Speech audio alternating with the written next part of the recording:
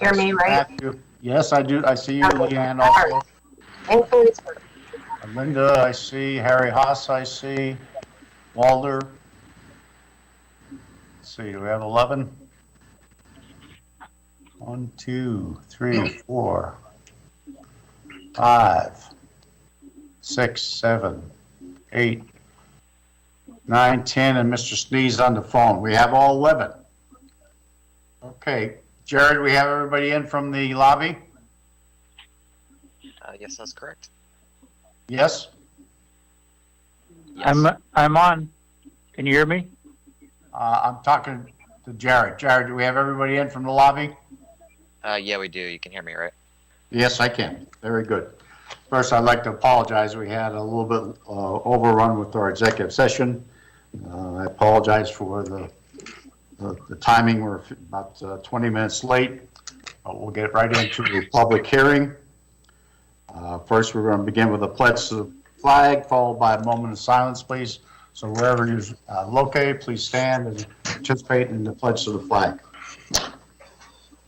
Pledge allegiance to the flag of the United States of America and to the republic for which it stands, one nation, under God, indivisible, with liberty and justice for all.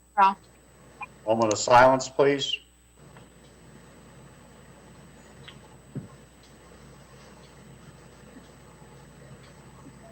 Thank you. Ms. Lawrence, please, roll call. Mr. Griffith? Present. Mr. Hawes? Here. Hope? Here. McDermott? Here. Mr. Perry? Here. Ms. Bradle? Here. Ms. Daidman? Here. Mr. Schnee? Present. Mr. Urban? Here. Mr. Vogt? Here. Mr. McGinley? Present. Thank you. Present. We need a motion to suspend the bylaws regarding the requirement a majority of those participating in the meeting must be physically present at the meeting. Ms. Houck, do you make that motion? Yes. Do we have a second for Ms. Houck? So move Sheila. Ms. Saban? All in favor indicate by saying aye. Aye. Aye. Any in opposition? Any abstentions? None heard. Motion carries. Motion to suspend the bylaws regarding the conduct of public meetings to the extent that the current format is inconsistent with the term of the state's emergency declaration. Do we have a motion? So moved. Leanne. Ms. McDermott, do we have a second?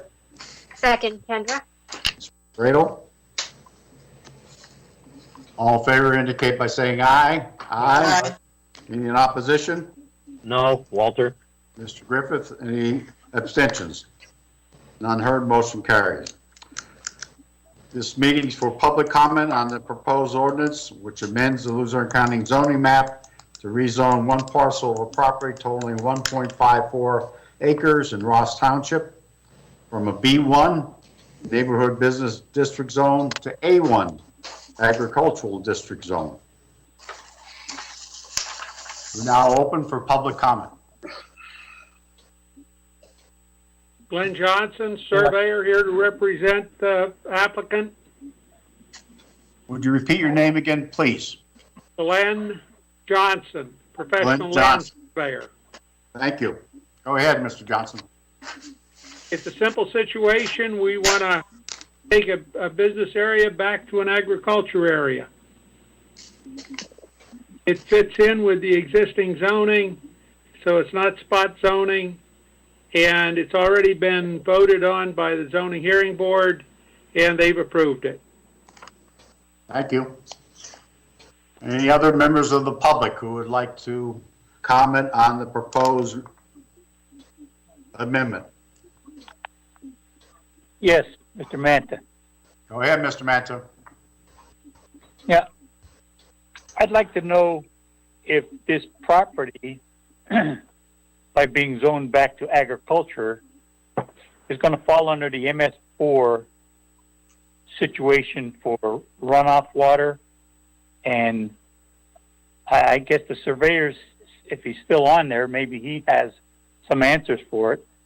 So then is this going to fall into more of Chesapeake Bay Foundation issues with runoff water? Or don't they have a permit for the MS4? And people should know this before they try to change property back into agriculture. And the Wyoming Valley Sanitary Authority would love to know this because they probably want to charge them rain tax for all the impervious areas on the property. So this is something that should be brought up at this hearing or at this meeting so that the people should know. If they're going to be exempt from the rain tax, that should be also brought up too. Thank you very much, and I'll sit back and listen to the answer. Anyone else from the public? Do we have any information on the MS4? To the Mr. best of my Jones or Mr. knowledge- Johnson? To the best of my knowledge, Ross Township is not included in that at this time. So they're not under those provisions at this time. To the best of my knowledge, yes, sir. And that's Mr. Johnson, right? Yes. Thank you. Any other members of the public? Hearing none, do we have a motion for adjournment? So moved. Mr. Urban? Do we have a second? Second, Chris. Second, Kendra. Mr. Perry? All in favor indicate by saying aye. Aye. Any in opposition? Any abstentions? None heard. Motion carries. So we're now adjourned. We'll move immediately to the voting session, please.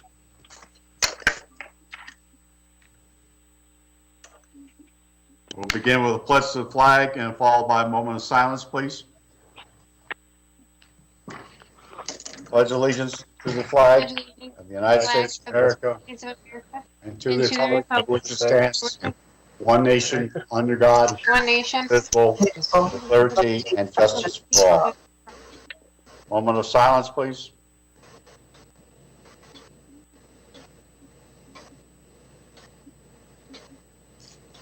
Roll call, Ms. Lawrence. Mr. Griffith, Present. Mr. Haas, Here. Ms. House, Here. Ms. McDermott, Here. Perry, Here. Ms. Radel, Here. Ms. Sedman, Here. Mr. Schnee, Present. Mr. Urban, Here. Mr. Vogt, Here. Mr. McGinley, Present, thank you. all present. Moving down to recognition ceremony proclamations. Mr. Vogt? Yes, Yeah. thank you. So, Proclamations, I think, go ahead. yes, so the County Cares Commission wanted to recommend this proclamation. It's for Donnie Evans and Abby Lavallo. I'll read the proclamation right now. Whereas the Luzerne County Cares Commission mission statement is to care for those in the community and honor those who live by those words. Whereas the Cares Commission wants to honor those in the community that go above and beyond in helping their community. Whereas Donnie Evans has raised over $100,000 to buy pop shields for law enforcement officers and help protect those who protect us. Whereas Abby Lavallo, an 11-year-old with a strong desire to help her community, helped Donnie raise over $3,000 to secure pop shields for the Nanticoke Police Department.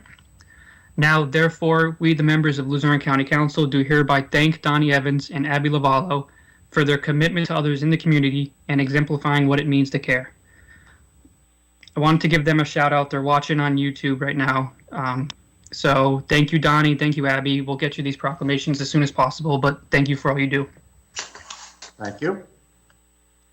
Additions or deletions to the voting session agenda? Mr. McGinley, Go ahead. I sent an ordinance in that I would like to put on the agenda as item number 5, please, for introduction. Okay, we can do that.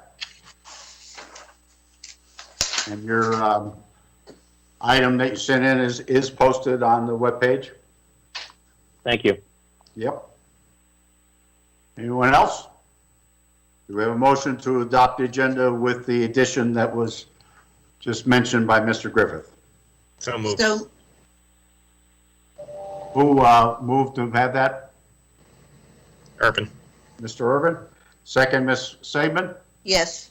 All in favor indicate by saying aye. Aye. Aye. Aye. Any in opposition? Any abstentions? None heard. Motion carries. We need a motion to suspend the bylaws regarding the requirement of a majority of those participating in the meeting must be physically present at the meeting. Ms. Hauk, do you make that motion? I do. Do we have a second for Ms. Hauk? So moved, Second, Vogt. Kendra. Mr. McGinley on the question. It's Linda Hauk. Yes. I have been making this motion for months now, but I would just ask all council to consider that last meeting, we had several amendments proposed for the bylaws that would have eliminated the need to keep doing this. It would have provided it. And I understand that at least one council member was not in favor of all the amendments, but rather than pass the amendments that might have been acceptable to some of us, the majority of council voted all of the amendments down. I cannot bring that back for reconsideration because I voted for the amendments and it was not the prevailing side. But I would encourage my fellow council members to take another look at some of those amendments and bring one or two of them back to the table. Thank you. Okay. On the motion, all in favor indicate by saying aye. Aye. Aye. Any in opposition? Any abstentions? None heard. Motion carries. Motion to suspend the bylaws regarding the conduct of public meetings to the extent that the current format is inconsistent with the term of the state's emergency declaration. So moved, Kendra. Ms. Radel, do we have a second? Second, Vogt. Mr. Vogt? All in favor indicate by saying aye. Aye. Any in opposition? Yes, Walter. Mr. Griffith? Any abstentions? Motion carries. We now at public comment on agenda items. Members of the public who would like to speak in regards to agenda items, it's now open. Mr. Chairman, this is Mark Ravo speaking. Go ahead, Mr. Rabel. Thank you, Mr. Chairman. This is regards agenda item number 3 with regards to community development funds for rental assistance. If Mr. Riley is on the line, if he could answer the question pertaining to this, if there's going to be, if this is new funds coming from the CARES Act for when this was the added, is this the CARES Act money, or is this added funds from the December passage from Congress with the relief, the additional monies relief for COVID pertaining to rental assistance? I ask this question because doesn't this also have to fall under advertisement and notification for any kind of rental assistance, or is this just going to be added on to what has already been established through the original CARES Act legislation by Congress? So I just wanted to ask that question, and also if there's going to be any additional notification placed on the county website or in the respective newspapers.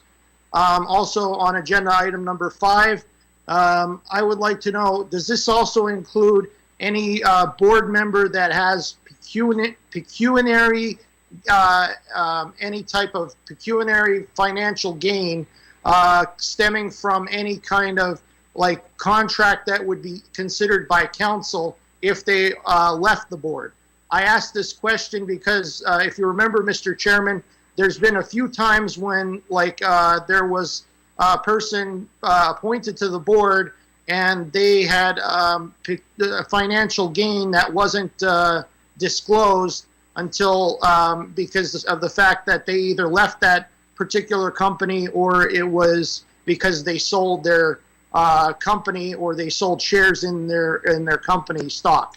So if that could be answered maybe by the Office of Law on that question, or Mr. Griffith on that question, because when we get to that point, we'll talk. Okay, that's all I have, Mr. Chairman. Thank you. Okay. Other members of the public, please.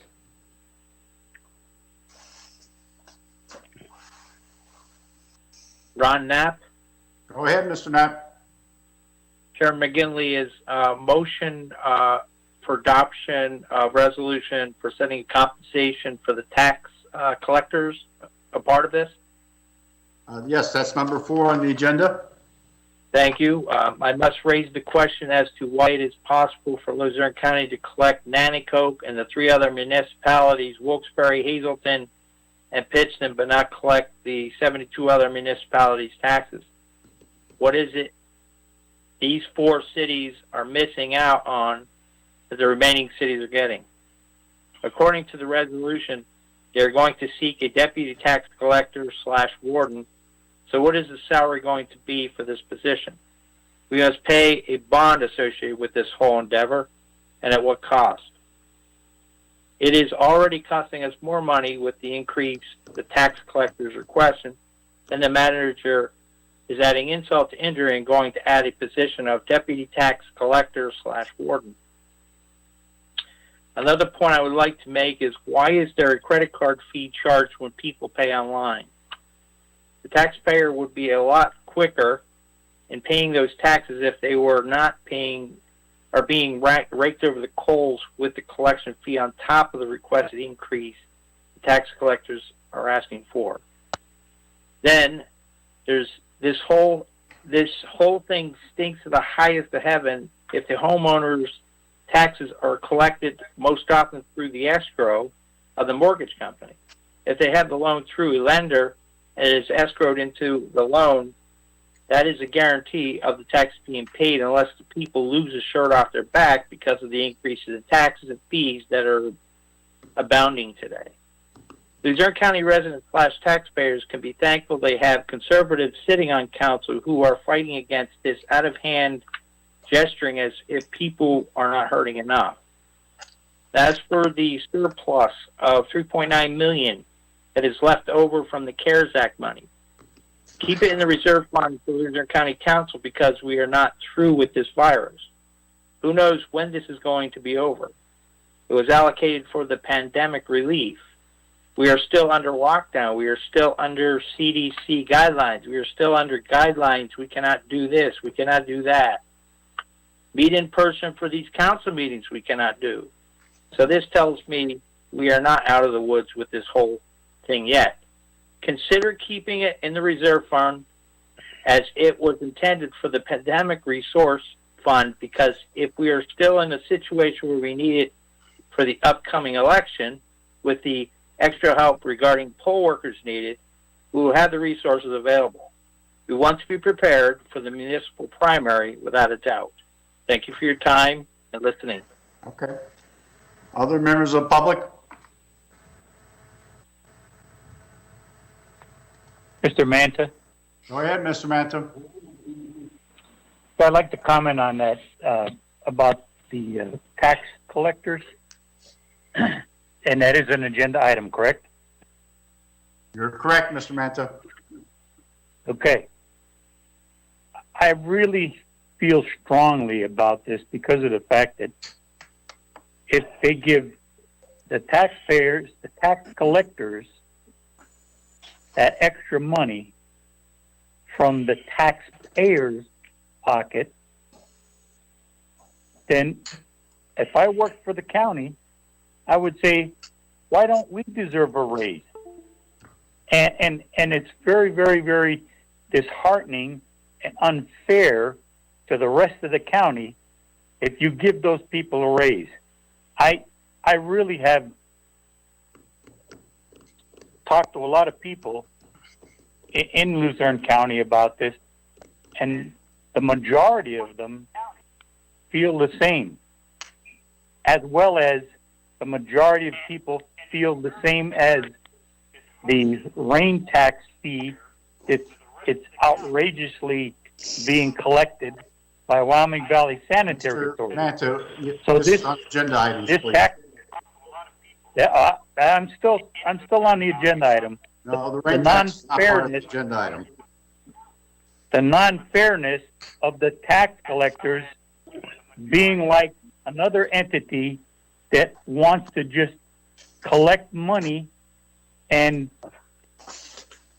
what are they doing for this money? I mean, most people have a mortgage, and it's in their mortgage that the taxes are paid for from the mortgage companies. So I don't see why legitimately we should give the taxpayers a raise. Tax collectors. This seems like unfair situation, and we can't turn our backs on it, because if they get a raise this time, they're going to want a raise next time. So then next time you're going to give a raise to the people in the county, and another raise to the tax collectors. So it seems to me that there's a little bit of unfairness of this situation that has to be resolved by voting down their request for an increase. Thank you very much, and I'll listen for the answer. Other members of the public?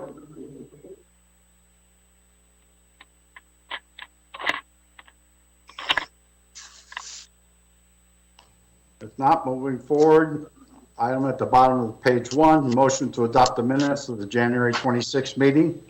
Do we have a motion? So moved, Kendra. Ms. Radel, do we have a second for Ms. Radel? Second, Sheila. Ms. Saban? All in favor indicate by saying aye. Aye. Aye. Any in opposition? No. No. Mr. Griffith and Ms. Urban? Yes. Any abstentions? Moving on to the second page, we don't have any items under old business tonight. Moving down to items under county manager, we have the rezoning, where we just had the public hearing in regards to 1.54 acres in Ross Township from a B1 neighborhood business district zone to A1 agricultural district zone. This was introduced at our last meeting, so this would be the final reading for this ordinance amending. Do we have a motion? So moved. That was Mr. Urban? Yes. Do we have a second for Mr. Urban? Second, Kendra. Second, Kendra. On the question? Roll call, please. Mr. Griffith? Yes. Mr. Hawes? Yes. Ms. Hauk? Yes. Dermott? Yes. Mr. Perry? Yes. Ms. Radel? Yes. Ms. Stedman? Yes. Mr. Schnee? Yes. Mr. Urban? Yes. Mr. Vogt? Yes. Mr. McGinley? Yes. Unanimous. Thank you. Moving down to number 2, CARES funding and cyber attack reimbursement, email, agenda submittal, and PFM information. Mr. Pedri, who's going to take this item? I'm gonna start it. And I'll turn over to Mr. Sweats. Council, before you is an ordinance for you to review regarding the CARES money and the cyber attack funding. I come to you with a good problem. We have over $3 million that we were able to secure, and we're now at the point right now where it's up to you as to what do you want to do with it. You can put it into the reserve. You can put it in our capital fund. You can put it into to pay off a portion of the debt. All of these decisions are yours. My own recommendation would be that council makes a determination to put a portion into the capital fund and a portion into the reserve.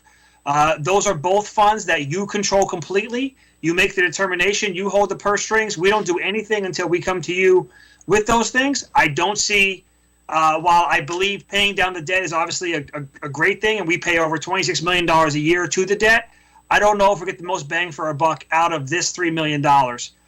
When we have obviously other issues coming up. I was just on the phone with Eddie O'Neill today about, well, what does the capital fund projects look like for next year? Of course, councils, we're well aware of the buildings that we have and what they look like. We're concerned about the roof over at the prison. These are all things that come up. These are decisions that you have to make as the legislative body. Our job is to present them to you, present our options, recommend, but the final decision is yours. So I'm going to turn it over to Mr. Sweats, who has a better determination as to the funding. Thank you, Manager Pedri. Council members, as the chair had stated, you have the agenda submittal as I do in front of me. This is not a one-size-fits-all. As the manager said, it could be 1, it could be 2, it could be 3, it could be none. Anything that council does can be changed in the future. I just want to make that statement because if you were to put the money into the reserve fund and this pandemic continued, as the manager said, you control the reserve fund, you can take it out of the reserve fund at a future date. So it's not a one and done. That's really what that money is assigned for at the time. But if something comes up in the future, you can move it again. We're just giving you what we have right now. Also in here, just so everyone's aware, we're closing the books on Friday. That's really for invoices. That's for purchasing and accounts payable. Any material item that was bought last year, we can accrue back in the audit. I think you've seen in the paper, and I've mentioned it before, not just the county, but Wilkes-Barre City and a lot of the governments are accrual basis. So if something took place last year, we can still do that. So we can do this for 2020. We can do it for 2021. Or we can do nothing and do something at a later date. None of them precludes money leaving our hands. Right now, we're at the very early stage of the audit. They're just doing prelim work. So we submitted all of our documentation to DCD for the CARES funding. We submitted some of the bank statements and some of the preliminary work for the auditors. And as the manager said, it's your choice. So if I have any particular questions, I'll gladly answer them on this. I have this agenda submittal in the backup in front of me. So I'll just leave it with council. Any questions? How much money are we looking at as a total? As of right now, you're looking at probably about a little bit over $3.8 million. The reason I said it's not final is because of the fact we just talked about. So if a project happened in December, we had a project for renovations related to CARES and work was done in December and we didn't get an invoice yet, we could still theoretically pay money out of there, and we actually would. The money's sitting in the special fund in New World is Fund 125, so it has not been moved to the general fund. It has not been moved to the capital fund, but you're talking 464 plus almost 340, so about $384,000 or $3.8 million, I'm sorry, dollars that we're talking about. So, if council wanted to split that up in any way, shape, or form, also just to kind of reiterate on the debt service, it's a worthy cause, but the big bang for the buck is in 2030. $65,000 is not peanuts, but we're talking, $150 million budget. I think a better choice would be the capital fund or the reserve fund. But as the manager said, we'll leave it to council. Am I correct in saying, Mr. Sweats, roughly $3.2 million is from CARES funding, and the remainder is due to the insurance claim from the cyber attack? Yes, correct. So it's a little bit more for the CARES. It's closer to 3.4. Okay. There's about 464,000 for the cyber attack. Because council was getting one ordinance with everything in one spot, because you could do multiple things, we thought it was easier to combine them and not put two separate things on council's plate. But again, you can split them any way council sees fit. Okay. Other questions for Mr. Sweats or Mr. Pedri? Mr. Chair, Yes. it's Chris. A question for Brian. Hey, Brian, enlighten me again. How much money do we have in both the capital and the reserve fund right now? So in the capital fund, we'll probably have a little bit over $1 million, which again would be about $1 million, just to give everyone perspective. And last year we only did 3 projects. They were big projects, but we only did 3 projects. In the reserve fund for this year, we obviously just went through the whole budget process, and we took that from a little over $200,000 in the start to almost $700,000. So, through the budget negotiation process, in the 2021 budget, just a little bit shy of $700,000 is in the reserve. Any other questions? Mr. McGinley?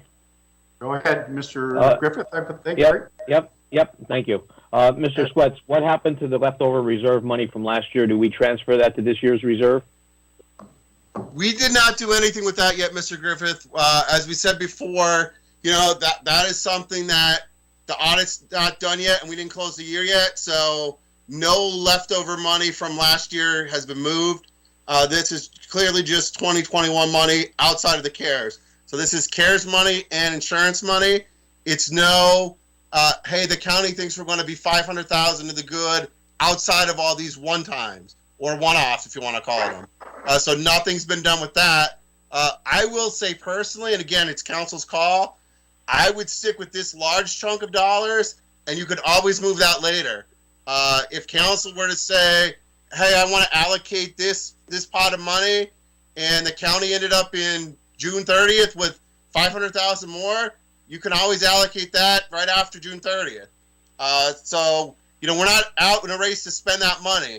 So, my suggestion would be to address these two things, but that's my suggestion.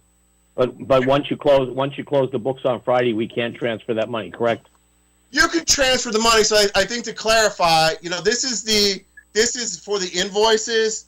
So, because of the meeting and because of the fact that this got moved last time, if we need to move this for 2020, and I've already talked to our auditors, they would assign the money. Obviously, the physical money would be moved after the vote. So we can't physically move money until 2 weeks from now.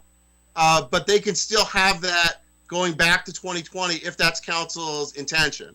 Or we can just use it as a 2021 item. Either is fine. So we probably should have had an ordinance to transfer that reserve fund money already by now, correct? The reserve fund money before this? Yeah, the 2020 reserve money, there was like 400 some thousand over there. We could have put that in our reserve this year and it had $1 million there, correct? Yeah, so you would have whatever we have in the reserve, which, as I said, I estimate to be around $500,000 plus this cyber attack money, which obviously we paid in the 2019 audit. So that's why it's really excess money this year. We got charged last time. No, I'm actually talking about the reserve fund money in council's account in Division 99 that's sitting over there in 2020 budget. That should be transferred over into 2021 or goes towards the surplus, correct? In the audit report? It falls towards the bottom line for the year. That's what happens if nothing is done. Correct. Right. So it gets listed as a surplus against last year's budget. Correct, but it could still be moved at a later date. As I said before, and even if this is moved, 2 weeks from now, it could be moved again. We could say we wanted to put it in pot A, but hey, something happened and, the pandemic is still going on or some other pandemic came in its place. It's not a one and done. It's just to give council an idea of here's your choices and our recommendation. And it's close to the beginning of the year before it's closed. There are places that, whether they have a June audit date or a September audit date, that move money right after their audit and before the budget, and council's freedom to do that as well, because you actually know what your balance is. And also, I'm concerned about the it's almost $2 million from the state reimbursement for the electric machines. Supposed to go towards the debt. I don't see that ordinance on the agenda. That was asked at the last meeting. I specifically asked for an ordinance to be put on the agenda to transfer the money from the reimbursement of the state funds for the voting machines, as well as the $373,000 federal monies. I wanted that transferred over to pay down the debt, and I don't see that ordinance. So you're asking for the $1.4 million that we got from the state and the $300,000 that we got from the federals in regard to the voting machines. Yeah. And I think in the memo last time, I stated that we took down the borrowing for that. So when we actually, council moved that borrowing down over $1 million. There's not, I think I said in that actual memo from 2 weeks ago, there might be $400,000 in there. There's not $1.7 million to move because we borrowed the money and bought the machines. Right, and we paid that money back, correct? We're supposed to pay that money back. We got that through the bond, right? We did get that through the bond, and so as you know, that money should go back towards paying the bond down, right? The principal. We can prepay the bond at any time, yes. And that was what I wanted to do the last 4 times I've discussed this, was take that 1.4 million and the 373,000 and pay down the debt on the principal only, because that's where we borrowed it, on the 2019 bond. And we could do that, but as you see from the debt payment here, when I just gave a hypothetical to PFM of 1 million, 2 million, or 3 million, it's not going to be a 1-to-1. It's not going to be, and again, if council wants to do this, we could do it. It's not going to be, we're going to save 1.7 million in 2021. We're going to save some money in the couple years and a big bang at the end. So But it pays off the principal, correct? It pays some of the principal down. We actually make the payment, it comes off the back end, and that's what. So basically, it's lowering the last payment. And that's so what we lowering promised. The payment in 2030, not a payment. You know, your big bang is in 2030, not 2021 to 2030. I understand all of that, but that's not what was promised to the taxpayers of this county. Taxpayers were promised when we borrowed the money in 2019 that we were going to pay down the principal of that debt when we got the money back from the state. That was what was promised. Now, I don't care how you spin it, whether it's going to come on the back end, the front end, or what end it comes out of. It doesn't matter to me. What matters to me is we got reimbursed from the state, 1.4 million plus the 373,000. That should go down to pay on the debt of the 2019 bond, regardless of what effect it has on that debt. It's going to lower the debt. There's no question about it. It's going to lower the debt either on the back end or the front end. I don't care which way you spin it. Mr. McGinley, can I be heard? I apologize. I don't want to interrupt anybody. Well, Mr. Griffith, are you finished? No, I want to. I mean, this subject's been coming up for the last 4 months now. Yeah, I know. I want it to be, and I want it resolved as to why we're not transferring that money. Well, we can get to that, but are you finished on your comments about?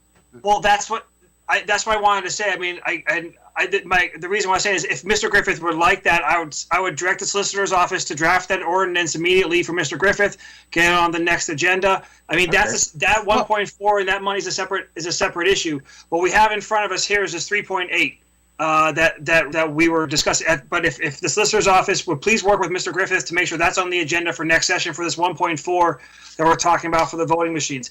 I think the one that I'm presenting here tonight is for the $3.8 million. And that's up to council as to how you want to proceed from there. And we'll be happy to address that. I'll have Mr. Sweats, if you can get Mr. Sweats maybe next meeting as well, you give like a full presentation as to the borrowing, what happened, where the money is, where it went. That will coincide with Mr. Griffith's ordinance, and we'll have a full understanding as to that 1.4 million. But what I'm talking about here is just 3.8 that we have. And I certainly appreciate that, and I'll let the floor in a minute. My issue is that this has been going on for 4 months. At the very last meeting, I was very specific as a council member. I wanted an ordinance drafted because we had that issue with the solicitor's office that I wanted an ordinance drafted this time to transfer that 1.4 million and 373,000. And now again, we're being told that if I want that done, I could do that at the next meeting. This has been going on since August of last year. That we drafted the ordinance for the CARES funding. That was my understanding. That it would be, it's on pages 37 and 38, that the CARES funding would be used for debt service. No, I understand that, but that wasn't what I asked for last meeting. I didn't even know about the CARES funding at the last meeting. No, we knew about the CARES funding because that was brought up at the last meeting. Can I just say one thing, Mr. McGinley? If Mr. Griffith's done. Well, yeah, if Mr. Griffith still has the floor, go ahead. So go ahead, Mr. Sweats. I'm sorry. No, go ahead. Go ahead. It's council. Yeah. Go ahead, Mr. Griffith. Yeah, thank you. I mean, that's only my concern. Is the concern that I want, and this has been going on, as I said, since last August, that I've asked for this money to be transferred, and we've been hearing all kinds of stuff about how you transfer it from the front end to the back end, and all of this stuff. And at the end of the day, it's a very simple solution. We have almost $2 million that was given to us as reimbursement for a loan that we borrowed the money for, and I want it returned to the taxpayers and paid down that debt. That's what it was used for. I don't want it used for something else. I don't want it commingled with a bunch of money where it gets lost in the shuffle, because that was not what the understanding was to the people, and it's not my understanding of the money. So I want that ordinance drafted. I want it drafted next week, or at the next meeting. Just so that I'm clear, Councilman Griffith, It's not the CARES funding, it's the money from the election machines? Yes. Okay. And I think it's from the I state and the interpreted federal your government. request was the CARES funding going into the debt service, and that's what we produced. That's the And ordinance. And I thought I was real clear with Manager Pedri when he spoke to me about that on the phone. I was very clear and told him exactly what that was. So I don't understand the confusion. My understanding is I was talking about the CARES funding, Mr. Griffith. Okay, then either one of us was a little bit off the track. Yeah, I apologize so if I didn't. I apologize if that was the case. That's why I put 3 ordinances, because I only would have done 2, because I'm only recommending the reserve and the capital fund by adding the 3rd for you after our conversation. Okay. But for next meeting, definitely let's bring that up, and then we'll talk about all those. We'll talk about these 3 and yours as well next meeting. I would be my recommendation. Tonight, Thank you. Tonight, hopefully, we're going to introduce some of these ordinances. So, next Very good. meeting, we will be looking to finalize some of those amendments and then introduce the one that Mr. Griffith has been discussing. Thank you. Okay? Other members of the council? I have a question for management, Mr. Chair, if I may. Go ahead. Go ahead. Yeah, I don't know if it's for Mr. Swetz or Mr. Pedri, but the CARES portion of this 3.8 million, how did we come to these funds? Were they reimbursables from things we spent? Does the federal government, are there any strings attached to this? Just for general discussion here. And, Sure. what is the intended use? These are reimbursables for the county, and as I said in my presentation last week, of what we did. For example, like the sheriff's salaries when they were doing the testing site, like that's a reimbursable thing. It's in my presentation from last week as to what the breakdown was. I don't have it in front of me, Mr. Haas, but so these are reimbursables from what we can do. Other counties took all of their CARES funding and just did this. But I think that we were able to support, our small businesses and those types of things as well. But these are all allowable reimbursements from the federal government. So this is money that the county put out. We received it back, and now we're coming to you to say, what do you want to do with it? Right. So basically, we spent money, and the federal government is reimbursing us, and it was 100% pandemic related, 100% COVID related. However, we didn't plan for this in our original budget, and I think that's a good thing, because evidently we covered this, and now we've got this extra money coming in. Correct? And it looks like we still might have a surplus even last year. We'll see what the audit bears out, but we covered the costs at the time, yet we still have this money coming in that supposedly was earmarked just to reimburse us for all the money spent. This is money the county utilized to plan for, prepare for, respond to the coronavirus. Am I right, Mr. Swetz? Yeah, so to help out Mr. Pedri and to clarify for Mr. Haas, these are monies that were related to time and effort that was put in by departments that are emergency responders, 24/7 departments. So when you talk about corrections, when you talk about the sheriff, they obviously have more time put in than some other departments related to the pandemic. These were allowable costs. The documentation is available for not only DCD, but for our auditors. To Mr. Haas's point, yes, it's reimbursable. To my point on why I wanted you to leave something in 2020, really 2 things. One, they're not audited. We think we did everything. We have the backup, but it's a new program. CARES is new for not just Luzerne County, for everybody.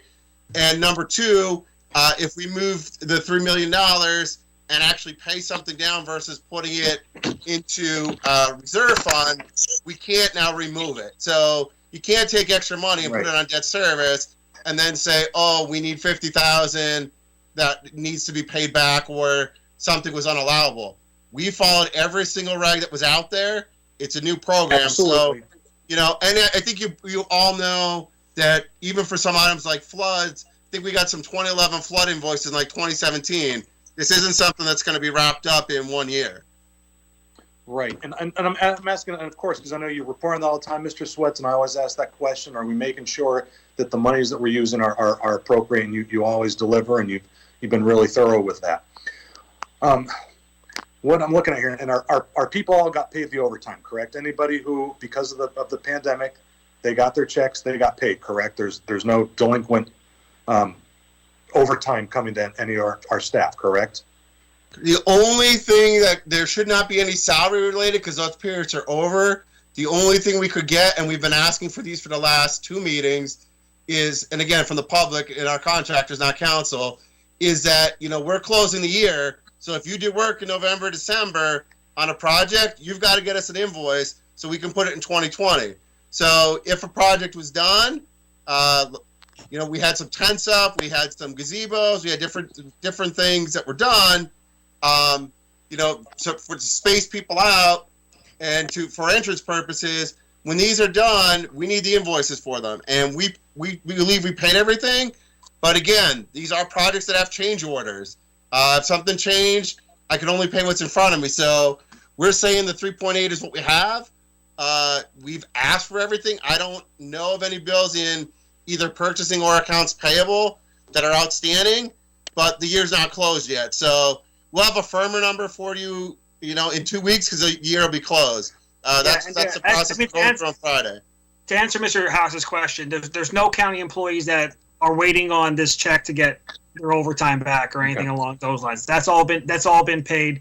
This is the only potential payments that we could potentially do is what Mr. Sweat said is we're waiting on a change order for the bathroom toilets that went to the no touch or something along those lines. Would be, but yeah. No, go ahead, Mr. Manager. I'm sorry. No, I'm good. That's what I was going to say. All right. No, I just want to make sure that we're using it appropriately and what it was designed for. Because and why I asked that, I want to make sure our staff was covered first and foremost because they've been on the front lines. It's been a very difficult year for everybody. We understand that. But secondly, we always look at politicians. Always spend money. They say they found money and they always spend it inappropriately. I think a concern with a lot of people out there, and I'm going to try to keep this real brief, is that we're looking at the federal government. We're looking at approaching like $30 trillion in debt. Last year at this time, it was like 21 trillion. So with the last administration, this new administration, I get it. We had a national emergency. And we all know that some of this money went to places that I think most Americans wouldn't agree with. But nonetheless, we have this money coming back here. And I always think we can balance the books here. Here in Luzerne County, we've made a lot of hard decisions and we've paid down the debt. I think we're at about 260 million now, Mr. Manager, outstanding. And I think when you look at that, this home rule government has done a credible job over the past 10 years doing that. And just like Walter said, we have this found money. It's found money, and it's the propensity is for this found money to be spent as soon as it comes in. The best way to make sure that it's locked down and that it's not spent erratically, or we just got this thing coming in that it sounds good for the moment, is to really pay down the debt. And this, we look at the $3.8 million again with the cyber attack monies as well. That's almost 2% of the entire debt service. That is really amazing. That is not insignificant. And I get it. The finance people always want to play around. Oh, it's not going to pay immediate results. We're going to wait 10 years for this to happen. Yeah, but the average person understands how debt works because we all live it in this country. And I just think it would make a whole lot of sense to do the right thing. Politicians always get accused of kicking the can down the road. Well, this is our chance to really act. And obviously, I don't think any of us are going to be serving in 10 years, in 2030. But wouldn't it be nice to help the folks who come after us to manage just a little bit better and decrease the debt for them and for the taxpayers? The sooner we can get this debt paid down, the sooner everybody can get a tax decrease. Wouldn't that be a wonderful thing? And again, it comes down to doing the right thing, even though it's not the immediately exciting thing or the sexy thing to go and spend some money and get some things that, play Santa Claus that we all want. So that's my 2 cents. I would love to see us to pay down the debt with as much of this 3.8 as possible. Thank you, everybody. Other members of council? Yeah, Mr. McGinley. Go ahead. The only thing I'm looking at is when I'm looking at these 3 ordinances, they all have language in the ordinances regarding COVID-19 and pandemic, and obviously there's that 400,000 plus worth of reimbursement from the cyber attack that has, in my opinion, nothing to do with COVID or the pandemic. So is there a way that we could just put that on a separate ordinance and separate that out from the pandemic type of ordinances? That's a from a question legal that I don't perspective. know. I mean, because Yeah, the so, I mean, we funding did- itself shouldn't be commingled. So Yeah, we understand. we did all at once because we just figured like this is you're gonna a block of money that you can work with. This is the CARES money and the IT and the IT money. We could do it as separate ordinances as well. So we'll have 3 for the CARES and 3 for the IT funding as well. That could also be an option for you. However you want to do it. Let's ask the solicitor's office. We could do it, we could separate them if that's the will of council. The decision was made because of the funding to put them in the same ordinance, but we can separate them. That's not a problem. yeah, they're 2 different subject matters from 2 different years. You know, you're talking like the cyber attack was in 19, COVID was in 20. So, you know, then the monies were from 19 were basically reimbursed that year. You know, so I think they shouldn't even be commingled with the COVID money at all, just in case for auditing purposes to track that money in the future. That's fine. We can do that. Okay. Anyone else on council? Mr. McGinley, if nobody else has anything, I have a couple other things on this issue. Anyone else on council before Mr. Griffith? You have the podium, Mr. Griffith. Okay, thank you. The only question that the one thing that I would like to see us do with that 3.8 million is I would like to see us put that in Division 99 in a reserve fund labeled CARES or COVID-19 money or CARES Act program money, and just keep it aside for now until we decide what we're going to need between now and when this whole pandemic thing is under control to some degree. I see some issues maybe at election time where we're going to have to pay extra money for possibly sanitation for the polls. We have extra money that we may need for printing or providing polling places, cleaning, those type of things that may be COVID related that we would certainly need extra funding for, that we don't want to touch the general fund for, because I certainly understand our budget is as tight as we could make it. And I don't want to see us have to tap into funds that weren't allocated for that purpose. So I would like to see us just put that in a separate division, in Division 99, which is Council's division, with another revenue item that locks that money into just that particular area. You know, somewhere down the road, we may want to issue the proclamation to eliminate the 10% penalty on property taxes again this year. That would be a good place to offset that fund, to give the property taxpayers relief on their property taxes. So if they can't make their taxes by, say, August or whatever, they're not going to get hit with a 10% fee. The county can use that money to pay for the credit card fees while they pay online. A lot of those type of things we can allocate that money for, to try and give back to the people of the county some relief that might be very beneficial to some poor taxpayer who's just getting day by day. It might be just the thing that they need just to get by. We have some other small businesses out there that may put a request in that, you know, they really need some extra help. That would be really nice for council to have that money sitting on the side that we could transfer to the manager's account to do whatever we need to do to try and help that. I think we need to use that money as much as we can to benefit the people of this county, and that way we put it in the reserve rather than take it and put it in. And I understand the capital fund is a reserve fund as a sort, but it really isn't. I would rather have it in council's control, where we can go and do what we need to do for the people of this county, because I think it's very important that there's a lot of people out there that need some help. This 3.8 million may come across very helpful for a lot of people that we don't even know about yet. So I think we should do that. I think that would be the best thing to do. And I apologize for not recognizing that we did get a presentation on that money at the last meeting, because it was a speed read. I mean, Manager Pedri stood up in front of us in about 3 minutes. He got the whole thing done because it was 11 o'clock at night. Right. Yeah, you know, that is really not a real good presentation, and we had to go back and look at it. And I didn't have time to go back and look at it, so I know he did give a presentation. I don't think it was very in depth due to the time restraint, and that's not his fault. That's simply what happened at the end of the meeting. I would like to know about the CTCL money, if any CTCL funds that we got from that grant are part of this 3.8 million CARES Act funds, if that's in fact any of that money is in there. And if it's not in there, could we get a breakdown of what that CTCL money was paid for? With what salaries, what polling places, those type of things? Could we get that breakdown from Mr. Sweats? Yes, I can answer that. It's Mr. not Sweats, in there. 1 second, please. Mr. Sweats, 1 second, please.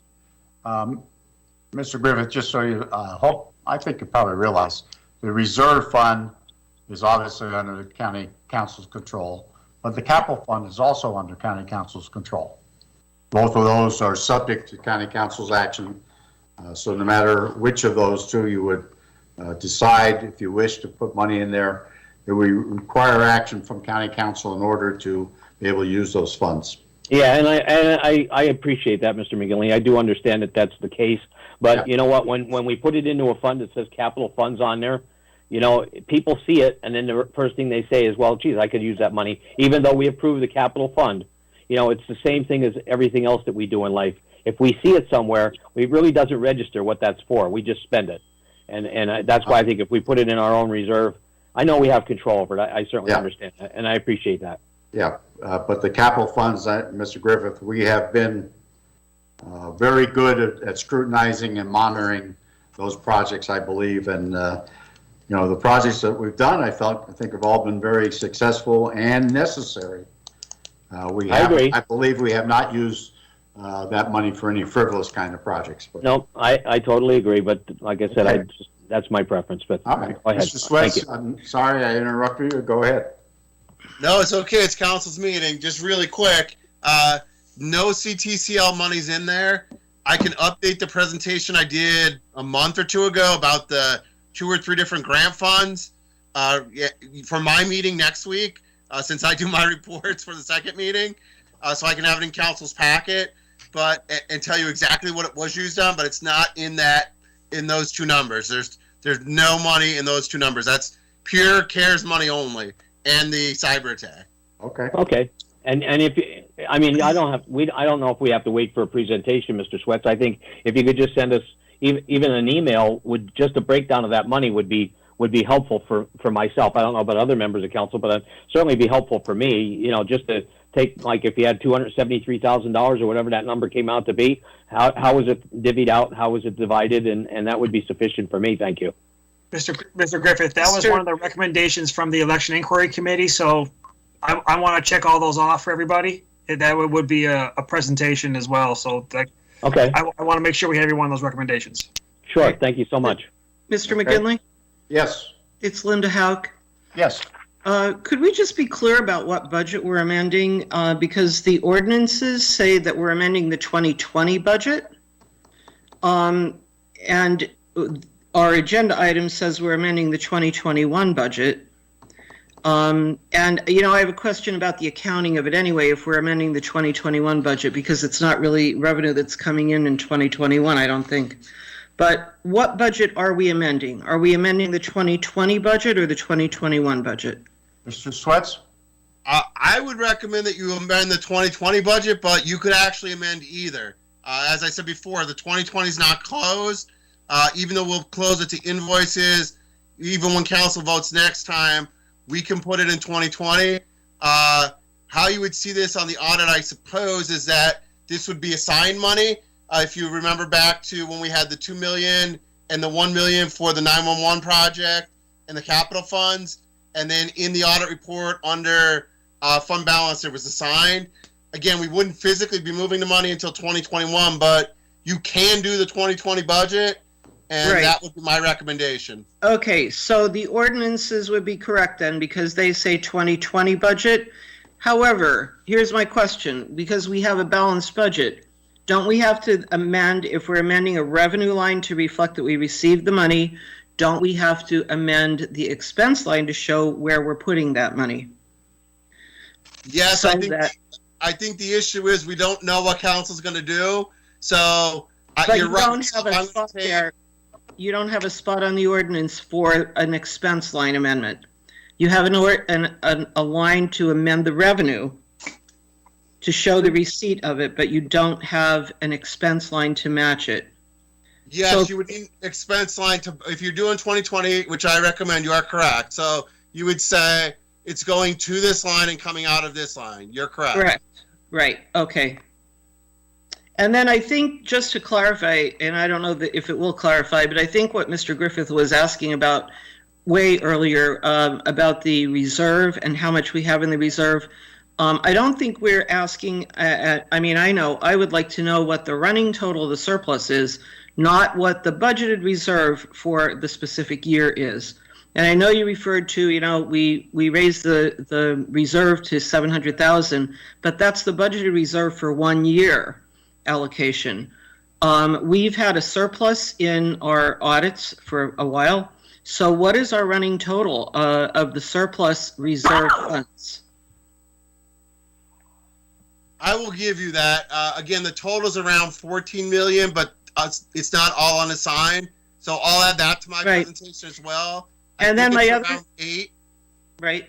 Okay. And then my other question is, we've always understood, you know, since the beginning of Home Rule, we've heard about how we should have a healthy reserve fund. And, you know, it's always seemed like a pipe dream until, you know, we did actually get some surpluses here. So what is the recommendation of the reserve fund that we should have? And I'm not talking about the annual budgeted reserve. I'm talking about the accumulated reserve. It's a percentage, I believe, of our budget. What is that percentage? Sure. So when I actually worked on this a few years back, we use 5% of the budget. And again, some counties and some other governments have 8%, 10%. If you ask PFM, they're going to tell you 2 or 3 months worth of expenses. So just using an even $150 million budget, which we're close to, but not exactly, you know, there's a big difference between 5% of that or a quarter of that. Right. So in our recommendation, it was always 5% because just like you, I didn't think the county could get to 5%. So when we actually drafted that, I believe 4 years ago, our goal was 5%. All right. So are we at 5% yet with that 14 million?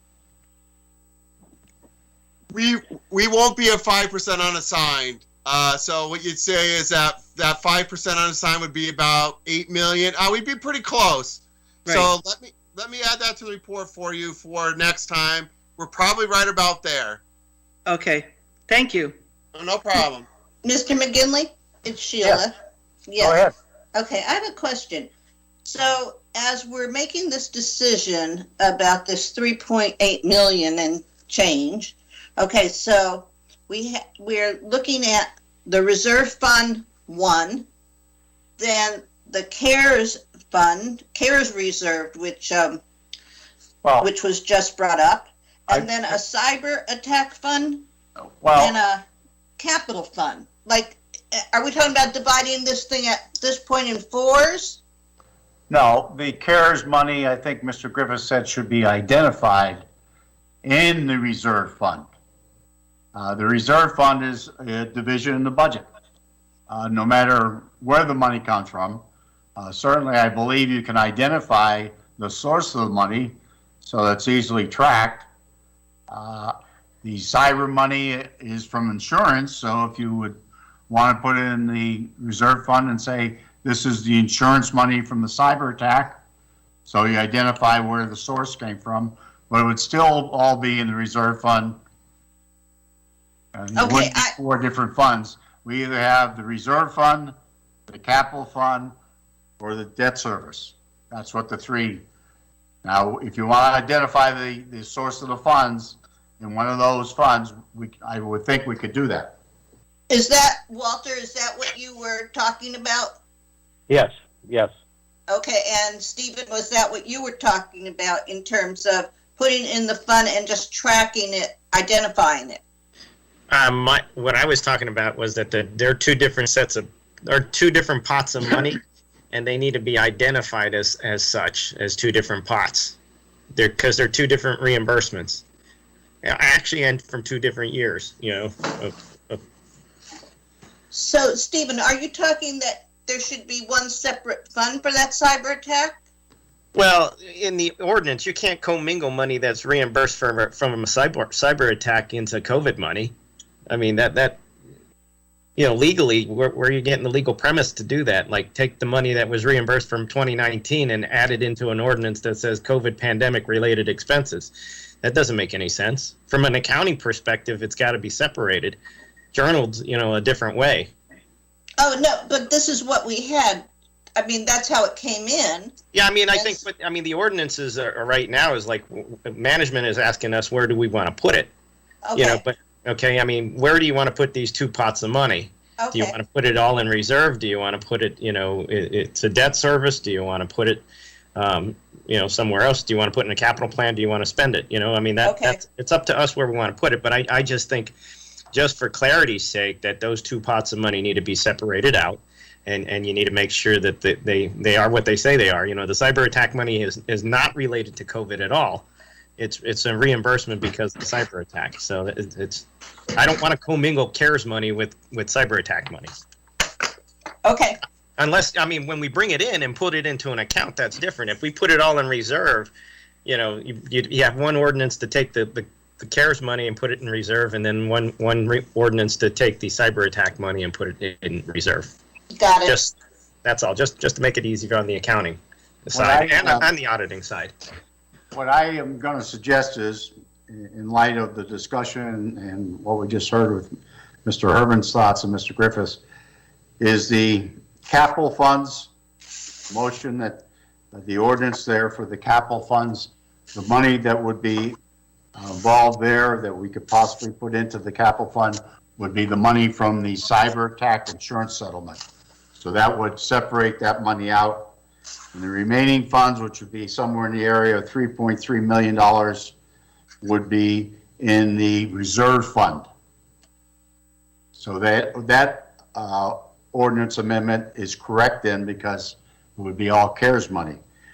The first ordinance amendment would have to be corrected to show that it's from the insurance payment due to the cyber attack in 2019.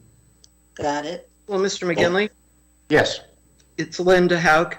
Yes. If we're gonna amend those ordinances, which is fine because they can be amended anytime up to adoption, then why don't we introduce the ordinance about the debt service and amend the source of that money to reflect that it's coming from the elections money, and then it could be introduced tonight, and we'll have the amount and the source of it to be part of an amendment prior to introduction. I don't have a real problem with that, except that, I think there's, from what I heard, I believe, there's still a little bit of question about the money, the amount of money. And I'm fine with that if somebody would like to do that, but let's take it one at a time. Do we have someone who's going to motion for 2A? And that money that would be going into the capital fund would be coming from the insurance monies from the cyber attack in 2019. So moved. So moved. Oh, second. Who moved? Ms. Saban? No, Linda. Okay, Ms. Hauk. And Ms. Saban, you're going to second that? Yes. Okay. On that question? And now what was the motion, Mr. McGinley? Would you restate, please? Yeah, the motion would be that we would move the money that came from the insurance payment due to the 2019 cyber attack. The ordinance would reflect that. The amendments would reflect that, and that would be somewhere near $400-something thousand. I think we'll have a clearer number 2 weeks from now. Okay, thank you. All right. So we have a motion and a second. Roll call.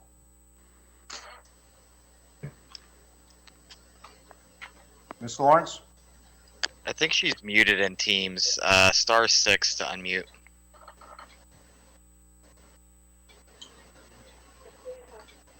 Ms. Lawrence? Can you hear me now? Yeah, there you go. We can hear you, please. Roll call, please. Mr. Hawes? Yes. Ms. Hauk? Yes. Ms. McDermott? Yes. Mr. Perry? Yes. Ms. Radel, Yes. Ms. Stedman, Yes. Mr. Schnee, Yes. Mr. Urban, Yes. Mr. Vogt, Yes. Mr. Griffith, Yes. Mr. McGinley, Yes. unanimous. Okay.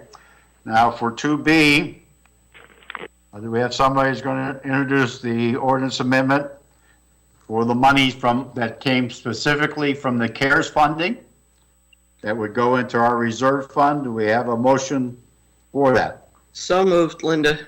Ms. Hauk, do we have a second for Ms. Hauk? Sheila. Ms. Saban? Yeah. Everybody's clear. The only money that would be going in reserve fund would be money that came through the CARES Act funding. Roll call, please. Oh, 1 second, Mr. Chair, on the question. Who's that? Harry. Who's speaking, Harry please? Harry Haas. Go ahead, Harry. So Go just ahead. to clarify, so we're just putting this in a reserve. It's not. That's correct. Like at the expense of other potential uses for this money. That's correct. Okay. All right. Thank you. All right. Roll call, please. Ms. Hauk, Yes. Ms. McDermott, Yes. Mr. Perry, Yes. Ms. Radel, Yes. Ms. Stedman, Yes. Mr. Schnee, Yes. Mr. Urban, Yes. Mr. Vogt, Yes. Mr. Griffith, Yes. Mr. Haas, Yes. Mr. McGinley, Yes. unanimous. Okay, and do we have a motion for 2C to amend the ordinance? The money that would be providing the funding there would be money that came from the federal and the state reimbursement for the voting machines To the debt service. to the debt service, correct? So So moved, moved, Linda. Mr. Chair. That was Ms. Hauk, and is that Second. Mr. Haas second? Yes, sir. Mr. Haas, second? Second. Thank you. On the question? On the question, go ahead. Mr. McGinley, just to be clear, we want to make sure that we say it's on the 2019 debt service, correct? Well, we can, we can make any amendments to the ordinance prior to, 2019. That's fine. Okay. Anyone Thank else? you. Yeah. Anyone else? Roll call? Ms. McDermott, Yes. Mr. Perry, Yes. Ms. Radel, Yes. Ms. Stedman, Yes. Mr. Schnee, Yes. Mr. Urban, Yes. Mr. Vogt, Yes. Mr. Griffith, Yes? Mr. Haas, Yes. Ms. Hauk, Yes. Mr. McGinley, Yes. unanimous. Okay. Thank you. Moving down to number 3, and I should have done this at the beginning, but, Mr. DeLuca? Yes. Would you comment on the executive session that was held prior to the public hearing and our voting session? Sure. Council met in executive session with teams from 5:15 p.m. until about 6:05 p.m. Received a report from the Office of Law related to potential litigation and other legal matters, and also received a report from the administration related to collective bargaining. No deliberations took place and no decisions were made. Thank you. Mr. McGinley, Yes, Mr. Petrie? just so I'm clear for the record, because I want to make sure everything is done properly. So on those last 3 ordinances, so Sharon gets it right, so I understand it. I introduced all 3. Council amended all 3. And then now Ramilda doesn't have to draft that ordinance for Mr. Griffith does, because that's actually became the 3rd one. Am I right on this? She has to fix that. She has to fix it, obviously, but Right. there's not a new one. It's Yeah, basically we what- have some revisions, edits to be done, but I believe we've covered all the bases. Good. I just want to be clear that they've been Right. introduced. That way you could vote on them and move. Yeah. Good job. Thanks, guys. Okay, But it is amending the 2020 budget, not the Yes. 2021. Okay. and I think the ordinances say that, so that's correct. Yeah, they We'll do. just The have- agenda does not. Right. The ordinances. Right, The ordinances do. correct. Okay, number 3, motion to introduce the ordinance amending the 2021 fiscal year budget for Luzerne County Community Development. So who's going to introduce this ordinance? It's a budgetary ordinance, Mr. McGinley. No, I need a motion and a second, then we'll have on the question. I think Ms. Radel, introduce it. Do we have a second for Ms. Radel? Second, Chris. Mr. Perry? Okay, on the question, go ahead, Mr. Pedri. Yeah, I mean, this is the community development funding that we had talked about. And is Mr. Riley on the call right now? I know he's jumping on for the work session. Dave, I'm here. Okay, good. I'll turn it over to Mr. Riley. Okay, go ahead, Mr. Riley. So, good evening, folks. I'm making a recommendation that council approve the addition of a fund to the revenue and expense budgets for the Emergency Assistance Rental Program. The increase reflects funding received from the United States Department of Treasury in the amount of $9,458,051.60. Funding was awarded to Luzerne County through a formula grant to operate and administer emergency rental assistance programs for local landlords and tenants. This program will provide much-needed assistance to income-eligible households for rent, utilities, and other expenses that are related to the housing issues incurred because of COVID-19. Is this a CARES Act money or from the CARES Act funding? Yeah, this is part of the CARES Act of 2021 that included this funding. Okay, so it's the second round. Yeah. Very good. Questions for Mr. Riley? I have a question, Mr. McGinley, if I could. Go ahead. Could Mr. Riley just take a minute or two to explain what the Emergency Rental Assistance Program is to council, so we have a handle on what that program does, if you wouldn't mind? Okay, so basically what it will be is eligible households that are below 80% of the area median income are eligible to receive assistance for rent, rental arrears, utilities and home energy costs, and arrears for utilities and home energy costs and other expenses related to housing incurred due to COVID-19. Other questions for Mr. Riley? How do they apply? I'm sorry, Sheila. How do they apply for that if they wanted to get that? So what we will do is we are entering into a subrecipient agreement with the Commission on Economic Opportunity. They will help advertise it through the newspapers. They will advertise it on their website. We will have it on the county website. We'll have other discussions on other approaches for advertising, and we will do our best in working with CEO to get this information out to the public so that they know it's available.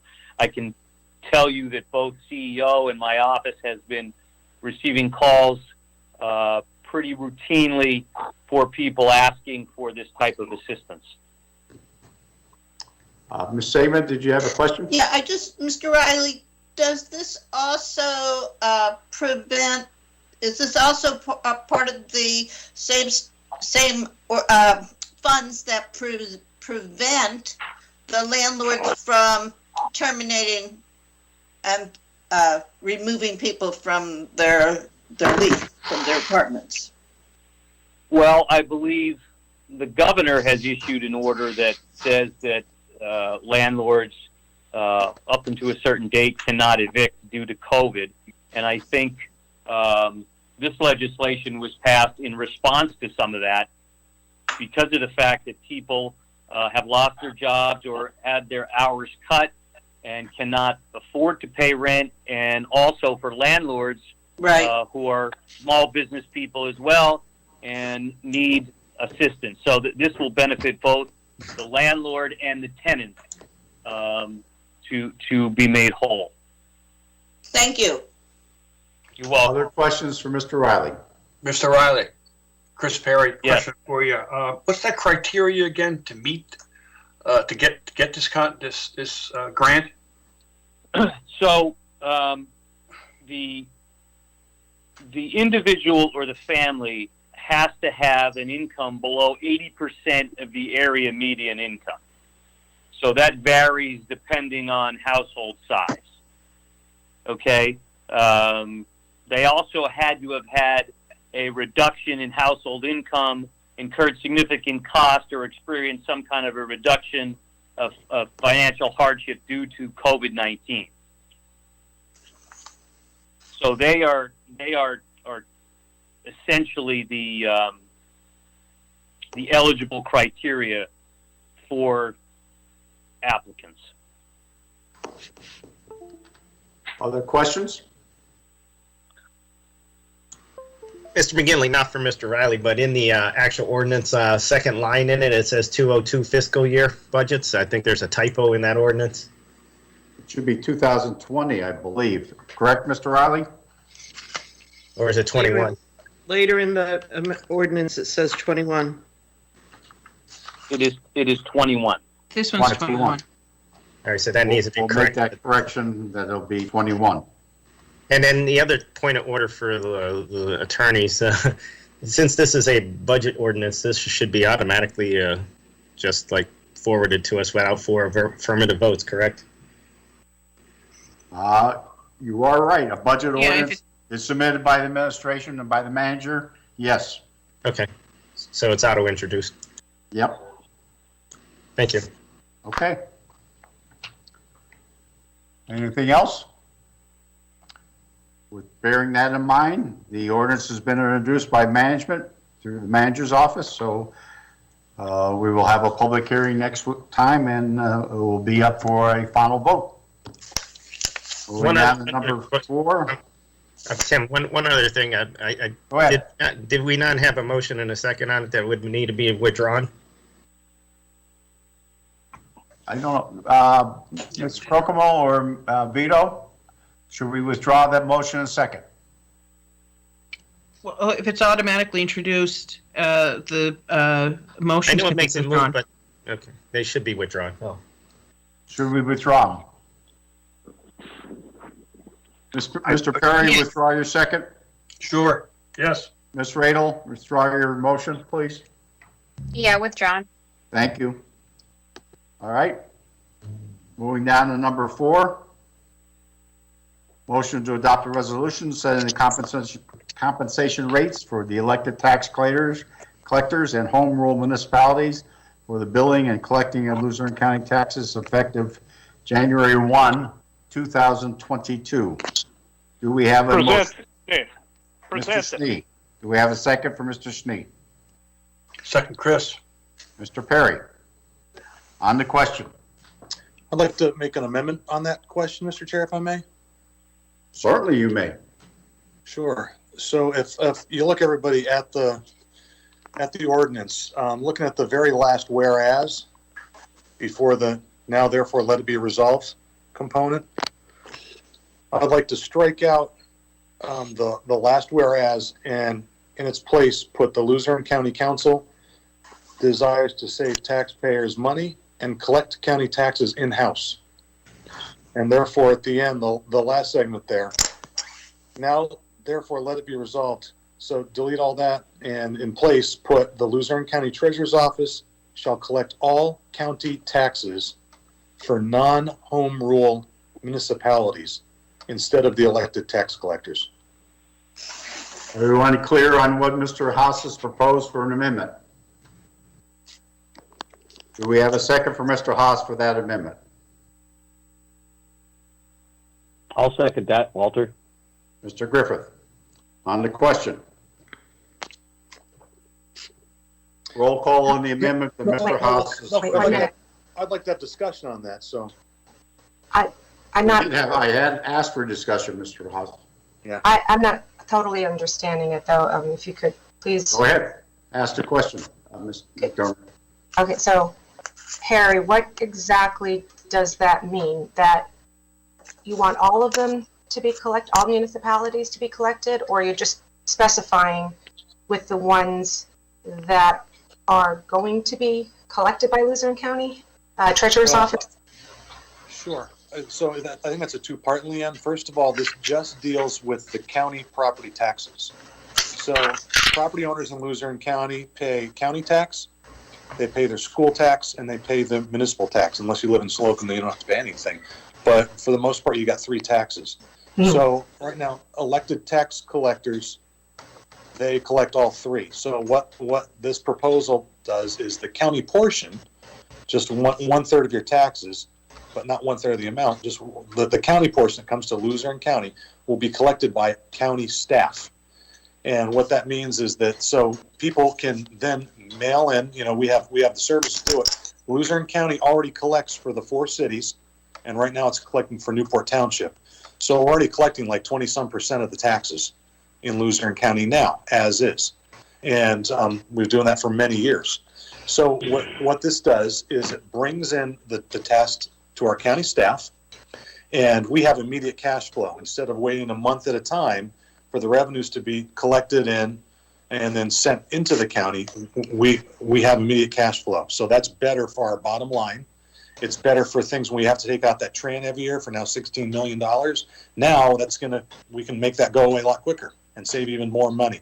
There's so many benefits of doing this ourselves. This is the discussion that we had seven years ago in 2013, that a majority voted to do it in-house because we have this debate for months and months at a time. And we heard from all the interested stakeholders, property owners, taxpayers, tax collectors, county staff.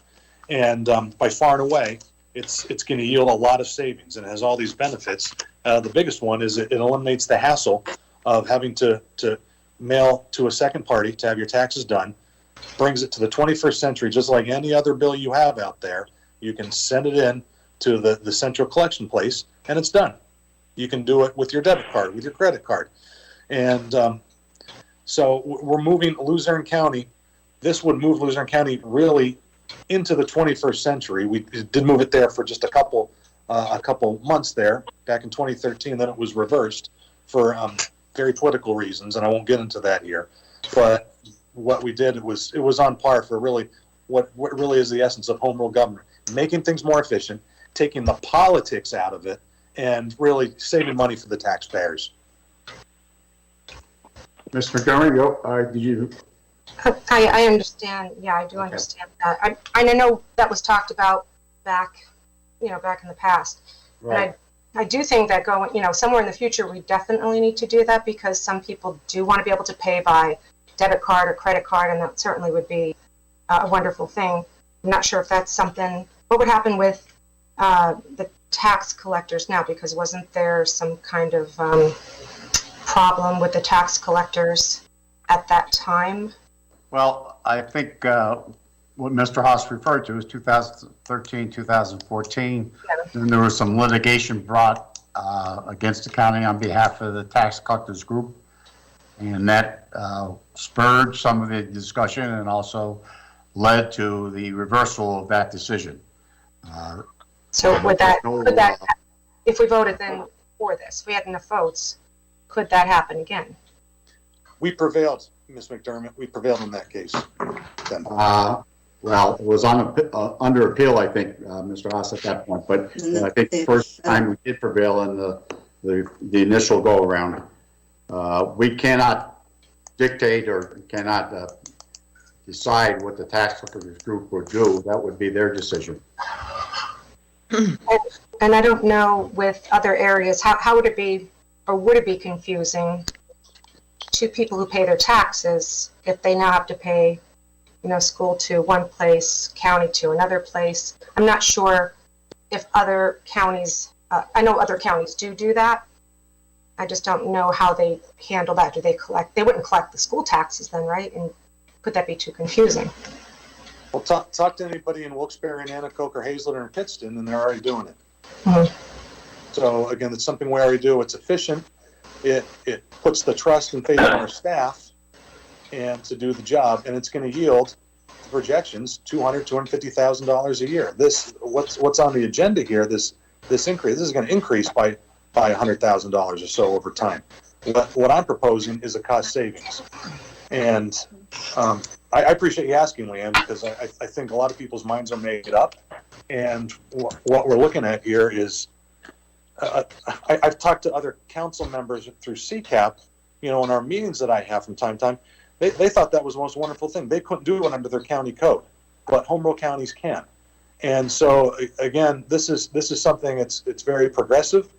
I'm sure some members who are big fans of mail-in balloting are definitely going to vote for this, because this is the same thing. You can mail in your vote, you can mail in your taxes. So it's just one and the same. But I can see where some people want it for political reasons, because some people are under the impression that the taxpayers are going to come get them in the election time and work against them. Well, those of us who did the tough lift years ago, we got reelected. So I'm encouraging my colleagues here to have the real fortitude to do the right thing for the taxpayers, because it's archaic. It really doesn't make sense. Maybe if it were 1898, it would. Or 2020. We go to school on the computer. We go mail in ballots by mail. You can pay your taxes by mail. Question. Anyone else? Yes. Mr. Chairman. Yes, Mr. Sneed. Mr. Sneed. Mr. Haas, I have all the respect for you, but I disagree with you 100%. I mean, the service that these men and women provide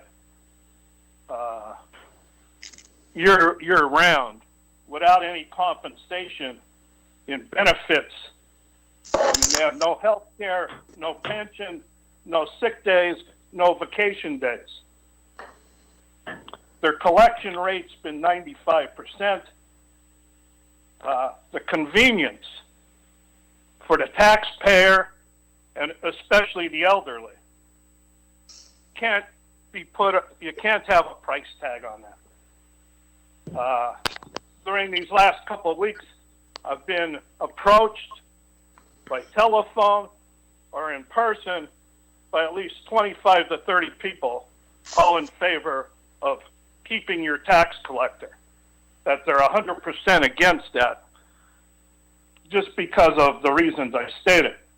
And some of the people that have been doing this, like Peggy Moyer, Lehman Township, 41 years. 35 years. Millie Lebo, 38 years.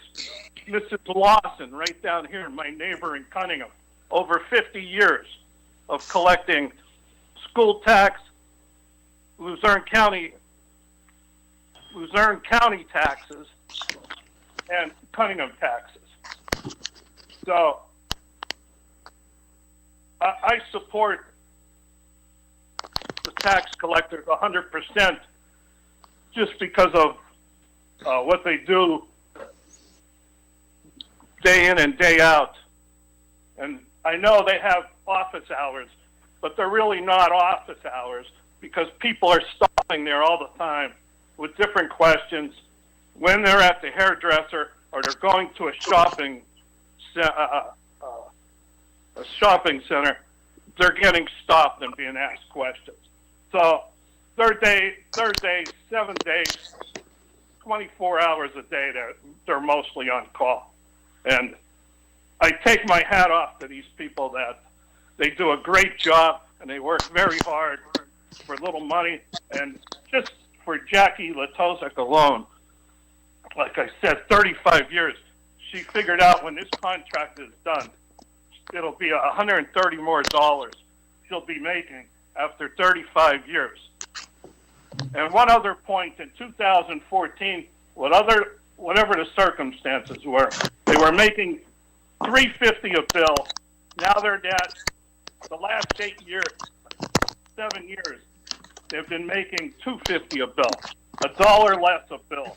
I don't know what circumstances. Mrs. Howe explained it last time, but at the end of the contract, they'll be making 30 cents more 12 years later.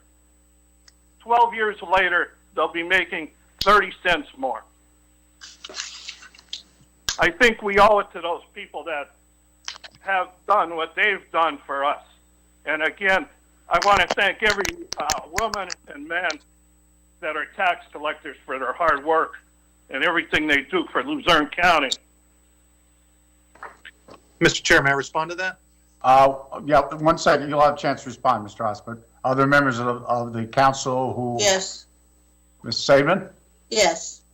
Harry, I am so happy that you finally said mail-in voting is the future. And it's just amazing to me after the I'm not laughing discussion. at that, Sheila. I know, I can see you're right. very serious.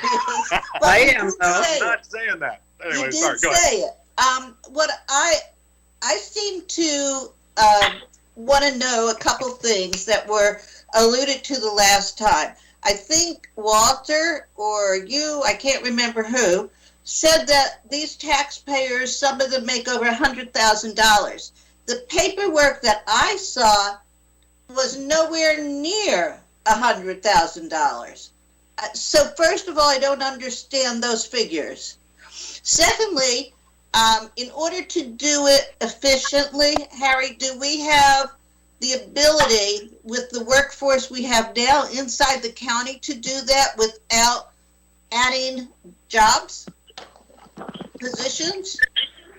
And finally, I am leaning towards the statements that Mr. Schnee made, because at this time, in this time of hardship, and I realize it's hard for the taxpayers as well, but the county can afford to keep these people making this amount of money. To take this away from them pulls the rug, in some cases, out from under their feet. And just like anybody else in this time, they are having hardships. I don't want to add to that either. Okay, anybody else? And then Mr. Haas wants to reply. If there's no one else, Mr. Haas, you have the floor. I do want to respond, Mr. McGinley. Go Thank ahead. you. Yeah, and to Ms. McDermott's question about the taxes for school taxes, the school taxes are separate, and they obviously get collected at a different time. The tax collectors do collect that tax and get paid for that. And they do that. This does not take away their municipality abilities to collect municipality taxes. They do get paid for that. I think it was Mr. Haas that made the statement that some of them are making over 100,000, and I think that's a cumulative total between the school, municipality, and county. And if you put all those together, that's where I think he arrived at that number. The concern that I have is the Taxpayers Association is, I don't know who's negotiating with them for the county, but I would think that it would be appropriate for us as council to have a member appointed to represent the council on their committee that they sent that letter from, the Tax Collectors Association. They obviously have meetings, and they obviously have concerns and questions. It would be nice for council to have an appropriate member to sit on that association to listen to their input and listen to their desires and listen to some of the things that may come up along the way that we might be able to help them. Well, we don't have that. It seems like we get the response from one or two members of the Tax Collectors Association, and we pretty much get the marching orders from there. I don't know if anybody else who's a tax collector who's not in the association believes that or goes along with what they're proposing.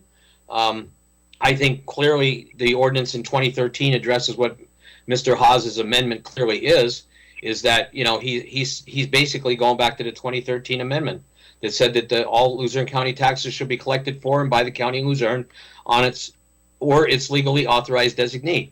I don't see a problem with it. We're already doing the other 4 municipalities, I believe we're doing currently, and we do a good job. I think Laura Beers is very competent. I think Manager Pedri is more than competent enough to make sure that the staff does the job. I know there was some apprehension when Mr. Lawton was the manager, and you know we were going to try and switch in 2013.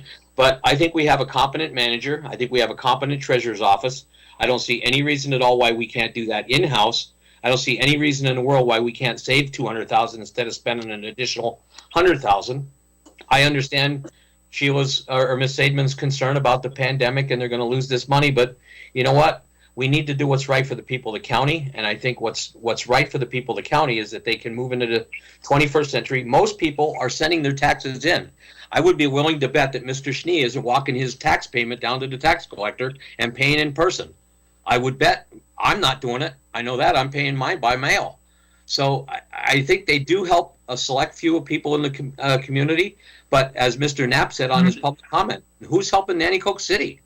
Who's helping Newport? Who's helping those communities that are using the county collection service? Are they not getting any service then? Is that what we're doing? Because it seems to me that we're already doing it. We should continue to do it.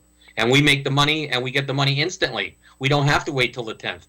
And there was an issue about the tax collectors that were supposed to turn the money over by the 10th of the month, and that hasn't happened on some. And we don't even know who waived that ordinance at all that was passed by council that said they're supposed to pay $1 a parcel if they don't get it to us on time. So how much money did we lose there because we're not collecting it in-house? So there's a lot of reasons why we should do it in-house. I think Mr. Haas's point is well taken, that we can save a lot of money and we can get the service done. We have the tax collector's office to do it, and it's the right thing to do. Any other member of council? Mr. Haas, you have the floor. Yeah, well, you got the facts there. I mean, Walter, first of all, I appreciate Leanne and Sheila for just asking questions. Like, thank you for being inquisitive about this. There are so many points to this whole thing that when you look at the history too, tax collectors were collecting $3.50 for uncollected bills prior to 2013, and that's why it was reduced to $20.50, because the general public was steaming hot over this kind of stuff when they find out about that. Look, I'm not anti-tax collector. This is not anti-tax collector. This is pro-taxpayer. If the taxpayers are relying on the tax collectors are relying on this for their job, then when the county office, in 2013, to answer Sheila's question, the department at that time said they needed 3 full-time people to handle the task. So if you're one of those townships where, like Butler, it's a giant township, Butler Township tax collector making almost $100,000 down there, because there's a lot of taxables down there. There's a lot of bills there. So if you really want the job, then go apply to the county treasurer's office. I'm sure that would be a great full-time job for you. But let's face it, you get plenty of complaints from the average person. They go to the taxpayers' offices. They have very limited hours. They can't get there when they need to. It's not like the treasurer's office would be. It'd be like 24. It would be like 5 days a week, all during work hours. And then we would enable people to pay through their credit cards, like I said before, their debit card, just like any other bill we have out here. It's just like mail-in voting. I mean, come on, we're 21st century here. Bob, and honest to God, I appreciate you too, man. I love you to death. But Walter says we should have another member at the tax collectors table. That's you, man. Come on, you read down Jackie Latasik's email like you just read what she wants you to do. No, come on. Harry. Bob, Harry. Please. No, man, Harry. Please. No, Harry. Please. No, Now, Harry. you're in Hazleton. Do you know how much Hazleton School District? Harry. Now, The do you know how much people you that have to- approach me aren't liars. Okay. I'm not All saying right. you're Represent a liar. the people. Let's That's what they want, Harry. This system's not broke. Why do you want to change it? That's why I'm making the case here. I've made it many times. I made it 7 years ago. That's an insult to the people, the men and the No, it's women not. that have been doing this for 50 years. No, let's keep the emotion out of it. What we're looking at here is wait a minute. Time out. Let's take brought it a up, break. Harry. Take You a brought break. it up. Harry and Bob, please take a break.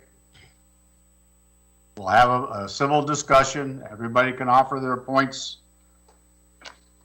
Mr. Haas, you still have the floor. Yeah, 25 people tonight. I would ask how many of those people were tax collectors or family members of tax collectors. Come on, we're a small county. Come on, everybody talks. We know this kind of stuff. Again, the county tax collectors, they're still going to count. They're still going to collect for the schools and municipalities. This is. It's not getting rid of the tax collectors. It's making it more efficient for county operations. We are here to help Luzerne County be as efficient and responsible to the taxpayers as it can be. And that's what this is. We had this discussion 7 years ago. I thought about it a long time. Initially, I was skeptical, like maybe some people at the table are. I really was. I was new. I heard from all things, and I did my own research like I always do, and I found out, lo and behold, this is by far and away the best way. My question to you is, Bobby, you seem to know a lot about it. Do you know how much Hazleton School District is paying per bill down there now? That's not part of our discussion, though. Well, it's up to like $3.90 around. It's almost $4, Okay. and that's That's saying. their choice. And absolutely, and good for them. That is their choice. But I'm just telling you, don't make this out to be like people are going to be destitute or we're going to get rid of the tax collectors or whatever. You shouldn't do that. That's disingenuous. What we're looking at here, we got to look at everything to save every dime we can. If we don't, we're not doing our job as county council people here. And a lot of people are paying attention to this just like they did last time, and they're not happy that this is going the political way. Mr. Chair, as I finish, I'd like to hear, what does the management think about this? Well, what does Mr. Pedri about bringing this in-house? I'd like to hear that. 1 second, please. Mr. Sneed, do you want to reply? No. Okay, thank you. Mr. McGinley, could I get another, unless somebody else wants something? 1 second, Mr. Griffith. You've already had, and we had a request there to see what management felt about the proposal. Sure. Mr. Pedri or Mr. Sweats or whoever is the person who would like to respond to that, please. Yeah, I mean, I'll take the first part, give it to Brian. I mean, council, this is really a council question. I mean, this is an overarching agreement that resolves in the county, and we're happy to work with whatever you want to work with. My own personal sense on this is the juice worth the squeeze? You're talking about customer service. You're talking about, I mean, there's no way that we can provide services in Ross Township. There's no way that we can provide services in New Columbus Borough. There's no way we can provide services elsewhere. Now, listen, it is 2021, and maybe people do things otherwise. We would absolutely have to hire more people here in the county. My concern is, as a manager, and I would like the minutes to reflect that Mr. Griffith did call me competent. Actually, twice he did, so please make sure that's in there. Don't get excited. Don't get too excited. I'll take a compliment. I'm taking a compliment. Are you kidding me? All right, let's go back to the topic, please. Call the vote. Call the vote, Mr. No, but what it really comes down to is the customer service, because the people who we would have to hire for the clerks we're talking about hiring are the $23,000 a year positions. In my opinion, what I've seen in my 5 years of county manager, I've had a hard time keeping people in those positions because we're only paying $23,000 and they move on to something else. So is that customer service going to be there for the taxpayers from where we're at? Obviously, this is council's decision. Is this where we're at? But is the juice worth the squeeze? Is the loss of the customer service going to be there enough to offset the smaller amount of money that people are paying? And I'll turn it over to Mr. Sweats for any further comment. I'll be really quick, Mr. Chair, Mr. Manager. My proposal was much less than the number that Mr. Haas talked about. Yes, there is revenue. Yes, there obviously, but we're talking about a 4-year agreement that we're in the middle of a pandemic right now. And my concern is I'd love to have online payment. We don't have it right now for everybody. That's an added cost. So if council goes one way, they can vote however they want and management will make it work. But I don't want anyone to think, $200,000-$300,000 savings. That's why I took some of those things out. I also said we needed 4 employees and less 3, one more than what we had in prior. And also the $500 estimate for Hazleton office is just that. Myself and none of management has looked at a physical location or a cost estimate. These were just things put together because we were asked to do it. We have time to do it because it's for next year, but a lot of these costs are not exact science, and I don't want council to do this on the thought that we're going to save $200,000. We absolutely can do it cheaper, but I don't think anywhere near $200,000. And I'll end with that. Okay. Mr. Snee made a motion to call the question. Do we have a second for Mr. Snee? No, if I could talk about that too, Mr. Chair. Why, Mr. Snee made the motion, Mr. Haas. Well, there's only one motion, but I'd still like to speak. Call the question. Then we go to the question. I thought that requires a second. Excuse me? I thought that requires a second. That's what we're asking for. Is anybody going to second that? That's what we're asking for. No one wants to second Mr. Sneed's motion to call the question? Okay. So if I could, Mr. Chair? Yep, you can. Wait, excuse me, Mr. Harry, Switzer. 1 second. Yeah, sure. Sure, go ahead. My mic wouldn't come off unmute, come off mute, but I was going to second Mr. Sneed's motion. So we have a motion and a second, so we're going to call the question. Mr. Haas made the motion, Mr. Griffith made the second, and Mr. Haas, correct me if I'm wrong, basically you're saying that Luzerne County would collect all taxes from the Luzerne County taxpayers in our treasurer's office or other locations, right? Except for home rule municipalities. Okay, home rule municipalities would be exempt from that, Correct. correct? Yes. All right, we're only voting on that amendment, please. Roll call. Mr. Perry? No. Ms. Radel? No. Ms. Edmond? No. Mr. Schnee? No. Mr. Urban? No. Mr. Vogt? No. Mr. Griffith? Yes. Mr. Haas? Yes. You guys don't disappoint. Ms. House? Yes. Ms. McDermott? Yes. Yes, you said? Yes. And Mr. McGinley? No. 4 yes, 7 no. Fails. Amendment fails. Going back to the original resolution, Mr. Sneed made the motion, Mr. Perry made the second. On the question, On the question, go ahead. Mr. McGinley, I want to amend item number 1 to be 250 for 2022, 250 for 2023, 260 for 2024, and 260 for 2025. That was my original amendment that I sent to the Office of Law and to everybody to read, and it wasn't put in, so I'll make the amendment now. 2022, And 250, and 2023, 250, That's correct. and 260. Yep, 260 on 2024 and 2025. Everybody understand that?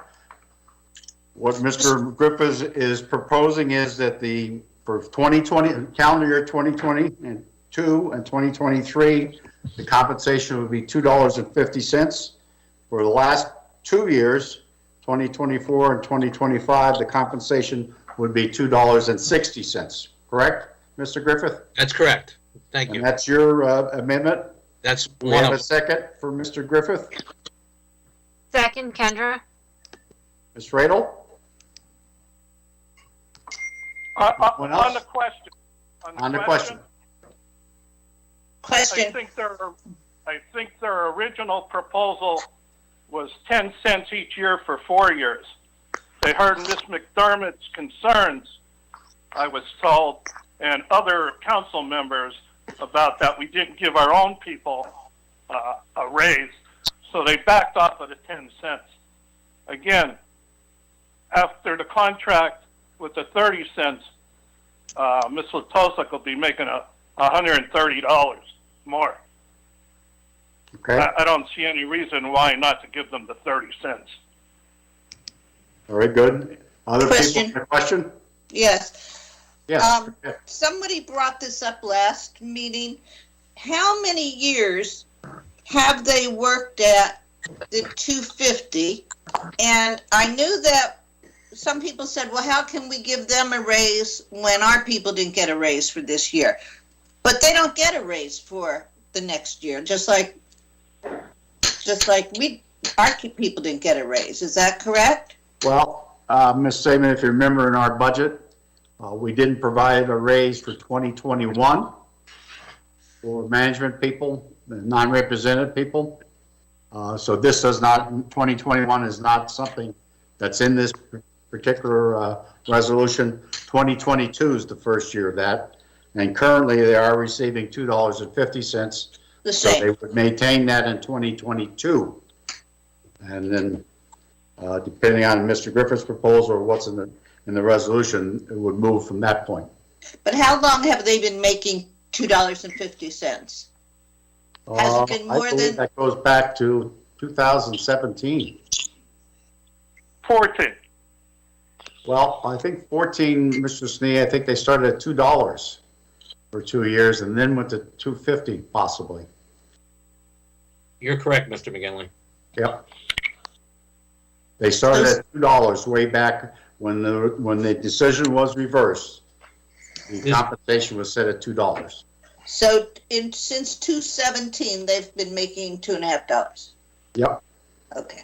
Actually, probably 2 years before that too. 15 and 16 maybe.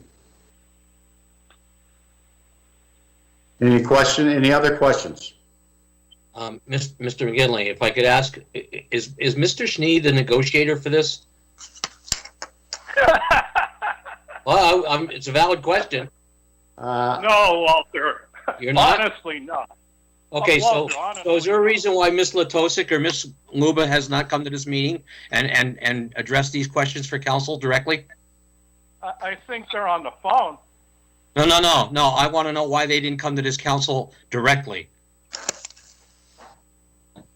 Why was Mr. Schnee approached to send the email, and why was Mr. Schnee the negotiator? Well, I don't think I'm not the negotiator, Walter. Well, it seems like that you got the email to Mr. McGinley. The email came. And I explained that to you last meeting. Okay. I called Mr. Pedri first. Why didn't they contact Mr. Pedri first? She asked me a question. How do I get it on the agenda? And I told you I called Mr. Pedri first to ask him how to get it on the agenda. He did not answer. So then I called Mr. McGinley. And Mr. McGinley said to have her send a letter. So again, my question is, why hasn't the Tax Collectors Association come to council and told us their needs and desires and explained to us why this is so important? If the chairman would leave them talk, they're on the telephone. No, this should have been done at the work session. Walter, it doesn't matter. Either you vote yes or no. It does matter. It does matter.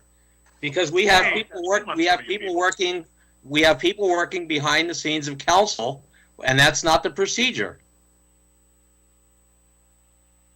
There's nothing underhanded here, Walter. I'm not saying there was.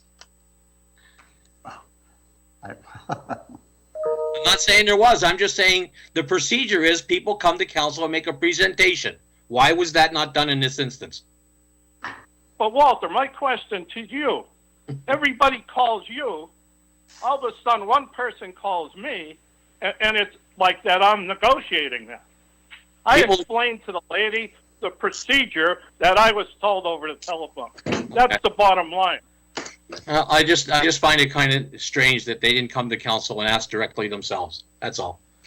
But my motion is there, Mr. McGinley. I'll let it go at that.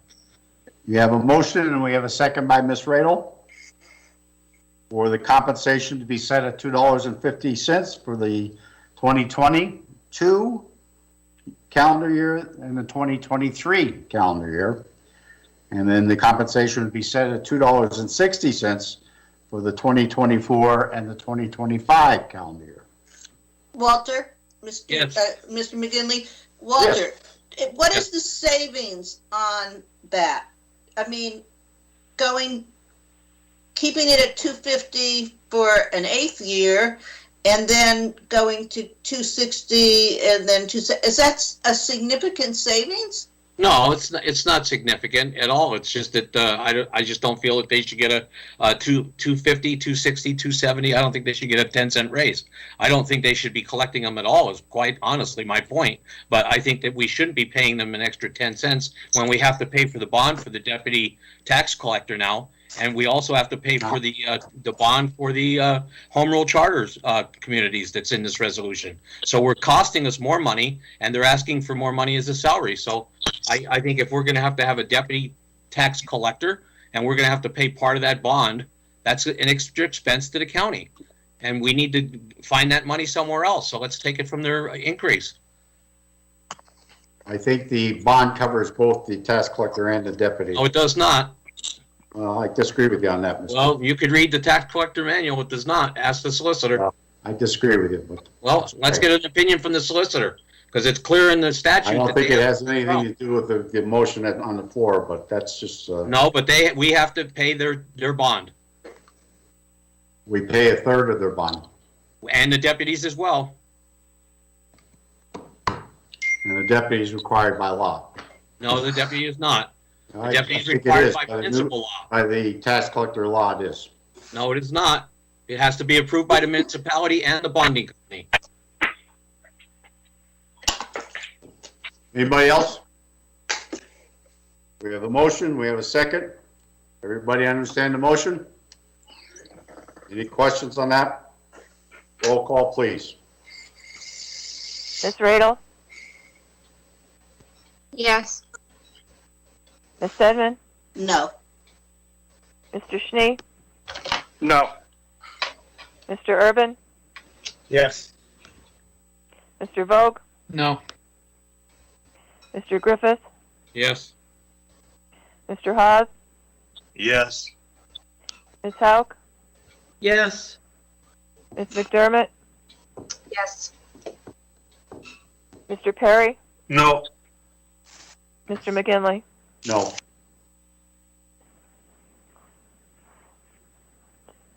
Five no, 6 yes. Amendment passes. Yes. We're going back to the motion for the resolution with the amendment that just passed. Mr. Snee and Mr. Perry. Mr. McGinley? I'd like to make another amendment to that ordinance or the resolution, please. Go ahead. These were all for council's edification. These were all resolutions that were sent out that I would like to see put in as amendments to tax collection. One of them was that the tax collectors separate the taxes into a separate bank account, and that's in the resolution. The thing that's not in the resolution is that the county manager has to have our EIN number on it, on their bank account. And the separate bank account is already in the original or in the amended resolution. It's on the agenda today. I think it's item number 6.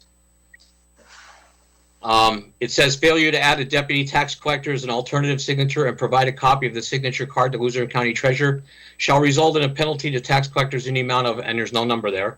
If the deputy tax collector is unwilling to serve or unable to serve, tax collectors shall have 30 days. My amendment is, at that point, is to put down that the county manager has to have the county's EIN number on their bank accounts, so we have access to their accounts. That's a recommendation by Ms. Beers as the tax treasurer, based on the fact that if a tax collector gets ill and cannot pass or cannot take care of the account, we have no way to get access to that money. That's one of the dangers of having tax collectors. If a tax collector should die in office, we cannot get that money until it goes to probate and we file a case in court to get that money. And that goes for all tax collectors. That's the danger of having an outside source collecting $114 million of our money. I went down this road when I was the controller, and it's another issue, is that we need to make sure that our money is protected. It is our money. It's not their money. And it needs to be in a separate account. It needs to have the tax collector's EIN number, not their social security number, and the county's EIN number on it. You have a motion. Do we have a second for Mr. Griffith? Second, Linda. Ms. Hauk. On the question, Ms. Crocamo or Mr. DeLuca, was there any discussion about the EIN number being added to the account? Well, it was Shannon and Brian who worked on this, but there is a portion of the statute that says that the account cannot be opened using an individual social security number.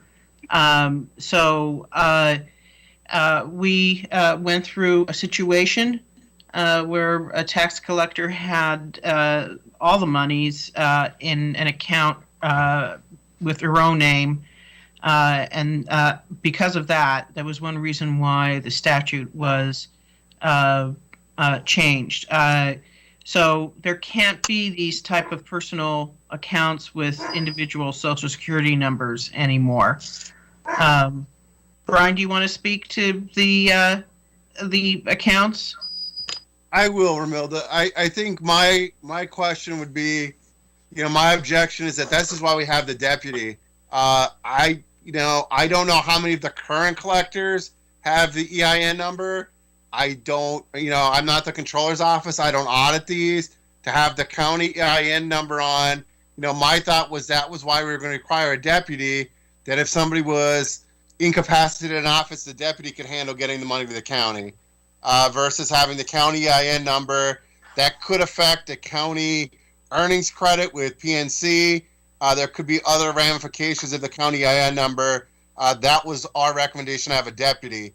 So I don't know if, I don't know all the logistics of it.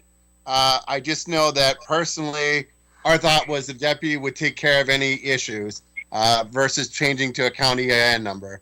I don't think they all use or all don't use their current EIN number currently, but again, I don't audit the tax collectors. Okay, any other questions? Well, I didn't understand, Brian, why EIN numbers would be a problem for the bank. I mean, from my banking experience, I would think it's the most appropriate thing for a tax collector. The county EIN number is used to base our earnings credit on. I understand that it is our money, it's county funds, but it may change how this is done. And again, I don't know currently how many of the collectors use the county EIN number. I don't want to put something in there that is incorrect. I don't know enough about it. Our workaround, in better way to say it, is to have a deputy versus mandating the EIN number. Okay, somebody else wanted to speak? Yes, the issue with the deputy tax collector is the same situation that we would have with a regular tax collector. They have a bond, and they are just as independent if the tax collector is incapacitated as the tax collector. So if the deputy tax collector can't turn the money over, they're under the direction of the tax collector. They can't work independent of the tax collector. They are the deputy. The deputy tax collector, according to the statute, cannot be bonded unless the municipality approves it at a public meeting of the municipality. So the tax collector can't just go out and say, I want to hire a deputy tax collector today and just do it on their own. It has to be approved by the municipality, and then the bonding company must approve that deputy tax collector as well. So if both of those entities say, no, you're not getting one, we have no standing to require them to have one. We can't force them to have a deputy tax collector. So we can force them to put an EIN number on the account, but we cannot force them to have a deputy tax collector. It's not within the statute. It's not permitted for the county to do that. Anyone else? Okay, we have a motion by Mr. Griffith, second by Ms. Houck. We have the EIN number of the county placed on the account of the tax collector's account of the county taxes collected. Everybody understand? Any questions? Roll call, please. Ms. Sedman? Ms. Sedman?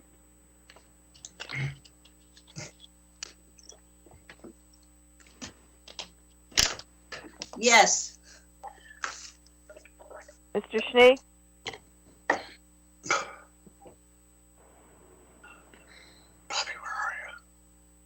Yes. Mr. Urban? Yes. Mr. Vogt? Yes. Mr. Griffith? Yes. Mr. Haas? Yes. Ms. Houck? Yes. Ms. McDermott? Yes. Mr. Perry? Yes. Ms. Radel? Yes. Mr. McGinley? Yes. Unanimous. We're going to need one more amendment to put that amount in there to the regards to the deputy.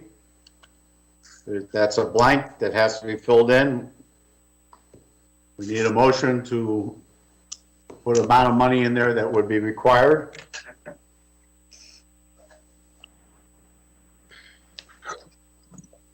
Well, Mr. McGinley, if I might. Sure. The only question that I have with putting a number in there is if they don't have a deputy tax collector and they can't have one because the municipality won't approve it. I think if we put a number in there, that's kind of unfair to the tax collector to make them pay a fine for not having one when they can't have one in the first place. Yeah, So and I think that's the concern that I have with putting a number in there. I think if that's the case, then they should come to us, and that's, they were unable to have a deputy for a valid reason, then we would make that correction. But I do think it's important to have something in there if they're requesting to have a deputy. Well, but that's my thoughts versus whatever. Yeah, well, again, like I said, I think the issue is not. I mean, if they pay the fine and they don't have a deputy collector or tax collector, we still haven't solved the problem. So they can pay the fine and still not have a deputy tax collector, and we're still in the same situation. Let's address the situation that we're having with the tax collector. The EIN number helps with that, but I think the amendment the next amendment that I wanted to make was going to put the manager on there if they can't have a deputy tax collector. Well, let's take them one at a time. Okay. Well, the statute actually, it says the tax collector may, with the approval of a taxing district and his surety, deputize in writing one or more deputy tax collectors, who, when so deputized, shall be authorized to receive and collect any or all of the taxes in like manner and with like authority as the tax collector, appointing them. But the taxing body or taxing district is the one that has to approve it, right? It's with the approval of the taxing district. Correct. Which is the municipality. I'm reading the statute right now. Right, that's the municipality. Well, then the motion probably should say this would be the penalty, provided they received the approval from the taxing district. Well, I mean, either that or my amendment would be is if they can't get a deputy tax collector, we could put a number in there, and then if they can't get one, then they tell us, and then we put the manager on there, or the budget and finance director. Well, let's take it one at a time. Are we going to put a dollar figure in there? Geez, I don't know how you would even arrive at a number.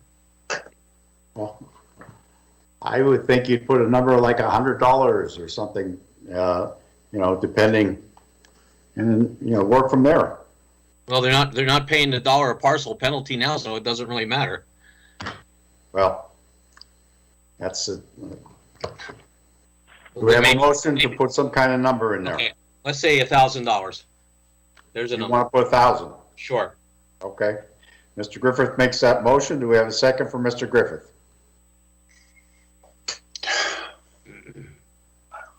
Hearing none, that number doesn't pass there. I'll second it. A different number. I'll second it. Oh, you're in a second, Mr. Haas? Okay.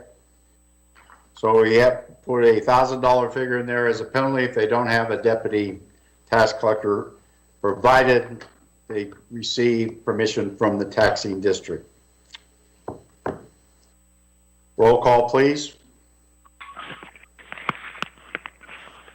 Okay, Mr. Schnee.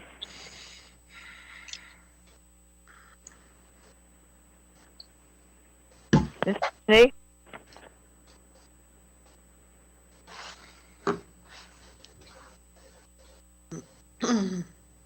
Mr. Schnee?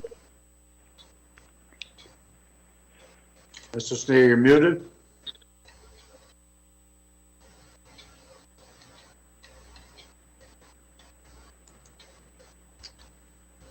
Go on to the next person, please. Mr. Urban? Yes. Mr. Vogt? Yes.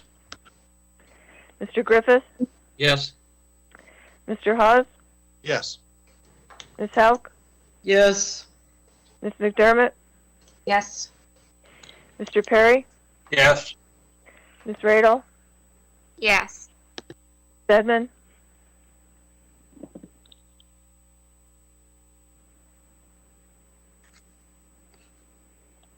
Yes. Schnee? I apologize, yes. Mr. McGinley? No, I think that number is much too high. That passes though, so we have a $1,000 fee. Now, Mr. Griffith, you have another amendment? Yes, my next amendment is, my amendment is, any additional cost for appointing and maintaining of a deputy tax collector shall be paid by the tax collector.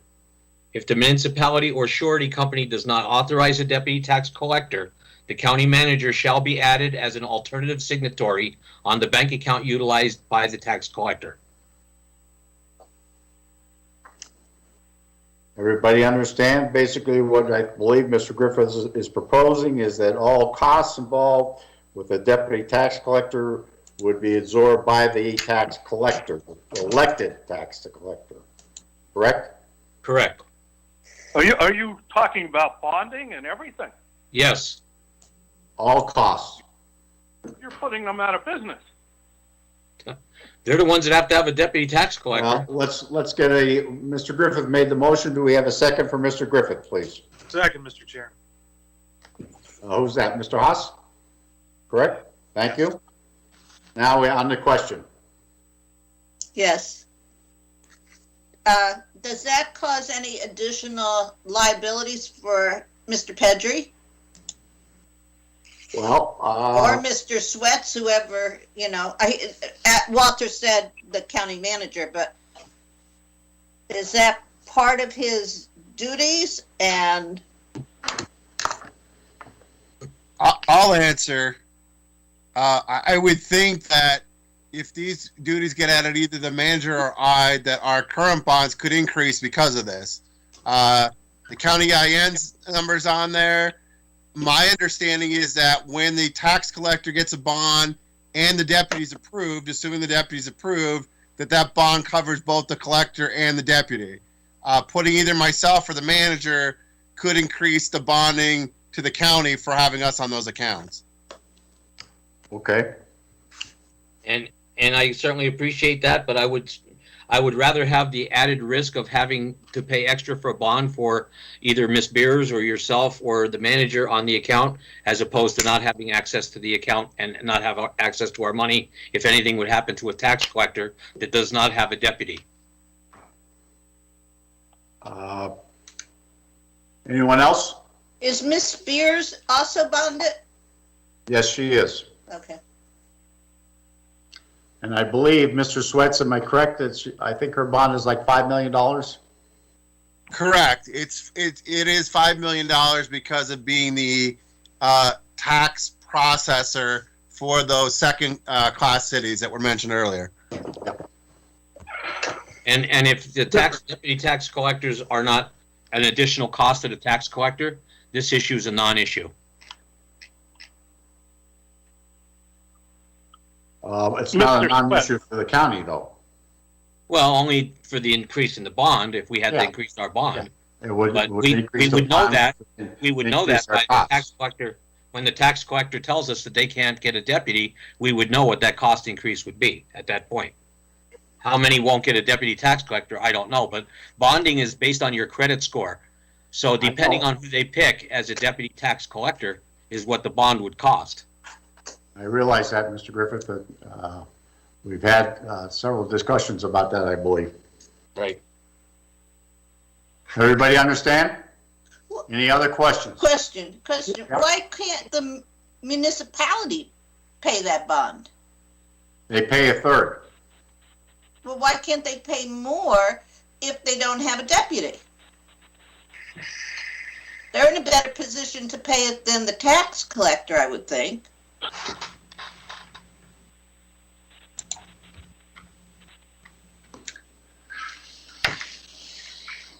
Mr. McGinley, this is Vito.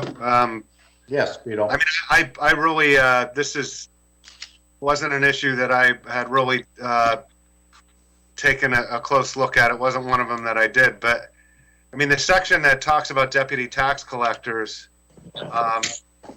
it says a tax collector may, with the approval of a taxing district. We are a taxing district for purposes of us collecting our taxes. I don't see why there couldn't be a deputy tax collector for the purpose of collecting our taxes without the approval of any other municipality that they serve. Mr. Griffith, why do you see this as a requiring the municipality, another municipality to approve a deputy tax collector? Because they're elected by the municipality. That's the taxing district that I think has to approve the tax collector's deputy. And if we get to approve the deputy, then we get to, if we approve a deputy who has a low credit score, can we say we don't want that deputy? No, but what I'm saying is that based on what I'm reading here, and again, I mean, this is, I'm not, so your I just pulled it now. It looks to me that you could have I'm sorry. Is your interpretation that it's saying a taxing district, meaning school district, county, or municipality? Well, I mean, there's a definition under that section, and the definition of a taxing district is well, Vito, if you go on to section B, it goes on to say that notwithstanding subsection A, which we were both citing, at a minimum, at the beginning of the tax collector's term, a tax collector shall, with the approval of a municipality for which the tax collector was elected, and the tax collector surety, appoint an individual as a deputy tax collector who shall collect and settle taxes during any incapacitation of the tax collector. And then it goes on to define incapacity of the tax collector. So the amendments to the law take into consideration situations where the tax collector is incapacitated. And that's what the municipality and the surety have to address.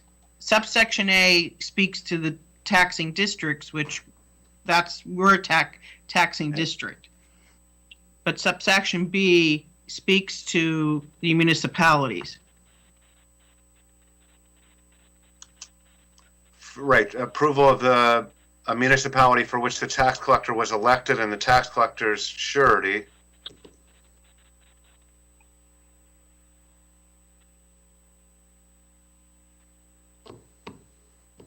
It seems the way A is written that the tax collector has the discretion to appoint, under A, to appoint a deputy tax collector, but we would have to approve that along with the surety.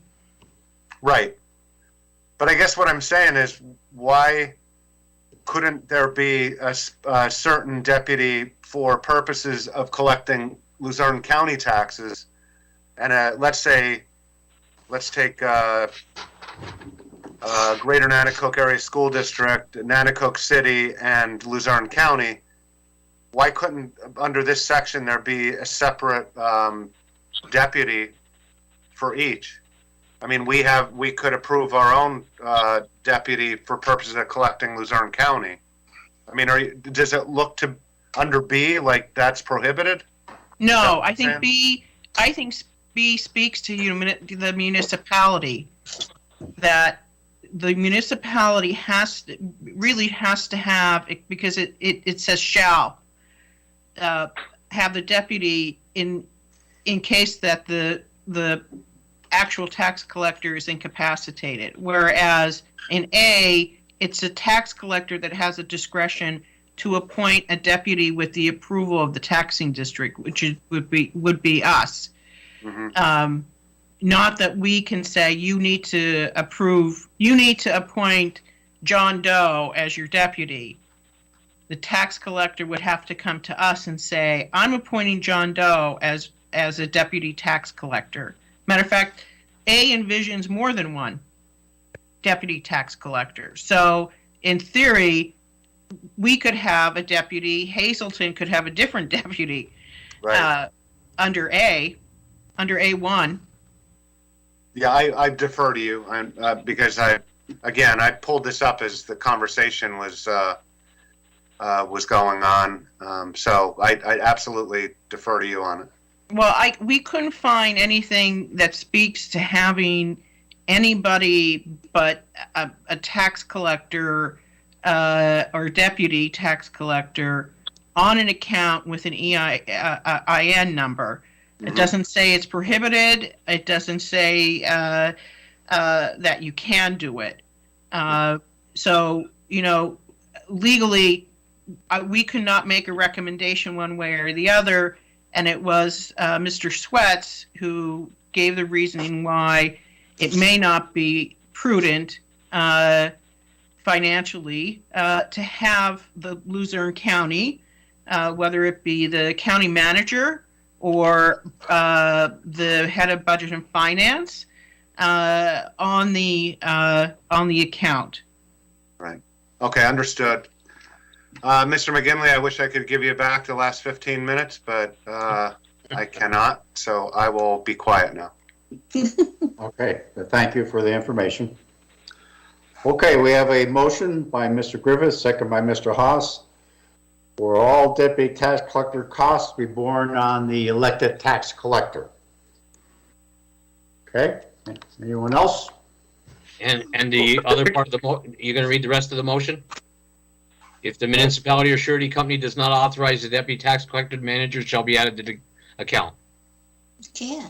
Am I going to read that? No, but I think that's. That was my amendment. I understand that, but I think it's covered under all costs, correct? Well, no, the part's not covered under all costs. Is if they can't get a deputy tax collector, then the manager's on the account.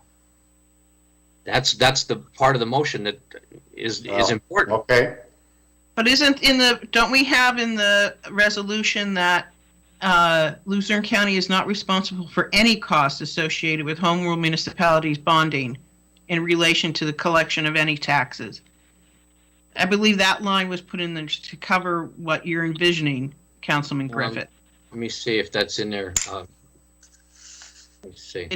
It's right before the be it further resolved. Home rule municipalities collecting tax shall be compensated the same rate per bill and under the same terms specified tax collector under Luzerne County is not responsible for any costs associated with home rule municipalities bonding. It doesn't say anything about the other ones. It states that Luzerne County is not responsible for any costs associated with home rule municipality bonding in relation to the collection of any taxes. It doesn't say anything about the deputy collector or the cost of a bond for the deputy tax collector. Well, I mean, I think we put in any costs associated, but if you want to specify just the bonding for the deputy, that, we do that as well. I'm saying what your resolution says is that Luzerne County is not responsible for any costs associated with home rule municipalities. I'm talking about tax collectors.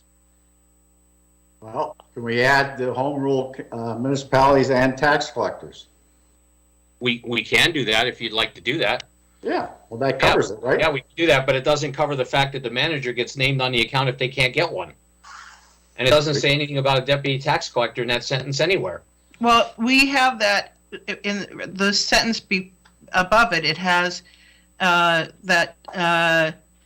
it ends with, and Luzerne County utilizing their respective EIN numbers. I don't know what EIN number, if you just want if Luzerne County has the EIN number, if you want it, that's why we put it. That line deals with the tax collector. That's not the county EIN number. It says the EIN number of the tax collector. Well, it says all municipal elected tax collectors shall open a separate non-interest bearing bank account for the collection of Luzerne County taxes, which shall be titled in the name of the tax collector as an elected office holder and not as an individual, and the Luzerne County utilizing their respective EIN numbers.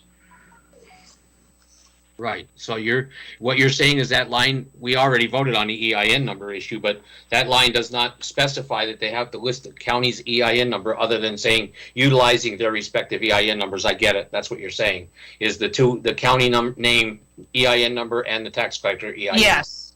Yes. That's understood, but we already voted on that, I think. So we did. So that's we crystallized that by the vote, the amendment that we made. It said it had to be county EIN number. So that was crystallized when we just took our last vote. The issue that we're talking about now is the deputy tax collector, which has to do with the fact that there's nothing in this resolution at all that even mentions about a payment for for the tax collector.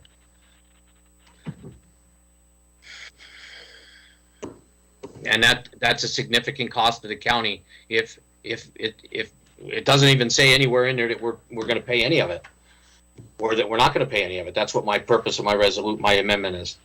Right. I mean, I just read it that latter part of the last section of that paragraph says that we won't pay any costs. But it is.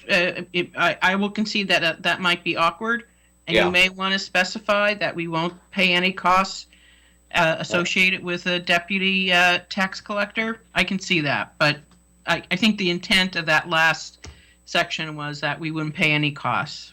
Because the home rule municipalities don't have a deputy tax collector. They don't need one, right? The home rule municipalities don't have a tax collector. So they can't have a deputy, I don't believe, if they don't have a tax collector, right? Exactly. So that line that says that the Luzerne County is not responsible for the cost of home rule bonding is dealing with their actual bond for the municipalities. That's why we don't pay their bonding in home rule municipalities, because they don't have a tax collector. So, okay. Mr. Griffin, Mr. McKinney, can I be heard? We have a sec. Yeah, go ahead. My only recommendation, if council is going to go down this road where you're going to put myself or whoever else is in the seat if they don't have a deputy, I would recommend that you put down the county manager or his or her designee. I agree. Because that way, maybe Ms. Beers or who's ever in the treasurer's office has already bonded for like $5 million, and my bond is much less, and I don't think that would be clear, as opposed to jumping mine up. Maybe that can be covered with that one. Yep, I agree. I think that's a great suggestion. So do we add that to the amendment? Yeah, we can just change the amendment to say the. Let me find my amendment here again. I said put the county manager. We could put down that it's going to be the county manager or his designee. Mr. Ross, you fine with adding that to the amendment that's proposed by Mr. Griffith, since you were the second? Mr. Haas? Yeah, that's fine. Okay. Mr. McGinley, can I read the amendment now in tighter so we get it clear? Absolutely. Okay, so it says, my amendment is any additional cost for appointing and maintaining of a deputy tax collector shall be paid by the tax collector. If the municipality or surety company does not authorize a deputy tax collector, the county manager or his or her designee shall be added as an alternative signator on the bank account utilized by tax collectors. Everybody hear that? Anyone who has a question in regard to that? I have a question, yes. Go ahead, Mr. Snee. And Walter, I understand your reasoning here, but say a tax collector makes $8,000 collecting county taxes, and to put an assistant on it, or a co-signer, say it costs $3,000. Are you saying they encounter those costs? Absolutely. Because the original argument was it doesn't cost them anything extra to add a deputy.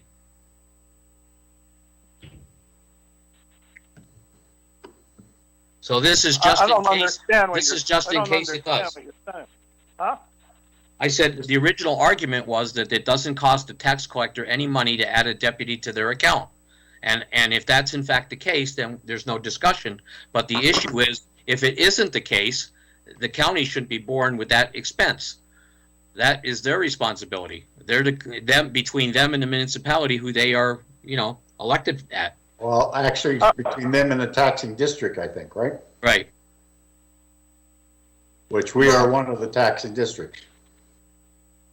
Well, can we determine really if, in fact, there is no cost for adding the deputy? No, I'm sure there is a cost. I'm sure the bonding company is not going to bond somebody as a deputy under the umbrella of the tax collector's bond. But I would say that it's going to be an additional cost, but I don't think the county should have to pay extra for that. That's the whole issue with Harry wanting to go with the in-house collection. Is this is just costing the county more and more and more? But I think also, just so we can Go ahead, protect I'm our sorry. money. but I think at this point, we are requesting, and we put a penalty in there, to have a deputy. So it's our request, and we have the approval, because we're one of the taxing districts, for that deputy. So is that cost going to be borne by, is that deputy going to be responsible for the other taxing bodies as well then, or just the county? Would only be for the county. They'd have to go to the other taxing districts in order to get approval for, the municipality and the school district, if that's the case. Okay. Well, according to the discussion a little bit earlier. Well, without a tax collector coming to the table to negotiate this at the work session a couple weeks ago, I guess we're pretty much stuck with going this route, because we can't ask them if they're willing to pay half, because they're not here to do that negotiating. So my amendment stands, and at some point along the way, if we want to change it, we can always make another resolution to reimburse them half the cost. Mr. Chairman, I'm making a motion to table till next meeting on this recommendation, till we get more information. On the amendment or on the resolution? You can't table an amendment. Yeah, I don't believe so, but I want to be clear what Mr. Snee asked for. Mr. Snee? I'm asking for some time till we get numbers on this. Okay, but are you talking about the amendment, or are you talking about the total resolution? The amendment. Okay, well, Ms. Croco and Ms. DeLuca, can we table an amendment? I don't think so, but I'm not the solicitor. I don't think you can table an amendment. You could table a motion. The motion you can is. table. Yeah, I don't see anything in the bylaws that say tabling an amendment, but If you table an amendment, you're tabling the motion. Yes. I'm tabling the motion. Okay, Mr. Snee tables this motion. Do you have a second for Till we Mr. get more Snee? information. And Okay, do maybe we have a we second hear for from- Mr. Snee? Yes. I just want to be clear, we're not tabling the resolution. No, we're tabling the motion, What's the motion? your motion on the amendment. No, that's tabling the Tax amendment collector then. You can't table an costs. amendment. You got to table the whole resolution. Well, you just heard what the solicitor said, correct? We have a motion to table for Mr. Snee. Do we have a second for Mr. But Snee? you can't amend it once Can't it's make- passed. Who seconded that? please? I'm tabling the whole motion, whole resolution. Okay, it's going to table the whole resolution then. Is It that- has, we have a deadline, because No, I'll the tax second collectors that. have to be on the ballot. I'll second that. That way we'll miss the deadline. That's good. No, I'll take my motion back. Okay. I thought you would. Let's be very clear, please. I Did a know good it's been a job in lengthy confusion discussion, tonight. but we have to be clear so we know what we're going to be looking at here. Mr. Snee, you asked to table the motion by Mr. Griffith for the amendment dealing with the deputy tax collector costs and having the county manager or designee as a signatory on the account. Correct? Correct. Do we have a second for Mr. Snee?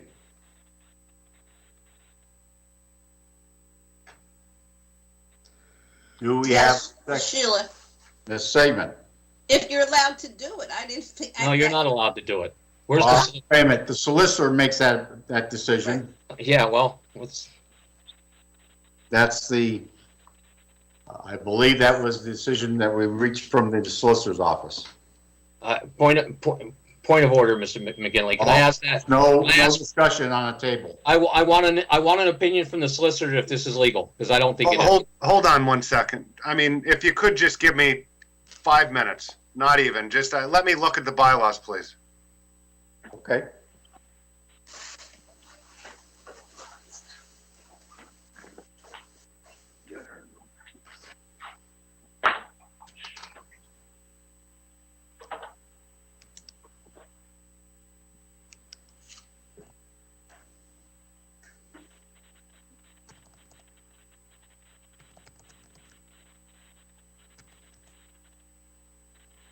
I mean, let me get this straight now. Just so we have a motion for the resolution to amend the resolution. Here's the scenario, Vito. We had a motion and a second for the resolution. Then we've had a series of amendments, motions for amendments to that resolution. Currently, we're on a motion to amend the resolution that all costs for the deputy tax collector and would be borne by the elected tax collector, and that the county manager or his designee would be a signatory on that account. Okay? Okay. So that's where we are. We went through a series of motions for amendments to that original resolution, which was on the agenda. Now you have a motion to table the motion to amend. That's correct. What is the proposal that if you are able to table that motion to amend, you still have the underlying resolution? That's correct. So how could you pass the resolution and table the motion to amend? That's exactly the point. That's according to the House rules for the government, a motion to table an amendment takes with it the proposition, the resolution that's up. Yeah, but we're not so then you the table House the rules, entire, right? but you table the entire thing. Yes. Vito, I don't see anything in the bylaws that say you can amend, you can table an amendment. No, but I think there's a reason for that, because it's Right. ridiculous that you would table the motion to amend, but the underlying resolution would goes still be forward. there. So, Yeah. I mean, I'm looking at the disposal of motions. It's not in the bylaws.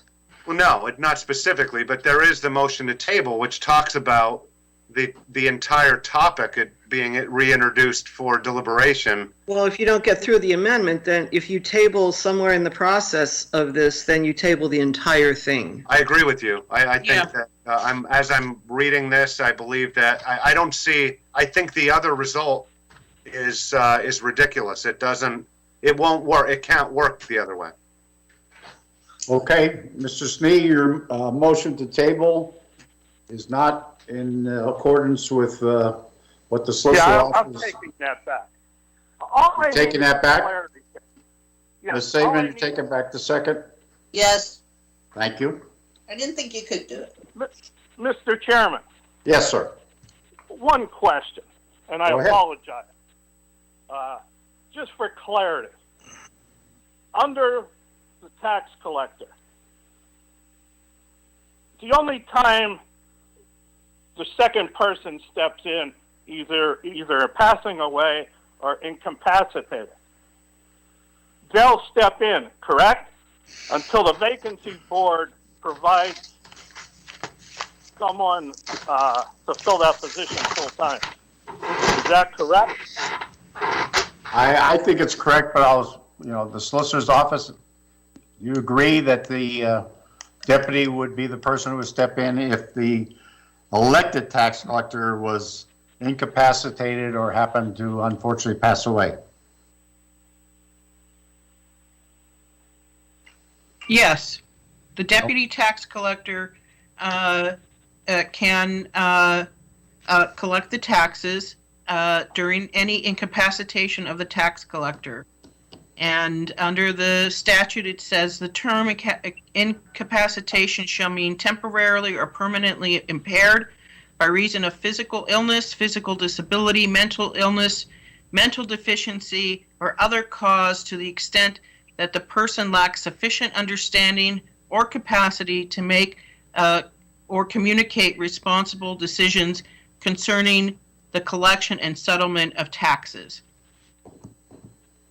Mr. And Smee? then Section C goes on that nothing in this section shall be construed to preclude a quo warranto action regarding the incapacitated tax collector's right to hold office. Okay. So we're back onto the amendment that Mr. Griffith proposed, that was seconded by Mr. Haas.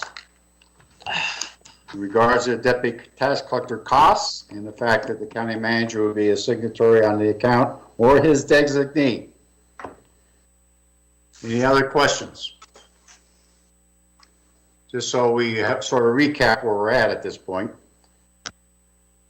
We had a request for a compensation increase of 10 cents starting in the year 2023, 24, and 25 by our amendment that we passed. We kept the compensation the same for 2022 and 23, and then we provided for a 10-cent increase for 24 and 25.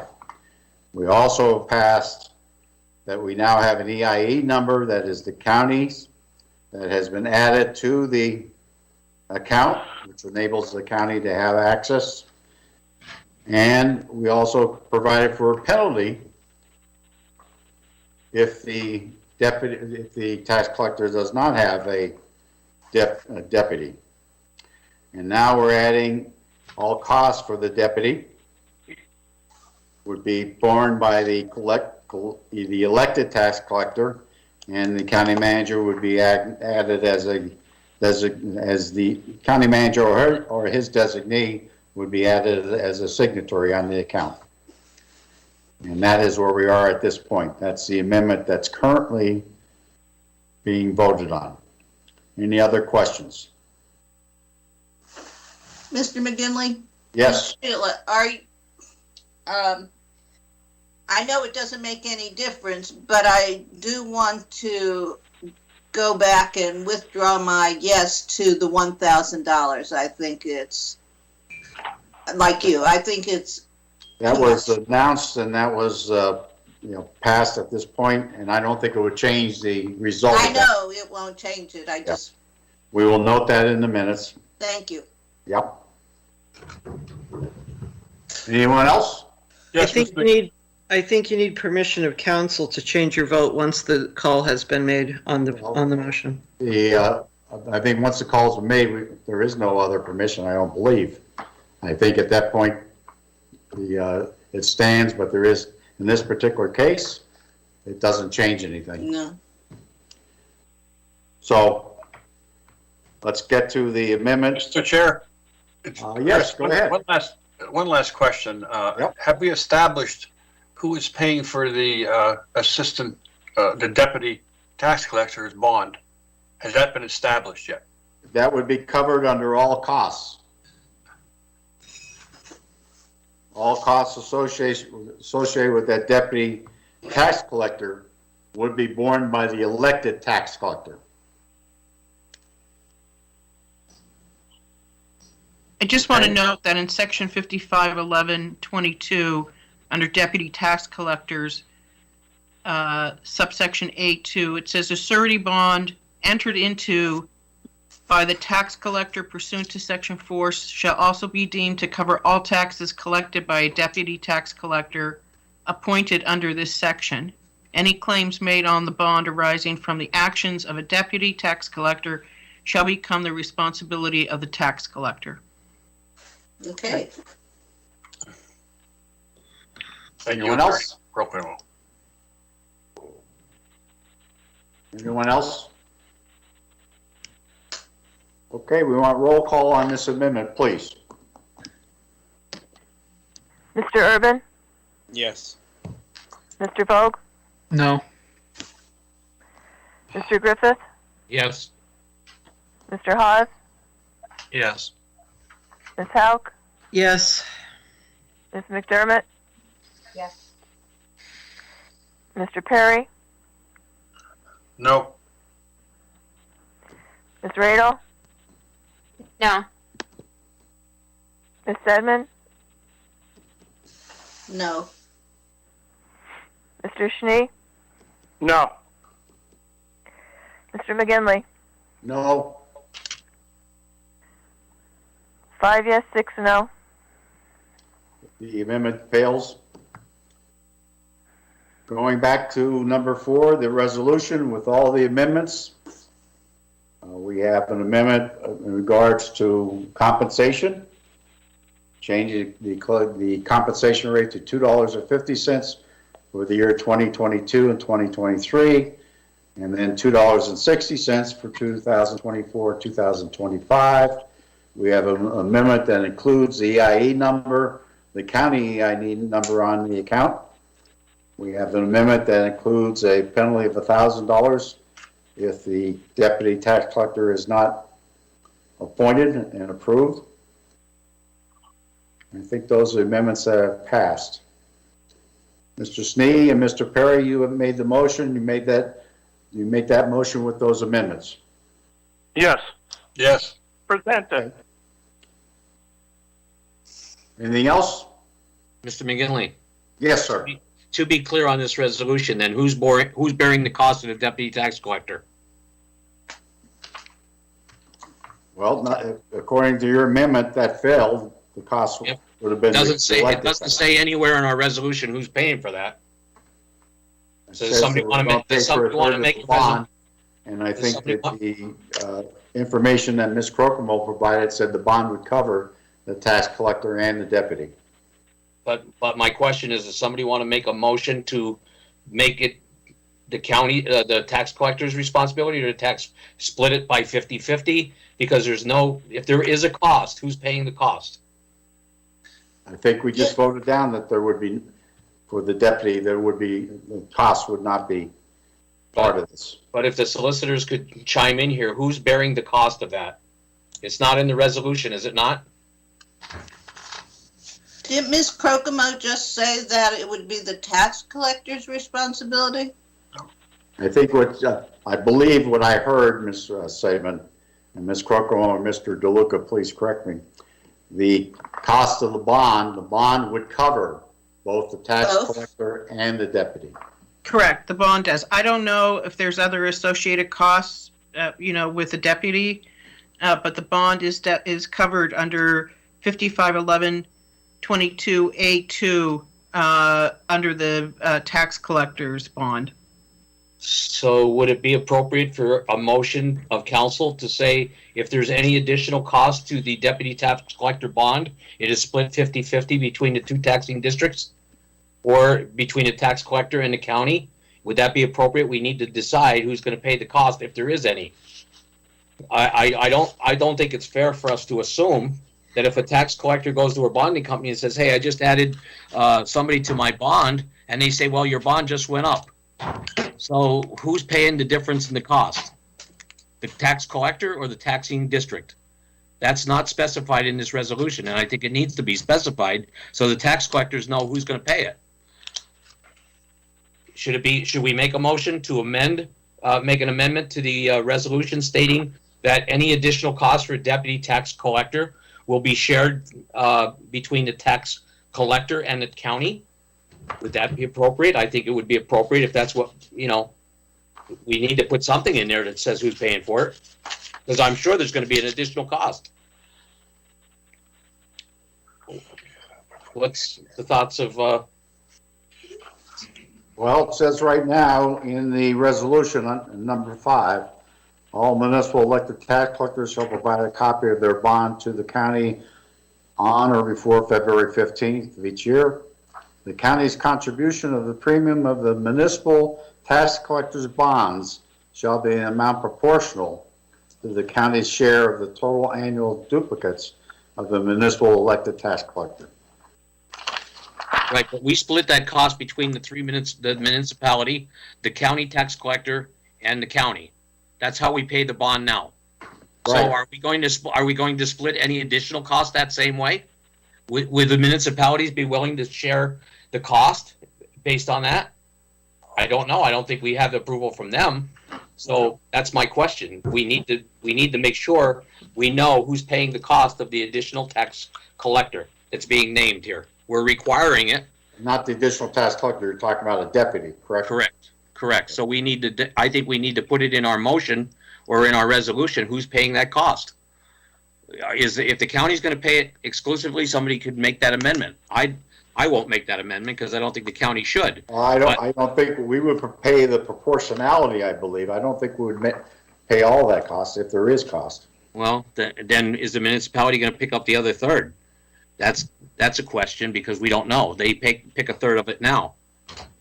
So, you know, if somebody's bond's $6,000 and we're splitting a third of it, you know, and it goes up by 1,000, are they willing to pick up the third cost of the 1,000? We don't know that, so I think we need to put something in the resolution that says who's paying for the deputy collector's bond. You mean the increase? The increase, correct. It would be the increase of adding the deputy collector. Correct. I don't see anything in the law that would change. If we're paying a third now, we would still pay a third. Well, but do you think the municipality would be willing to pay a third for a deputy tax collector of which they're not responsible to? Because they're not the ones appointing the deputy tax collector. We are. Under subsection B, it says at a minimum, at the beginning of the tax collector's term, a tax collector shall, with the approval of a municipality for which the tax collector was elected, and the tax collector's surety, appoint an individual as a deputy tax collector. So, under that subsection, the municipality has to approve that appointment. And correct. So with that approval would come the responsibility to pay their share, their statutory share of the deputy tax collector. That's correct. And so we've gone full circle on my original issue is that the municipality has to approve a deputy first.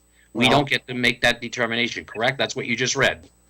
I think there's another part to that says the taxing district also is involved in that. Well, that's under subsection A. Right. It says that a tax collector may. Now you see that there's different language being used. In A it says may, but it has to be with the approval of the taxing district, and substitute Luzerne County because we are a taxing district, right, and his surety. The tax collector may deputize in writing one or more deputy tax collectors who, when so deputized, shall be authorized to receive and collect any or all of the taxes in like manner, and with the authority as a tax collector appointing them.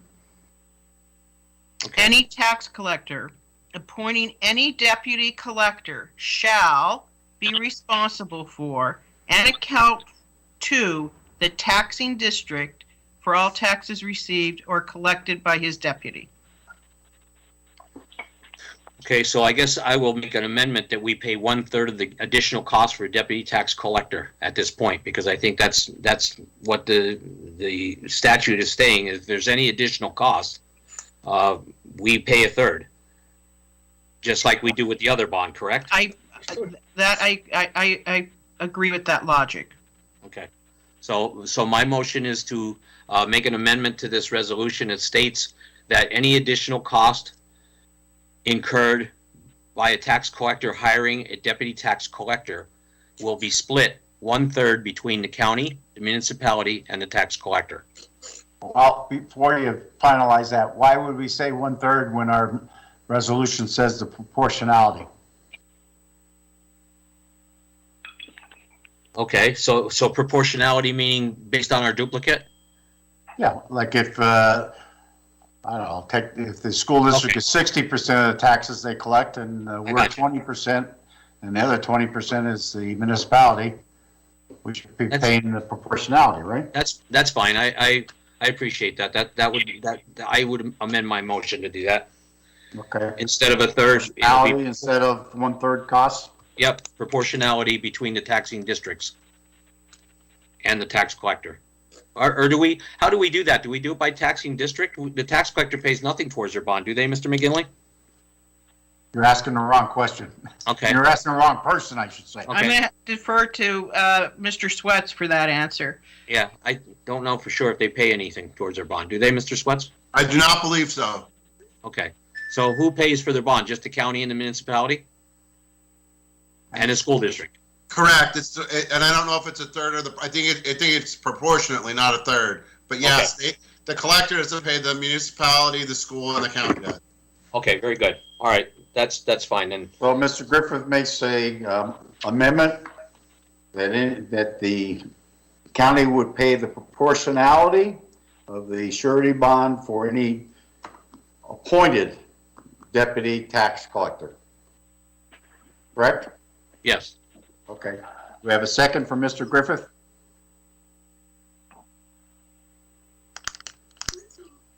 Second, Kendra. Ms. Radel? Thank you. Anyone else? Just a question on this too. Like, so what I'm hearing is that we are a taxing district. We're requiring them to put a deputy in place. Right. However, the municipality itself may not want that deputy in place, correct? And I think that's correct. so we're forcing this upon them. So that deputy is only, in essence, collecting Luzerne County taxes. But I don't think from a legal standpoint we can go back and force a municipality to pay any difference in cost because of our change. We're one municipality trying to force an extended cost on top of a municipality, and I can only see litigation coming out of this because we can't incur cost on another municipality in this sense. If they don't agree on it, if they don't want to pay on a proportion of a bond where we cause the increase, they're going to resist and say we're not paying the difference.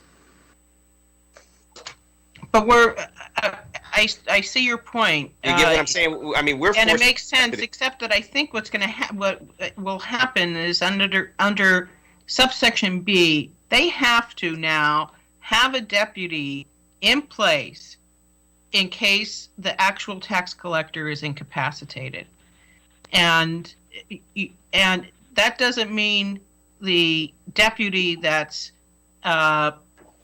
approved and appointed under subsection A that has to be approved by the taxing district. It has to be a different person. This statute envisions that there might be multiple deputies.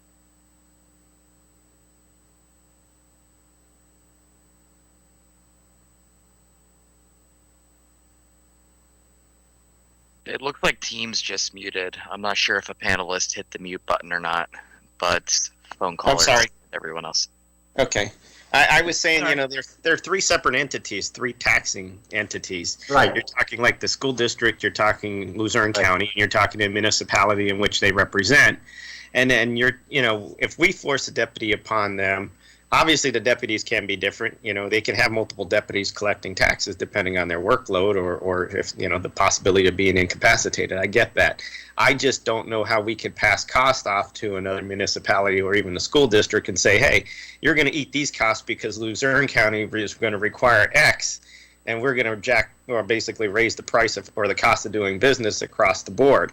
And those other entities can come around and just say, hey, we're not paying the difference in whatever bonding costs. You caused the increase, we didn't. We're not going to eat those costs. So, Mr. Griffith, if we say the cost of the surety bond for the deputy tax collector for the Luzerne County Tax District will be borne by the elected tax collector. You're muted, Mr. Griffith. Yes, so they're going to have to, that would say that the deputy tax collectors the cost would be borne by the tax collector, correct? Yeah, but only for Luzerne County.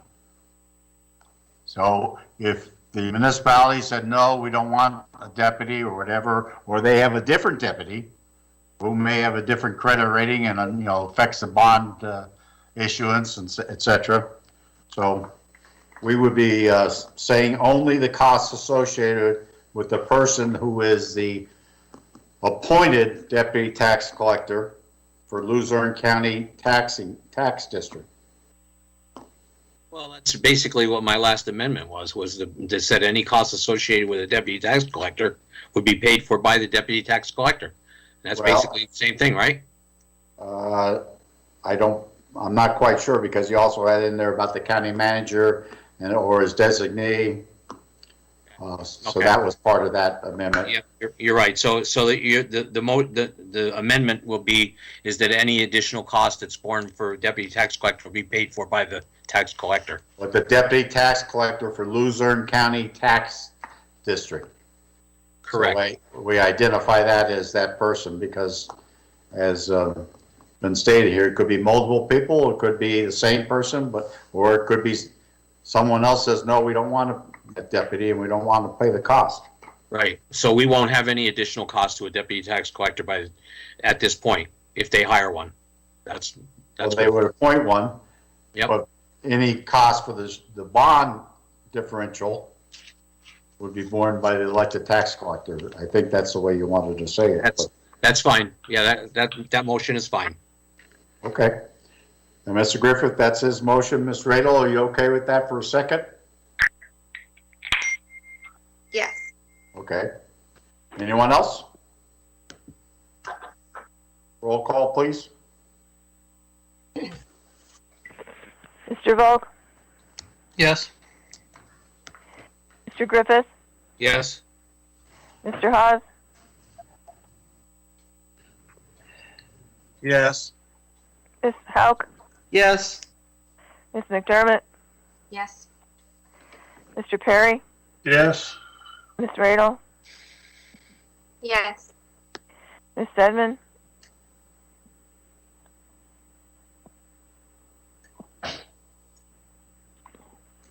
Ms. Sedman, Yes. Mr. Schnee, No. Mr. Urban, Yes. 10 yes, 1 no. Well, I didn't vote. Oh, I'm sorry, Mr. McGinley, I'm sorry. That's all right. And I'm going to vote no. 9 yes, 2 no. Okay. The amendment passes. So now we go back to the resolution. Mr. Snee and Mr. Perry, you made the motion and you agree with all those amendments being added? Yes. Yes. Okay. Anything else? Roll call, please.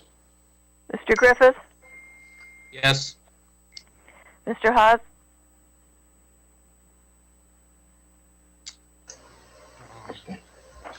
Wait, to clarify, so this is for the entire, This is for the entire resolution with all the amendments that passed, Mr. Haas. No. Ms. Hauk, No. Ms. McDermott, Yes. Mr. Perry, Yes. Ms. Radel, Yes. Ms. Sedman,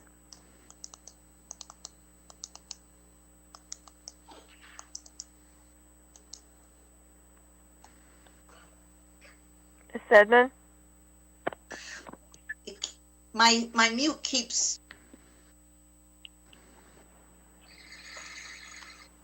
Yeah, you're muted, Ms. Segman. yes, but it keeps going back and forth. Yes. Yeah. Mr. Schnee, Yes. Mr. Urban, Yes. Mr. Vogue, Yes. Mr. McGinley, Yes. you have 9 yes, 2 no. Okay, that passes. Moving down to number 5, which is the Administrative Code Amendment that was presented by Mr. Griffith. The title of the amendment is the ordinance of Luzerne County Council amending the Administrative Code at section 2.10 for Luzerne County Authority Boards and Commissions. Do we have a motion? So moved, Walter. Mr. Griffith, do we have a second for Mr. Griffith?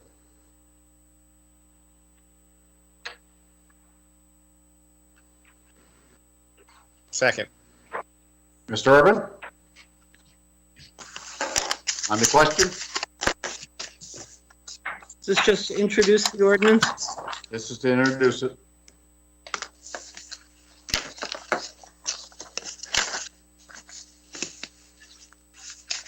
On the question, Mr. McGinley, if nobody has anything?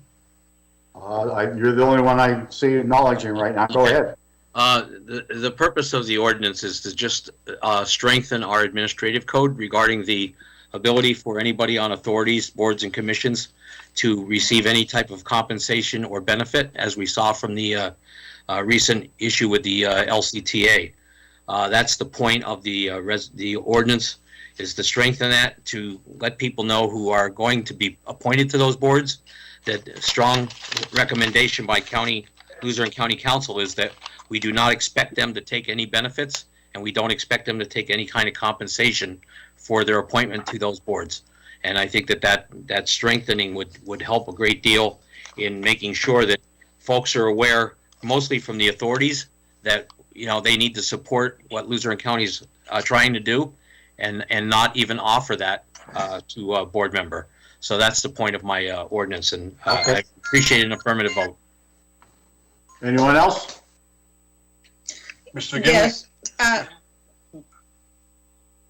Ms. Saban, I think you were first. And, Yes. I wanted to know isn't there an administrative code review committee that could do that? There is a code review committee.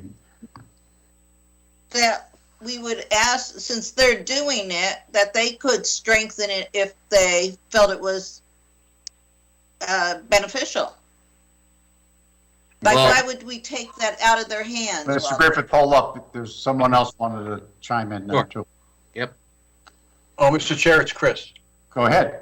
It certainly makes a lot of sense to me, Walter, everything that you put down here. Just have a question for Attorney DeLuca. Is everything in order? It's just, can we do this? And is it, by the Office of Law, making sense? I mean, my opinion is that it would violate the charter.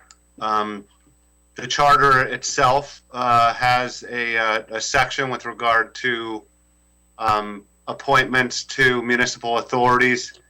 It's worded almost identically to this proposed ordinance or proposed change to the administrative code, except that the charter has the additional phrase, unless otherwise provided for in applicable law. So I believe that the administrative code change would be in conflict with the charter, which provides unless otherwise provided for in applicable law.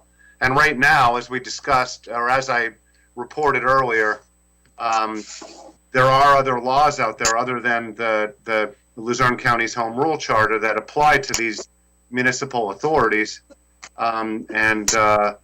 Those laws are not trumped by the Home Rule Charter. So the charter itself, in this case, does indicate unless otherwise provided for in applicable law. I do think that this administrative code change would conflict with that. Okay. Anyone else? Mr. McGinley, if I could be heard one more time. Well, yeah, but if there's anyone else first, then you'll have a chance. Yep. Anyone else? Okay, Mr. Griffith, you have your option. Yeah, the only concern that I have is that, we have 7 authorities listed in our administrative code. Of those 7 authorities, I would really request from Mr. Perry and the ABC committee if they would send out a letter to each of those authorities and ask them if they have any compensation of any kind or benefit of any kind that they're providing for their board members that are appointed by county council, and report back to council with that information. And that may be, if this is just an isolated incident that might have slipped through because it was under commissioner form and nobody paid much attention to it at all, and they're going to fix it, then maybe we've solved the problem just by bringing it to light, and maybe it was just one of those things that just happens. But I'm just really concerned about the fact that the whole purpose of home rule was to stop this type of thing was going on when it was under commissioner form, where we had a huge amount of nepotism and cronyism and all the stuff that was going on when it was commissioner days. And we specifically when they drafted the charter, as well as the ethics code that we have, clearly puts in there covered persons and outlines who they are and what they're supposed to do and what they're not. And we also have clarity in there, if you remember when Mr. Lawton was here, about we can't take any gifts of any kind, de minimis or otherwise. People couldn't even take pencils in the county. If you remember back in the day, that was a serious issue that Manager Lawton put out, that he did not want people to take anything of any value at all. And that goes right to the heart of what home rule is about. And so therefore, I would say, even though, as Solicitor DeLuca says, that is allowed in the Authorities Municipalities Act, I would certainly think that every authority would respect Luzerne County government enough to say to their board members or their administrative people, we are not going to provide this to Luzerne County board members because this is something that Luzerne County does not condone and we don't like. So I would think that they would take that step, and I think that LCTA probably will take that step now that they know about it. But I think that's where the rubber meets the road right here on this issue, is I just think that we need to make sure that all authorities, boards, and commissions understand that even if you're allowed to do it, we don't want you to do it. And we would actually ask for their respect in that matter. So that was the whole point of the ordinance. To be brought to light is to strengthen that in our administrative code. And to Sheila's point, yes, I understand we are under an administrative code review committee, and I'm not trying to take that duty away from them, but this is a section that we've already discussed and moved on from in the committee. But I think it's one of those real important issues that needs to be addressed sooner rather than later. So that was the reason why I brought the ordinance for at least introduction and discussion. So that was the thought behind it. Mr. Chair, Walter, we have a meeting next week, ABCs, and it will be on the agenda. Yeah, Thank no you so question. Absolutely, appreciate it. Thank you, Walter. Okay, anyone else? An introduction of the ordinance, we need 4 votes to introduce it. Roll call, please. Mr. Hawes? Yes. Ms. Hauk? Yes. Ms. McDermott? No. Mr. McGinley? Oh, excuse me, Mr. Perry? No, because the Office of Law said no. Ms. Radel? No. Ms. Sedman? No. Mr. Schnee? No. Mr. Urban? Yes. Mr. Vogt? No. Mr. Griffith? Yes. Mr. McGinley? No. 4 yes, 7 no. The ordinance is introduced. Okay. We're now at public comment. And Mr. I have McGinley? Mr. McGinley?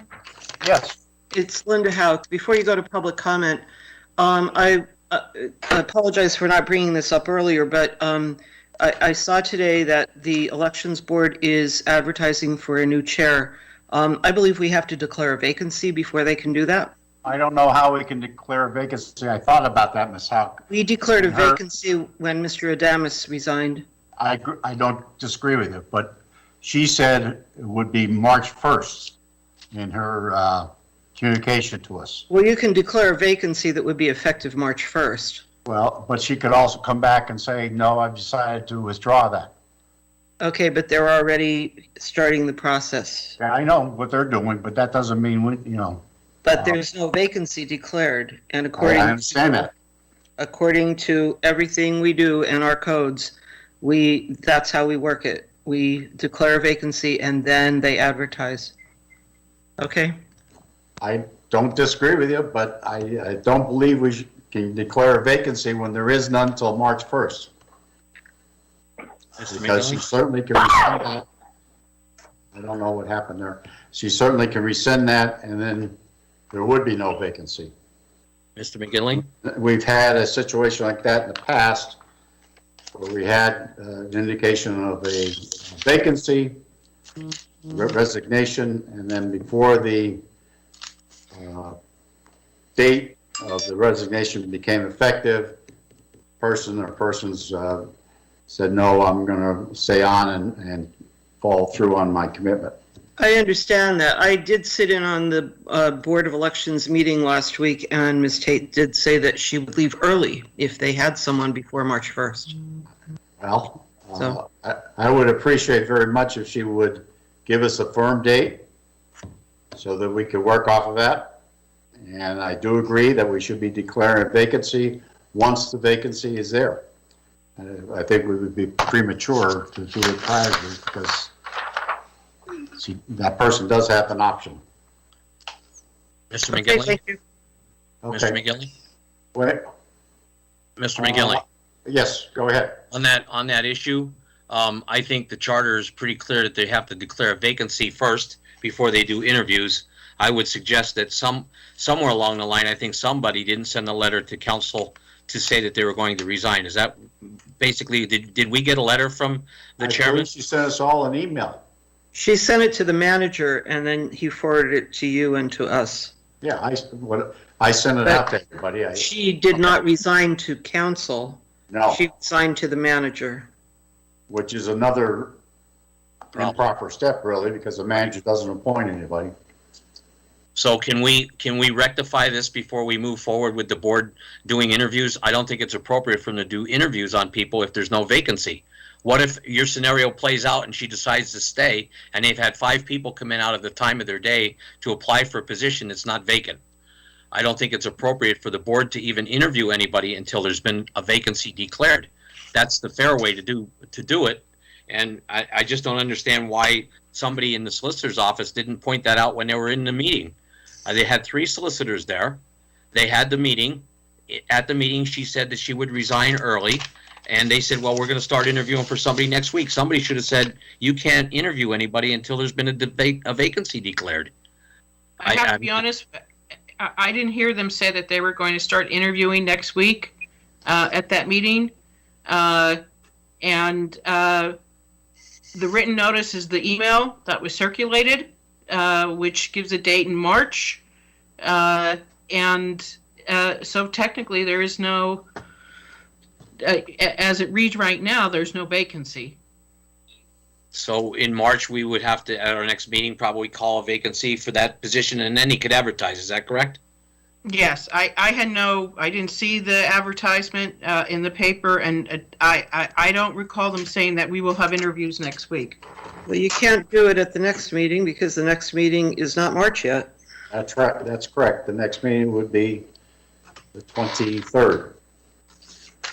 Unless she sends another letter with a different date, right, Mr. McGinley? Yeah, right. If she gives us a firm date that says February 22nd or something, we'll certainly have it on the agenda to declare the vacancy. Okay. Yeah, I think that's appropriate. So we don't. I mean, that's the procedure, and I think they should follow the procedure as well. Don't you? Shouldn't somebody tell them? Well, yeah, I would think that would have been appropriate. I'd be happy to call Mr. Ouellette and make sure that he's aware of the fact that there currently is no vacancy and they should not proceed until we have a firm date or we declare the vacancy based on the email that she provided to us, which would be March 1st or after. I would think that would be Miss Tate, seeing as how she's the chair, right? Mr. Ouellette, I think, is the vice chair, and I think Ms. Tate asked him to, if I read correctly, I asked him to take over. Whoever, I mean, yeah. It's just a matter of getting the communication there, and so they understand. Okay. And Mr. McGinley, can we get a clarification on the $5 registration fee situation? We haven't had an update on that. Is the county going to be responsible for refunds on that? Or is Mr. Griffith, I'm looking at the time, and it's now 9:30, and we have, our last meeting went quite lengthy, and we promised the zoning people that we would do their work because we weren't able to do it the last time. We certainly can make that request, and I'll ask for that request to come out in an email and maybe a presentation the next time we meet. But I think at this point we have to make sure we move on. We do have some things under the work session that have to be accomplished. We do have public comment on the voting session yet.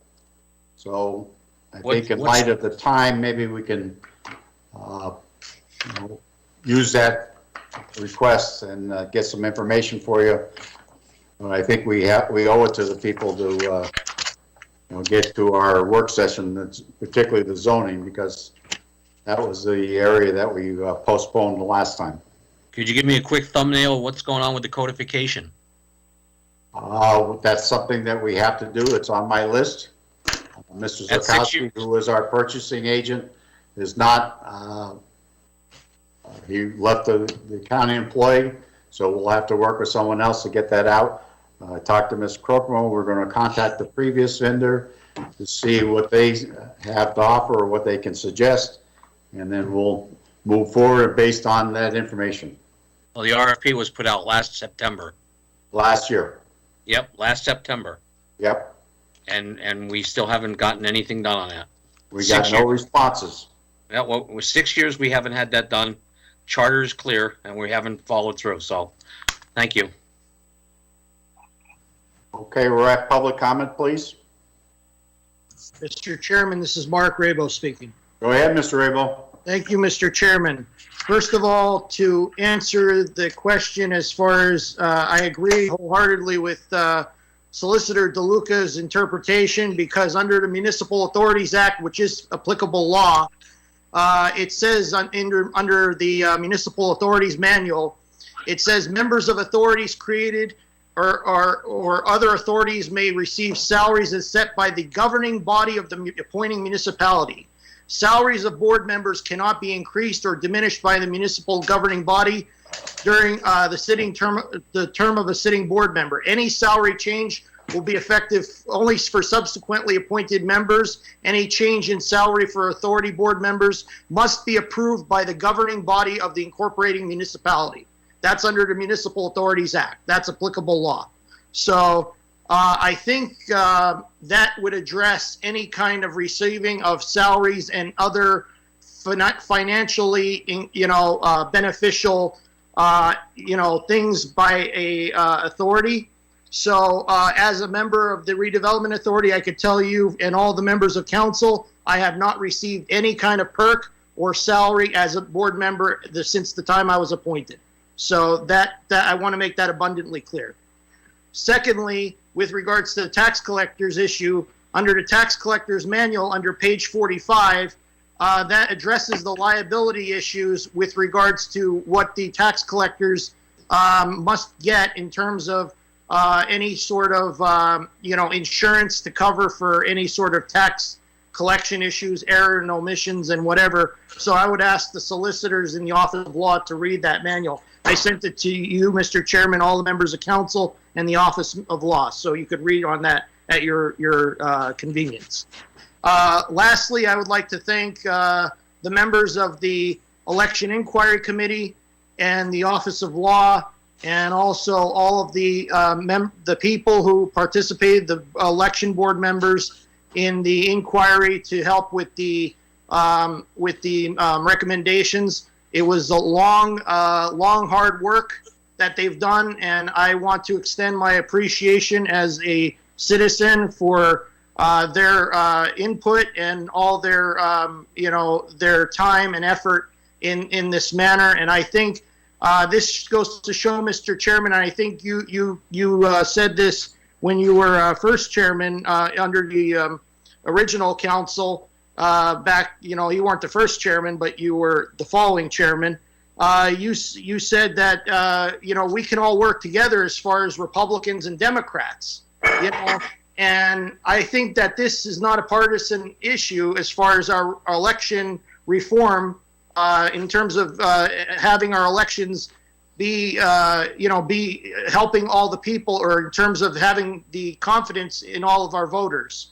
So I think that the insinuation of partisanship in this process in terms of election reform is wholly unfounded and, quite frankly, not even relevant in terms of the accusations that have been levied by some people. So thank you very much, Mr. Chairman. I'm ended. Thank you. Other members of the public, please. Ronald, Matt. Go ahead, Mr. Matt. Thank you, Mr. McGinley, for allowing me to speak along with the council members. If it's okay, I'd like to compliment Mr. Evans and Lavallo, the young girl who brought in the figures that were mentioned, 100,000, 3,000. Little Miss Lavallo brought in. That is to be commended. Yes, it is. The only questions I have to ask is in respect to this. I believe it was Councilman Bowe who presented this. Correct me if I'm wrong. Is that correct? Councilman Bowe presented That's correct. I was just wondering, what is the process of nominating a person? Because I brought this man's name up. That would be Greg Griffin, the man who's produced very good results regarding cleaning up the highways and the townships and gathering hundreds of people and tons of trash. How does one nominate a person to be recognized for effort in an all-out voluntary fashion, which would add up to well over 100,000? You couldn't put a price tag on it to encourage this kind of activity to continue. I brought it up almost 19 months ago about our need to curb littering, and from that meeting, Mr. Greg Griffin was in the council chambers, and he took it upon himself and said, I'm going to do something about this. And we've had a flurry of committees that spawned from that in cleaning up our community. I think that's worthy of mentioning, that this man has done exceptionally well along with all the hundreds of volunteers that have taken part. The other thing I wanted to mention is I did appreciate the kumbaya moment between Councilman Griffith and Manager Pedre in respect to, yes, I vehemently believe that there's more than a capable ability to handle the in-house tax collection. And yes, that was a moment to be memorialized because it's been few and far between moments like that. But it was to be emphasized that there's potential in Luzerne County if we put our heads together. And that leads me to the last thing. I was impressed by the sharpening ironing method of resolving or trying to come to great conclusions on this meeting. Unfortunately, things didn't go the way I would have wanted them. Okay, Mr. Knapp, if you could wrap it up, please. Resolution 4. But I thank you for your time and the council for my opinion. Thank you. Mr. McGinley, can I answer that real quick? Certainly, Mr. Vogt. Very quickly, though. Yes, of course, Mr. Knapp. Thank you for saying that. And also, with proclamations, any council member can support it, and with support of the rest of council, it can become a proclamation. I've talked to Mr. Griffin. He's done amazing things for our community. He's going to be on our next county cares call, where we're going to put together and recommend to council a proclamation for him. Thank you. Any other members of the public?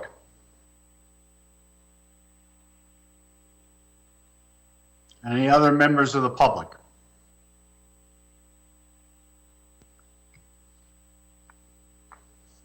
I have two. Who's that, please? Mr. Manta. Go ahead, Mr. Manta. Okay. My comments this evening are going to be directed to all of the council members. And for one time that I've been writing all of the votes down, finally, 6 times, it was a unanimous vote. And I was really surprised, and it shocked me, that the issue of a tax collector could be such a strenuous problem for the county council to just say, look, we can collect our own taxes. And we really don't, you know, with modern age, and Sheila could back this up, hey, what about the mail-in? And she did back it up, and she said to Harry, oh, what about the mail-in votes? Well, you know what? Play upon it how you'd like, but I think the county can collect their own taxes. They've done it with certain municipalities. And I have a question for Mr. Riley. I don't know if he's still on board there. When he said that this money was for people that are renting, I have a question about that. What about the people that are paying mortgages that can't pay their mortgage? And what about these people that don't even own the properties that are in other states? These out-of-state landlords, shouldn't they have to prove that they're living in Luzerne County? And I think the taxpayers need a break if there's if there's funding for all of these other items in the county. The taxpayers deserve a break with the $10 forgiveness, you know, or the 10% forgiveness. I mean, that has to come about. And I have to give kudos to the people from the election board or the election inquiry. That was a very, very, very difficult thing that they encountered. And there's people that are from the back mountain that are criticizing the board because of the fact that, oh, they're all Republicans on the board. So this is prejudicial to the party, and I don't think that was appropriate by some person that said that. And believe me, the petri dish for fraud was in the mail-in ballot. That was the petri dish for fraud. Thank you, Mr. Manto. Thank you. Thank you very much. Okay. I have 2 emails. Good morning. Could you please tell me why one is not able to pay property taxes via an online platform or some other modern or convenient means? I think you would be able to capture more revenue if you made the process simple and convenient.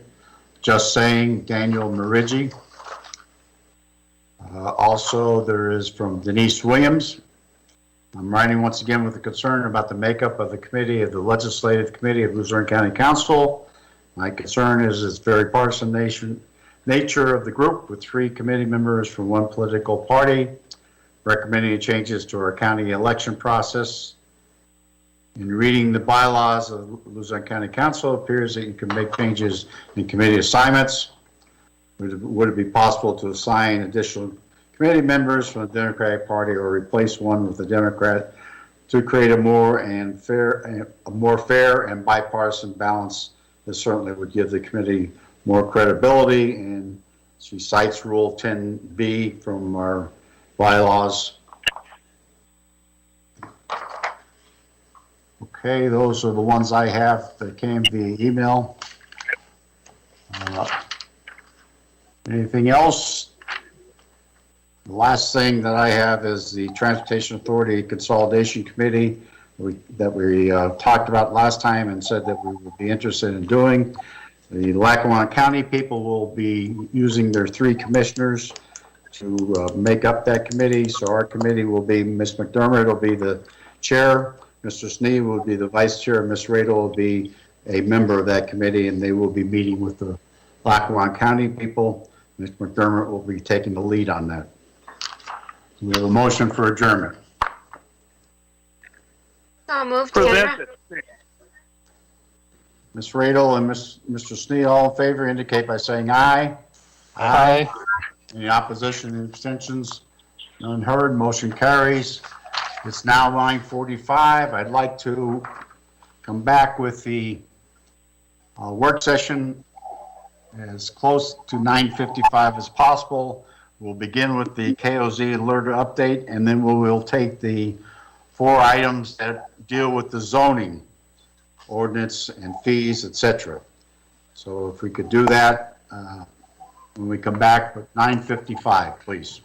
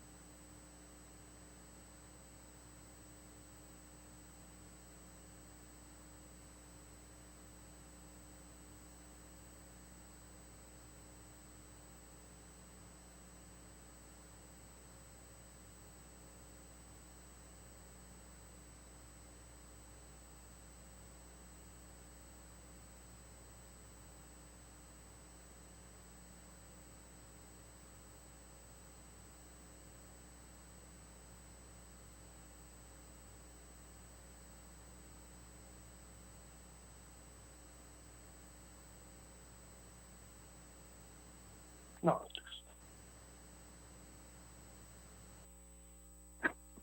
It's lost again.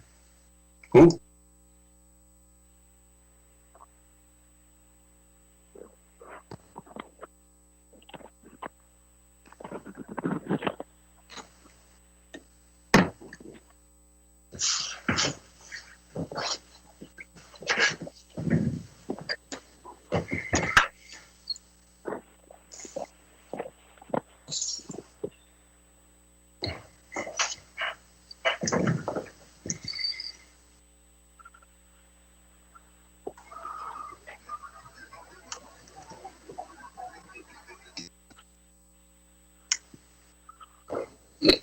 That automatically switches between carpet and cardboard. All right, it's 9:55. We're going to call the meeting to order. We've already done the pledge and the moment of silence. Roll call, Ms. Lawrence.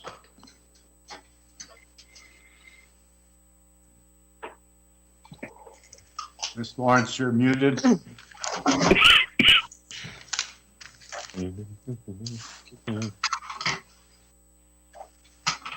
Ms. Lawrence, you're muted. Can you hear me now? Yep. Okay, Teams had me muted. I didn't have myself muted. Okay. Mr. Griffith? Present. Mr. Haas? Here. Ms. Hauk? Here. Ms. McDermott? Here. Mr. Perry? Here. Ms. Radel? Here. Ms. Sedman? Here. Mr. Schnee? Present. Mr. Urban? Here. Mr. Vogt? Here. Mr. McKinley? Present. Thank All you. present. Adoption of the work session agenda. Do we have a motion? Presented. Mr. Schnee, do we have a second for Mr. Schnee? Second, Leah. Second. I thought Leanne was in there first. All in favor indicate by saying aye. Aye. Aye. Any opposition, any abstentions? None heard, motion carries. Okay, we're going to start with the KOZ and Alerta presentation. I think that you have a PowerPoint. Yes, that would be Miss Montgomery, Mr. McGinley. I will have her work with Jared on it. Ms. Hello. Montgomery is the director of the assessment department. Is that That's correct? correct, Mr. McGinley. Okay. Hi, everyone. Good evening. I'm not sure what it is you want to know, but I did prepare a brief summary of what KOZ and the KOEZ and the LERTA are, which is in here somewhere. I didn't ask Jarrett to put it in any certain order. What he has up there is the beginning of the spreadsheets that we received from the state showing what KOZs are still out there. And the first couple pages, I think you'll see they're all expired in 2019 and so on. So as you get further down that list, you'll see that some are still current. We, however, don't normally get this list, but because you asked for an update, we asked the state for a list. The KOZ is totally state run and monitored and administered. And so if someone is expired and they choose to apply for an extension, we wouldn't know until the property owner gives us a copy of that letter saying that they've been extended. So we had none that were extended until January. Mid-January, we got one for the KT Holdings, which is on Elmwood Avenue in Mountaintop. Miss Montgomery, if I could interrupt, could you make that bigger somehow? Maybe there's some people that are, there you go. Jared's doing that, so he Oh, okay, Jared. Yeah, just a little bit. I think there's some people that are texting me say they can't see it. It could be printed off later too. Well, we'll put it up on the webpage tomorrow morning. But there you Yeah, go. I could share it to the chat too. I'm just scrolling through since I don't know if you have a specific order for this. Okay. I don't. But anywho, so that information's there. Right now, we only have the one KOZ that we just got in mid-January. Other than that, we were starting the year not having anyone that had extensions. But now looking at this list that the state recently provided us, there seems to be some that are forthcoming. There's not much we can do about that. We're kind of held to their administration of that program. So this list is all KOZs? They're not dissolved. They're just not Oh, are extremely these active. all KOZs? Oh, yes, these are all the KOZs, yes, that All the right. state had given to us. Thank you. The list the state provided for us. The LERTA parcels are another slide that he'll get to once he gets done scrolling through those. I don't know if anyone at council is unclear as to what KOZ and LERTA are, but I would be happy to answer any of those questions as well. I can tell you that the KOZs, the properties that are deemed a KOZ receive benefits on the land and the building, but not until they occupy it. And then they get other tax breaks, not just real estate tax breaks. They see corporate tax breaks and capital stock, foreign franchise taxes, personal income taxes, and stuff like that, that they get breaks on for being in the KOZ. And it, of course, is to help promote development and all that jazz. The LERTA programs are more locally monitored and administrated and approved, and they are typically only on the improvements. So I noticed on the top of those slides, it looks like that was prepared by a person who's employed by the state. Yes. And it looks like July was the date that was important. So is there any more recent reports since that July report? Nope, I asked for one the other day, and that's the one they gave me again. Okay. Thank And then you. I just took off a lot of the stuff that was on the end that made it even smaller yet. That was all pertinent to their in-house housekeeping. Thank you. You're welcome. So up there now is the summary I did for you of, the tax breaks that each property owner would see and what happens as far as the process goes. We don't mark them as exempt on the tax rolls. They do show up in the total taxable assessed value because until they are abated out for that current year, they are actually taxable properties. If we make them exempt and then once they expire, then they would continue to be exempt unless someone went back in and changed it. And they're not exempt property owners. They're not exempt parcels. They are temporarily abated. So that's how they are treated. Come springtime, we go in, pull out the ones that need to be adjusted, and make the necessary adjustments. You can go to the next one, Jarrett. So there's the LERTAs you had asked for, the ones that were expiring, I believe, in the upcoming years. And so I grouped them into 3 groups. The first group is the ones that expired in 2020. The next group are the ones that expired in 2021. And then there's 2 that expire in 2022. And then following this slide, there are numerous slides showing you the LERTA records that had been kept up until I got here that show some properties that they're receiving benefits, some that haven't built yet, and so on. And I'm working on getting that into a better presentation so that you can understand it a little bit better. It's kind of confusing to look at.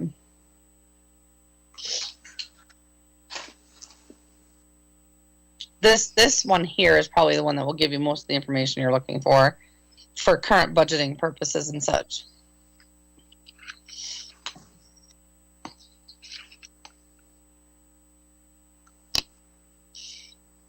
That's all I have. If anyone has any questions. Questions for the assessor's office there? Miss Montgomery? Questions for Miss Montgomery? Could you email that to council, Ms. Montgomery? That slide? Sure. Thank you. Just that slide, Mr. Griffith? No, the packet with the KOZs and the alerts. Oh, so you want the whole PowerPoint presentation? Whole Yes, kit please. caboodle. Yes, Okay. please. And we'll put it up on the webpage tomorrow so that that'll be available for public. Anyone else? Miss Montgomery. Yes. The ones that have expired in 20, so there were no appeals for a change in their assessed value or their taxes. Is that what it was? A filed appeal as of 1/5/21. Can they still file an appeal?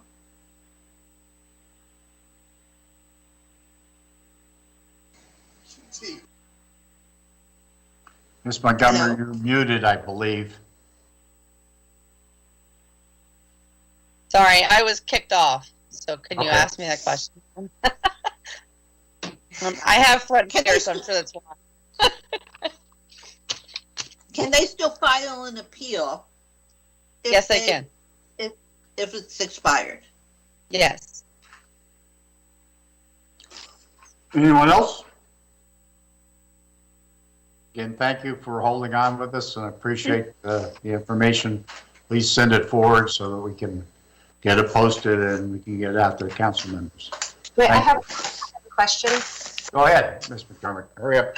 How many of the properties, just kind of going off of what Ms. Sedman had asked, how many properties have filed for appeals? I mean, we see what's here for 2021, and well, you'd only worry about the ones from 20, and they have until August, I believe, right, to file for the appeal. To be honest, I don't. How many have done it in the past? I don't think anyone was really keeping track of that. And then we do have some that are still in courts that we don't even know how they've turned out yet. So I don't know. I don't know the answers to that question. I can monitor it from this point forward. That would be great. Yep. Okay, thank you. Okay. Thank you again. You're welcome. Next up would thanks Kristen for being on there. I thought it was interesting that we only had one KOZ property left on the thing, especially we had so many KOZs for so many years. Obviously, it's up to the state to what they do with those, but I thought that was interesting to see. I'm going to turn this over now to Mr. Jones and his team for the zoning ordinances. Mr. Jones, you have the podium. Thank you, Mr. Chairman. Can you all hear me? Loud and clear. Okay. Good evening, council members. I'm Matt Jones. I'm the Executive Director of Planning and Zoning for county government, and I'm joined here by our zoning staffer, Alan Brzezinski, and I'm also joined by former zoning staffer, Jim Weber, who worked here for 4 years and has now retired to Sub-Zero, Michigan, and is joining us. Jim had worked on this ordinance rewrite for a year, and so he's graciously made himself available in case we might have any questions for Alan or Jim. Both of them are available to help answer any questions you might have about the ordinance. If I might, I would just reiterate the background of this very quickly and some of the benefits that staff see this ordinance providing if you so choose to adopt it.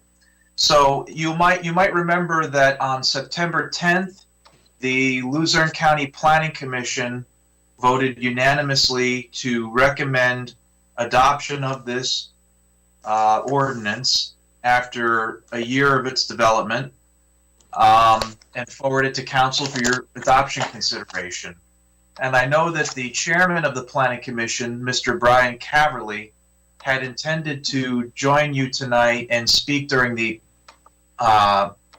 public comment period, but then 3 hours elapsed, and then I think we lost Brian this evening. He may have nodded off, but he had intended to, he had emailed several of us, and including Jared Katowski and Eddie O'Neill, and wanted to make himself available to pledge his support for this verbally for you tonight.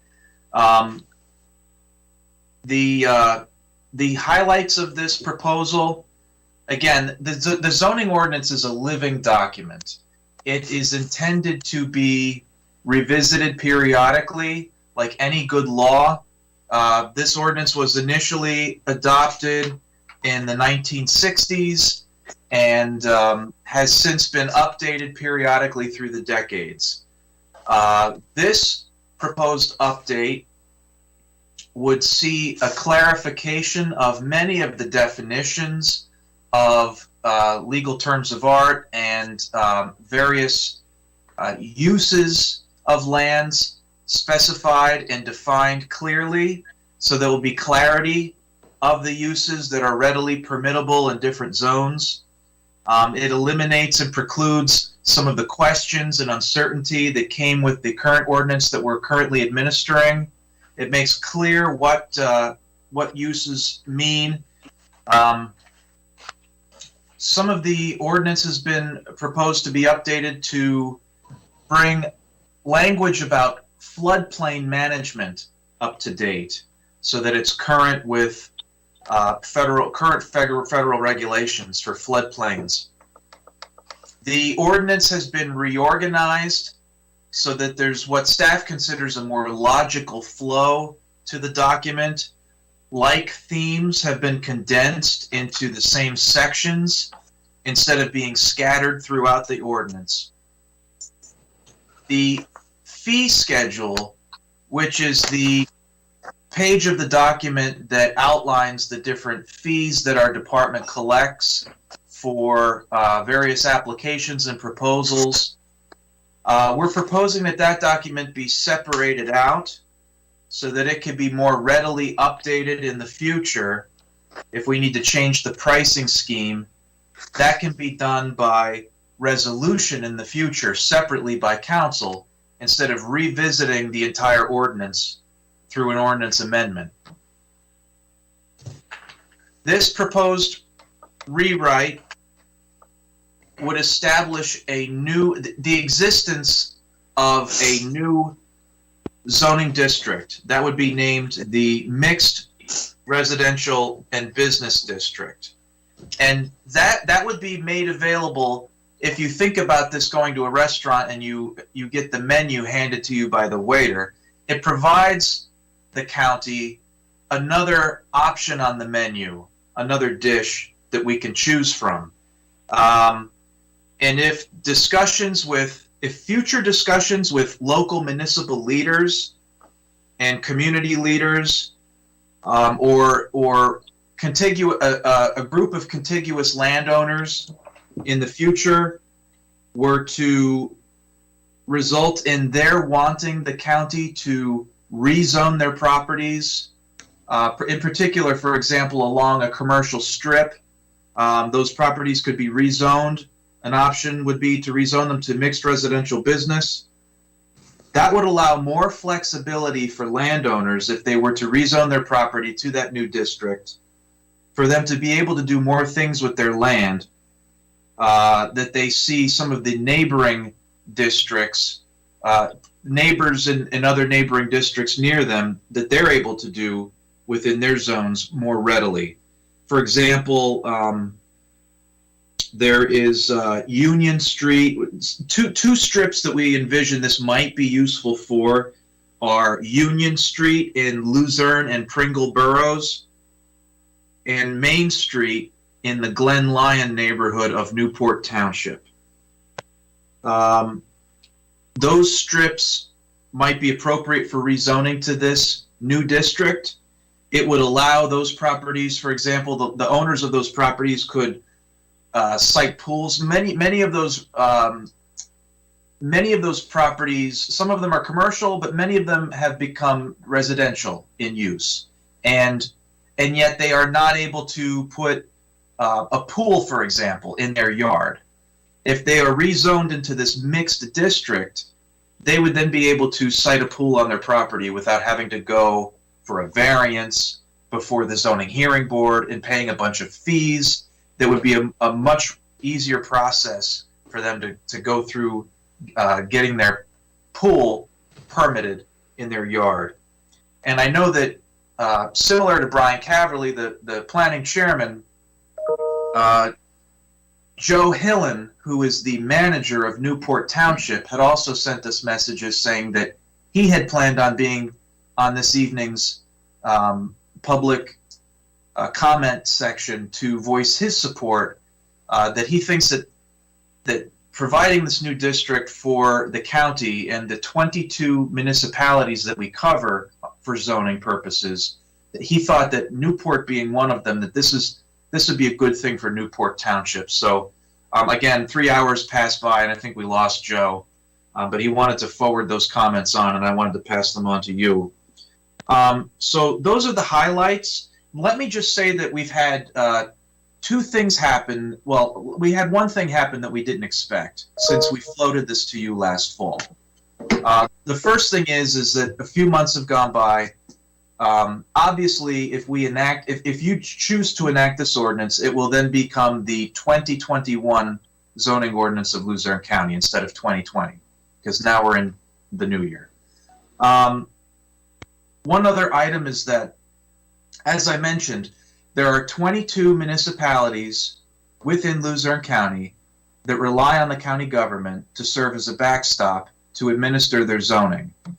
Back in the 60s, Luzerne County passed a zoning ordinance to cover the whole county.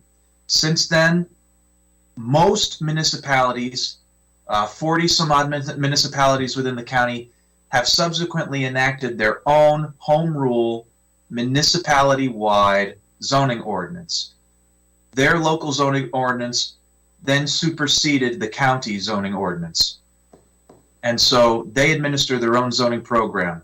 There are 22 municipalities left that are listed here in the document that we cover because they happen to have not enacted their own zoning ordinance. They have continued to choose to rely on the county services to do that for them.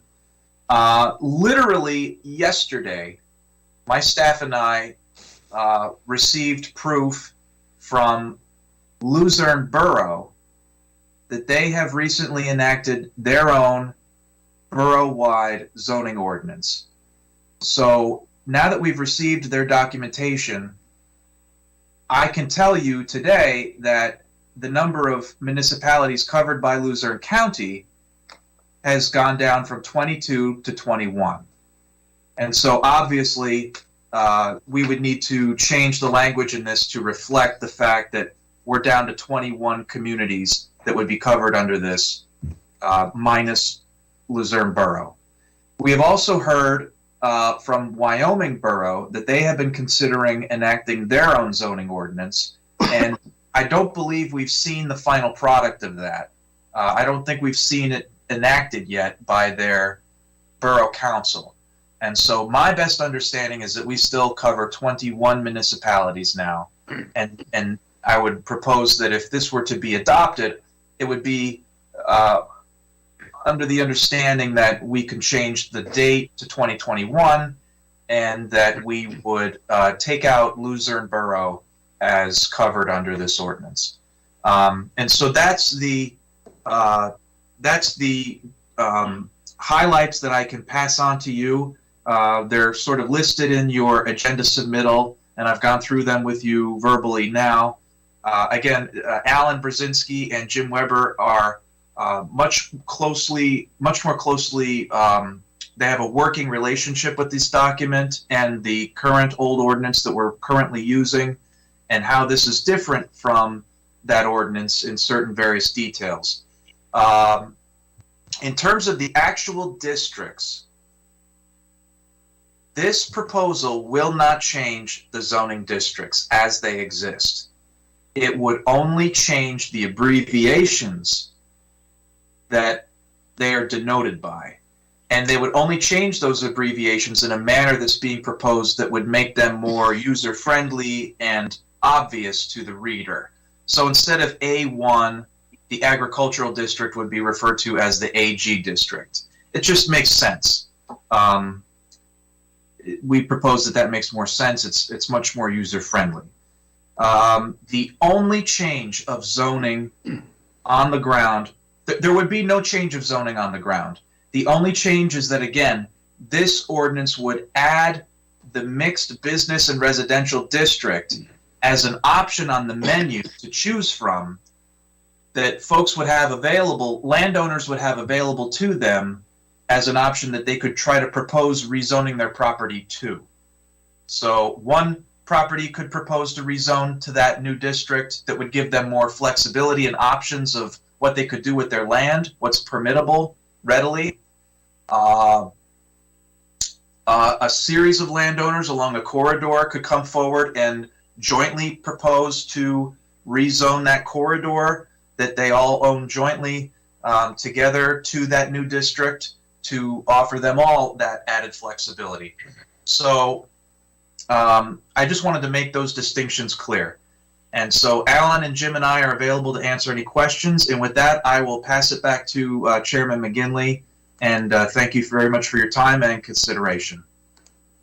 Questions for the zoning department? I know you did a lot of work, and I appreciate that, and I think you did a lot of the annotations were very helpful. In light of your comments, you're proposing the zoning fee schedule become a resolution and be separate from the ordinance, correct? Yes. And so, unless there's an objection by someone, that we would follow through with that recommendation. Anyone else? Thank you for your time. Thank you for your work. We're moving down to number 6, Mr. Pedri or Mr. O'Neill.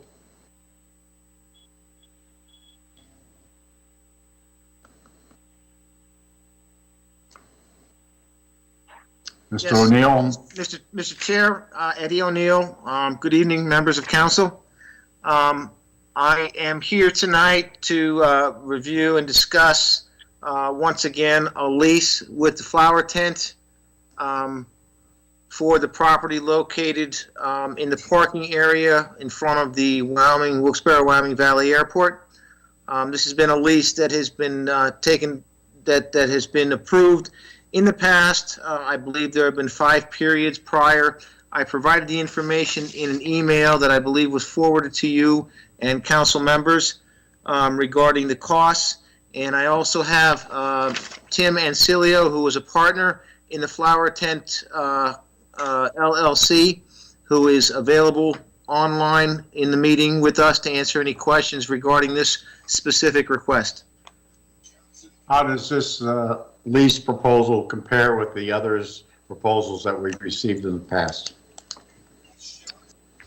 Well, as you can see if you looked at it, there is a daily rate that is slightly lower, and I believe that Mr. Ancilio's intention, I'll let him speak to that in more detail, but I believe his intention and reason for asking for that slightly lower rate is because of the fact that during the fall lease, when COVID had taken place and affected the operations of his business, he had not come to council to ask for any kind of discount or rebate based on the agreement that had been made prior to heading into the COVID pandemic.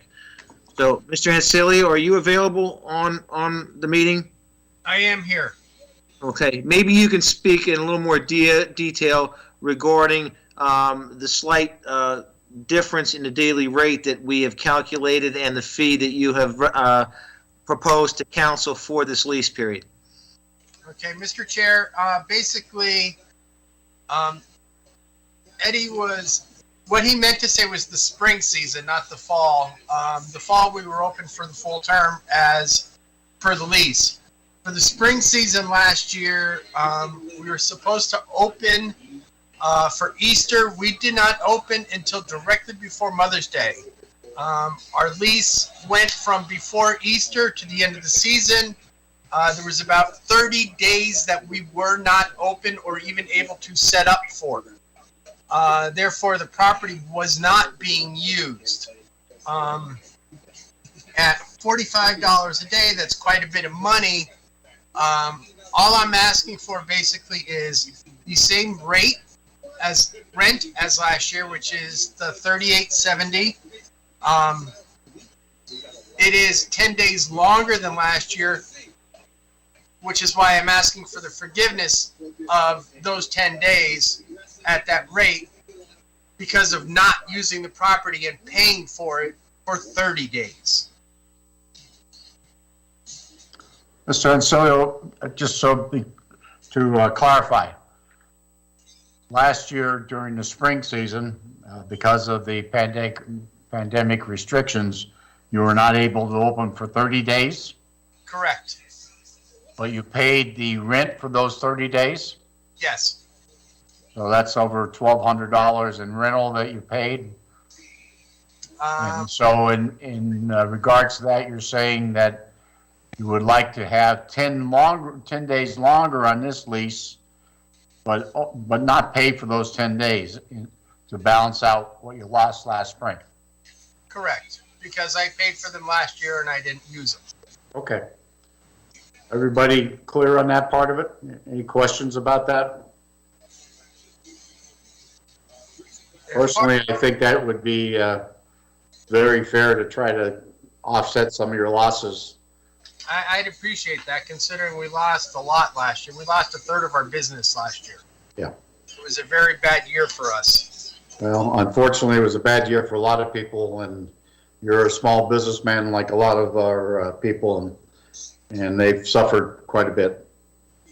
Yeah, and I totally sympathize for everything that the council has to go through after hearing you for the past 3 hours. Okay. Questions for Mr. Ancilio or Mr. O'Neill?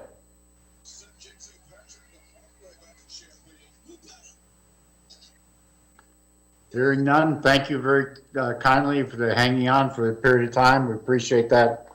And Mr. O'Neill, thank you. And this will be our voting session at the next meeting.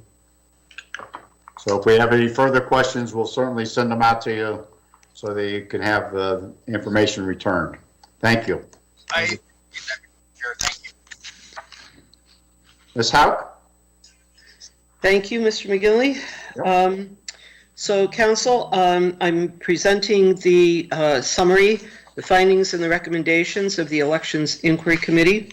Everybody should have a copy of that in your packet, and I will not read the entire thing to you. It's 6 pages long, but I'll just give you the highlights, and then if you have any questions, if we have time, you can ask them, or you can email me or any of the committee members. So the committee, first of all, was Mr. Haas, myself, Mr. Urban, and Ms. Saidman, and I was the chair of the committee. We met every Thursday for 10 meetings. We interviewed several county employees, as well as the Board of Elections members, and we had representatives from Dominion and ES&S there as well. We requested several documents from the county, and we proceeded with our discussions through those meetings. So here are our findings. We defined the scope in 4 ways. We looked at operating policies, procedures, and practices, the role of the Board of Elections, office management, and election procedures. So just to be clear, although we did have an election in November, that was not the sole focus of this committee. The focus was on the procedures and practices of the Elections Bureau in any election, not just in the 2020 election. We did receive a lot of input about the 2020 election, but that was not the sole focus of the inquiry.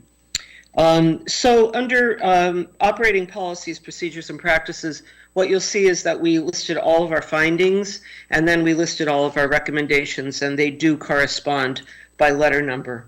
Under operating policies, procedures, and practices, the biggest finding was that there was no written documentation of the procedures and practices. So things that occur in the office have not been documented. And one of our recommendations was that they develop a written handbook of their procedures and practices, especially when there's a turnover in staff. That kind of thing is very helpful. But it also helps to clarify those procedures, just to be able to commit them to writing so that they're clear in everybody's mind. There was an issue with the handling of complaints at the state and local level, issues of the ability of poll workers to communicate with the Bureau, and then we did note that campaign finance reports have not yet been posted online. So there are recommendations follow that, and of course the first one is developing a manual of procedures, and then formalizing a process with how they would respond to complaints that are received either at the local level or at the state level, dedicating phone lines, and posting campaign finance reports. The role of the Board of Elections and voter registration took quite a bit of time to discuss, and one of the main reasons is the first finding, which is that the Home Rule Charter is vague about the role of the board. But, it's deliberately vague about it because the Home Rule Charter gives the big picture, and then the administrative code is supposed to spell it out. So the big issue on the role of the Board of Elections is that council has to do the work of defining that role, and it has to conform with state law. And so the Code Review Committee got right to work last week and started talking about this. So that will be the focus of the Code Review Committee, to identify the role of the board and to get the administrative code to define it more clearly, and that will help quite a bit in that regard. There's also a question about the role and the interaction between the director of the bureau and the board, and so we had a finding about that the director of the bureau might be the actual point of communication between the board and the bureau, the board and management. And then the identification of the voter registration committee. So our recommendations follow that, and you can see the specifics of those recommendations as well. Under office management, we had several findings, and some of them pertain to the job descriptions of the staff. We saw generic job descriptions, not ones that were really specific to the Bureau of Elections. And so, you know, as was the case when Home Rule took effect in 2012, we found across the county that there was a need for job descriptions, specific job descriptions, and it's the same in the Elections Bureau, that we recommend that there be clearly defined job descriptions, and that overlapping of tasks should be indicated for each position. The questions about the procedures and practices of that office, again, we requested documents on them. We never did get any, and so we looked at a lot of materials from the state. We looked at operating manuals for the voting equipment, but there needs to be a written procedure manual for the Bureau operations. And as well as that, there should be written procedures for the seasonal workers and the poll workers, because we found that there was a gap there between what was expected of them and what they were aware was expected of them. There was a notation, too, about the stress that the initiative for mail-in ballots placed on the workflow of the office, and our recommendation comes down to management properly preparing and assessing the impact of those kinds of things and directing the flow of the office accordingly. And then our final section was on the election procedures, and so this was quite lengthy, because there were a lot of things that dealt, as I said, with the 2020 election. A lot of it had to do with recruiting poll workers, training poll workers, making sure they showed up for trainings, and different specific things. And we had quite a few of them. I'm not going to read them all for you, but we had several findings there, and then we had several recommendations. And most of the recommendations deal with how to recruit poll workers. We had some really good ideas come out of the committee about contacting local high schools and using a junior poll worker program, local colleges and political science departments, as well as training, making online training available, making videos available for the general public for how to use the machines, and how to provide training. And then how to deal with errors, developing a plan in writing for consistent handling of write-in votes, consistent handling of ballots, and those kinds of things. And again, I won't read every one of them for you, but certainly we would appreciate it if you would take the time to look at those recommendations. We had some procedural issues, and that's the section 5 of the report. When we first asked for materials, it's possible the county wasn't sure exactly what we were looking for, and we did get a huge box of materials, and some of them were incomplete, some of them were on a list and they weren't there. We did get a lot of what we asked for. There were things that we asked for that we did not receive, but we just felt that we needed to get the material that we requested in a timely manner, and that kind of held us up a little bit in some of our discussions. And so the last item was the items for legislative review, because there were some topics that came up that were really not under our purview, such as the future of mail-in voting. I mean, mail-in voting had an impact on us, but that's not up to Luzerne County to decide if it's allowed. There's also inconsistency across the state with how different things are done, curing of ballots and things like that. And then the biggest thing, I think, was that when we had the mail-in ballots and absentee ballots, that, of course, according to Pennsylvania law, we're not allowed to start to process those, to start opening them until the polls have closed. And so that put a tremendous stress on the Bureau of Elections and the Board of Elections to get everything done.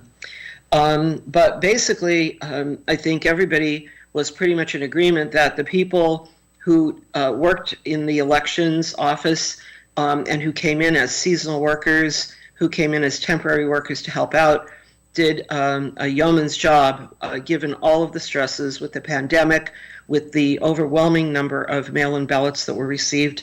And they are to be commended for the hard work that they put in.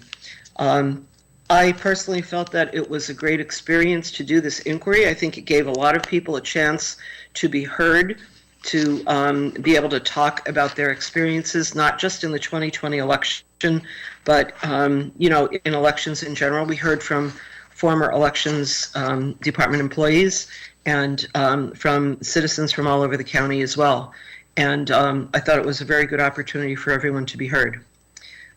Does anybody have any questions or comments? Just, I have a comment, if I could, Mr. Chair. Go ahead. Go ahead. Yeah, thanks for the leadership, Linda. I had a good time on the committee. I think we did. I learned a lot. I think we all worked really well together. I know Sheila had said that perhaps we want to reconvene the committee after the primary election, just to kind of take note and reevaluate everything that happened, and you know, see how that goes. Just a comment.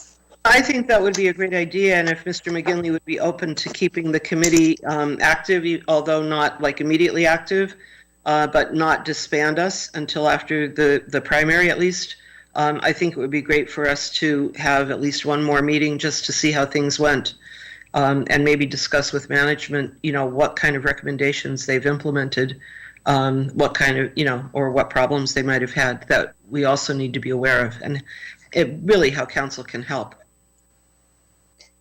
That would be up to Mr. McGinley. Well, anyone else with comments or questions? I think one thing too is, like, I mean, it was a great committee to serve on, and I think there are still some outstanding issues that we need some clarity on too, regarding Luzerne County being a home rule county, and really the way we function, or, you know, as far as our Board of Elections and the powers that they possess. I think that really needs some clarity, and I understand that the Code Review Committee and everybody's looking at that, but I'm looking at it for more of some additional guidance from the state or the Commonwealth, because how I interpret it, you know, and how someone else on council may interpret it, or county management may interpret it, or different interpretations. You know, when I look at the law, Board of Elections has the right to appoint their own employees, and, you know, because they are both the Board of Elections and technically the board, they're supposed to be the Board of the Registrations and Registration Commission. There's really a difference between terminology.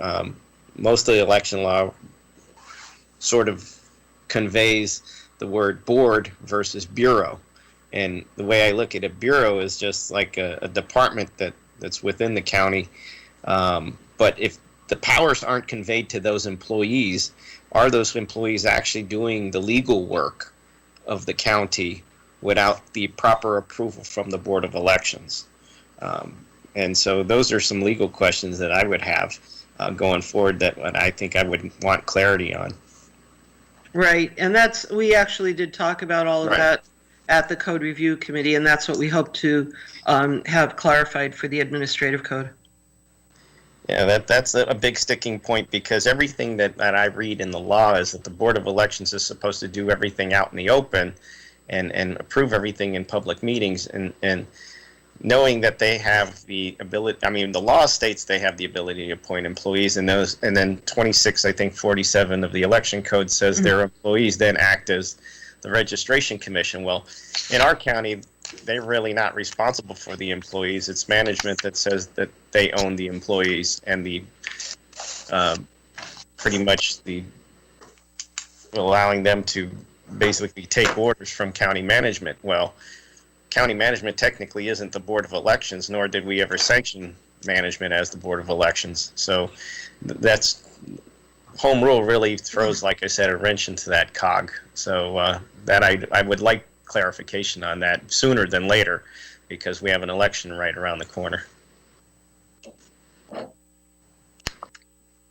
Any other comments or questions? Mr. Chair? Yes. Chris, I just like to commend Linda on her tremendous leadership, and Steve, Harry, and Sheila for doing such a great job with this. And my only comment is we've got to continue to make sure that the recommendations that they put forth must be followed through. I don't know exactly how we can continue to check on this, but we just can't let it do a little bit of recommendations and then let the rest fall on the side. We got to continue forward with this. I mean, their work, it was outstanding, and it cannot fall to the wayside, like sometimes happens in a large county like we have. So we got to continue forward to make sure these recommendations are followed through, because it was just a great job. Thanks, Mr. Perry.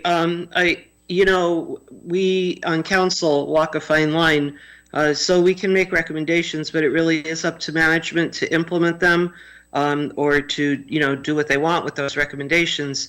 And we can certainly pay attention to what's going on, but it really is up to the manager to run the day-to-day operations. So, we felt we had some great recommendations.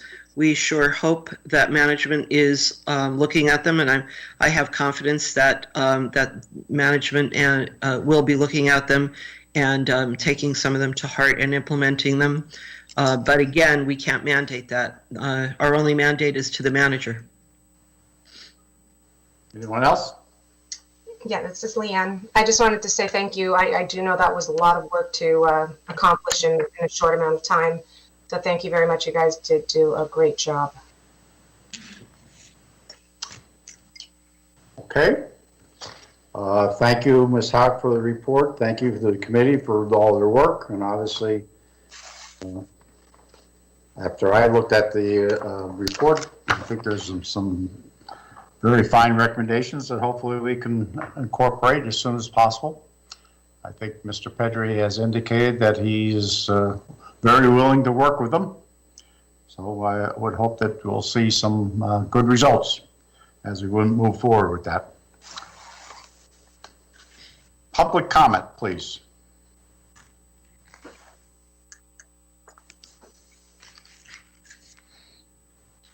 Mr. Chairman, this is Mark Rabo speaking. Yes, Mr. Rabo, go ahead. Mr. Chairman, first off, I would like to thank once again the work of the Election Inquiry Committee, and also for the Legislative Committee yesterday. I'd like to thank once again State Representative Seth Grove for attending the State Government Committee Chair, because his committee is furthering the work as far as on the statewide level with the hearings that are ongoing. They are having theirs every Thursday as well, Mr. Chairman, during the daytime. And theirs is going to be on this Thursday with regards to election audits. So I think that everyone should pay attention to those hearings, because those hearings will affect the outcome of all the legislation that comes out of that committee. Will be on the 67 counties throughout the Commonwealth. That being said, Mr. Chairman, I just have one more thing as far as with our, with the authorities, for the vice chair as the chair of the ABC committee, if, that could be addressed as far as with the insurance, because I remember, Mr. Chair, being on my different capacities on municipal authorities over the years, I attended the Municipal Authorities Conference down in Hershey, and I do believe that life insurance is covered, but it must be also claimed under the ethics form that elected and appointed officials fill out every year as something that is received as a perk. So I think that would have to be disclosed on the ethics form, if I'm not mistaken. So the solicitors could check on that. That is all I have, Mr. Chair. Thank you very much. Other members of the public, please. Mr. Manta? Go ahead, Mr. Manta.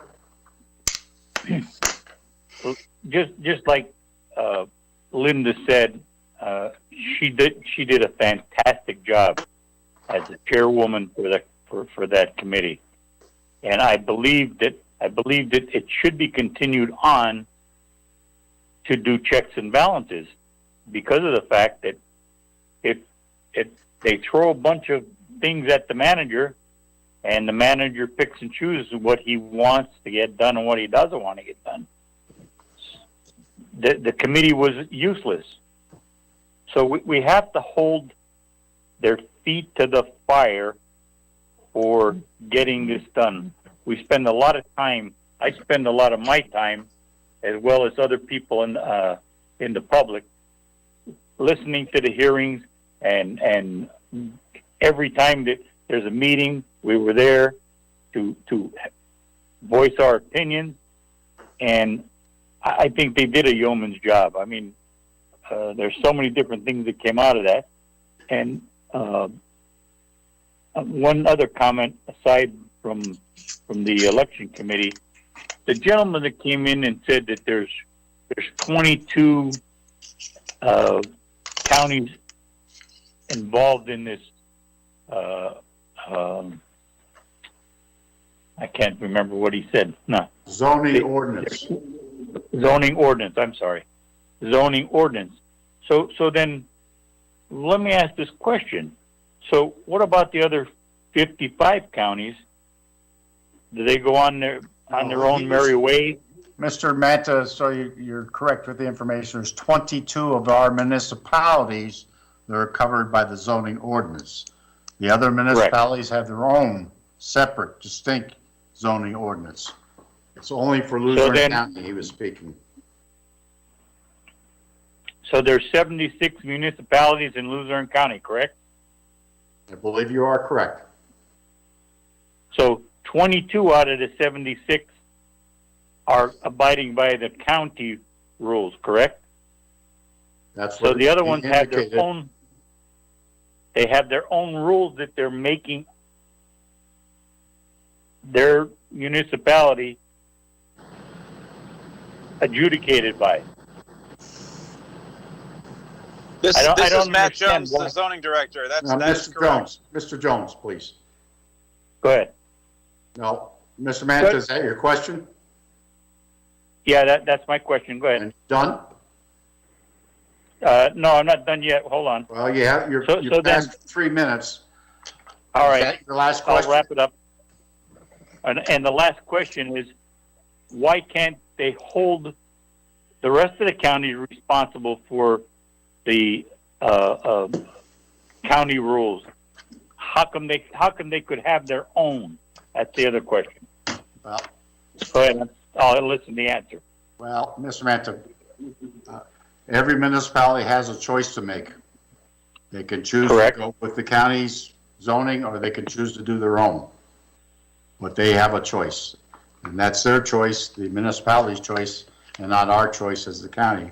We provide that service to the people who would like to have that service. Other members of the public?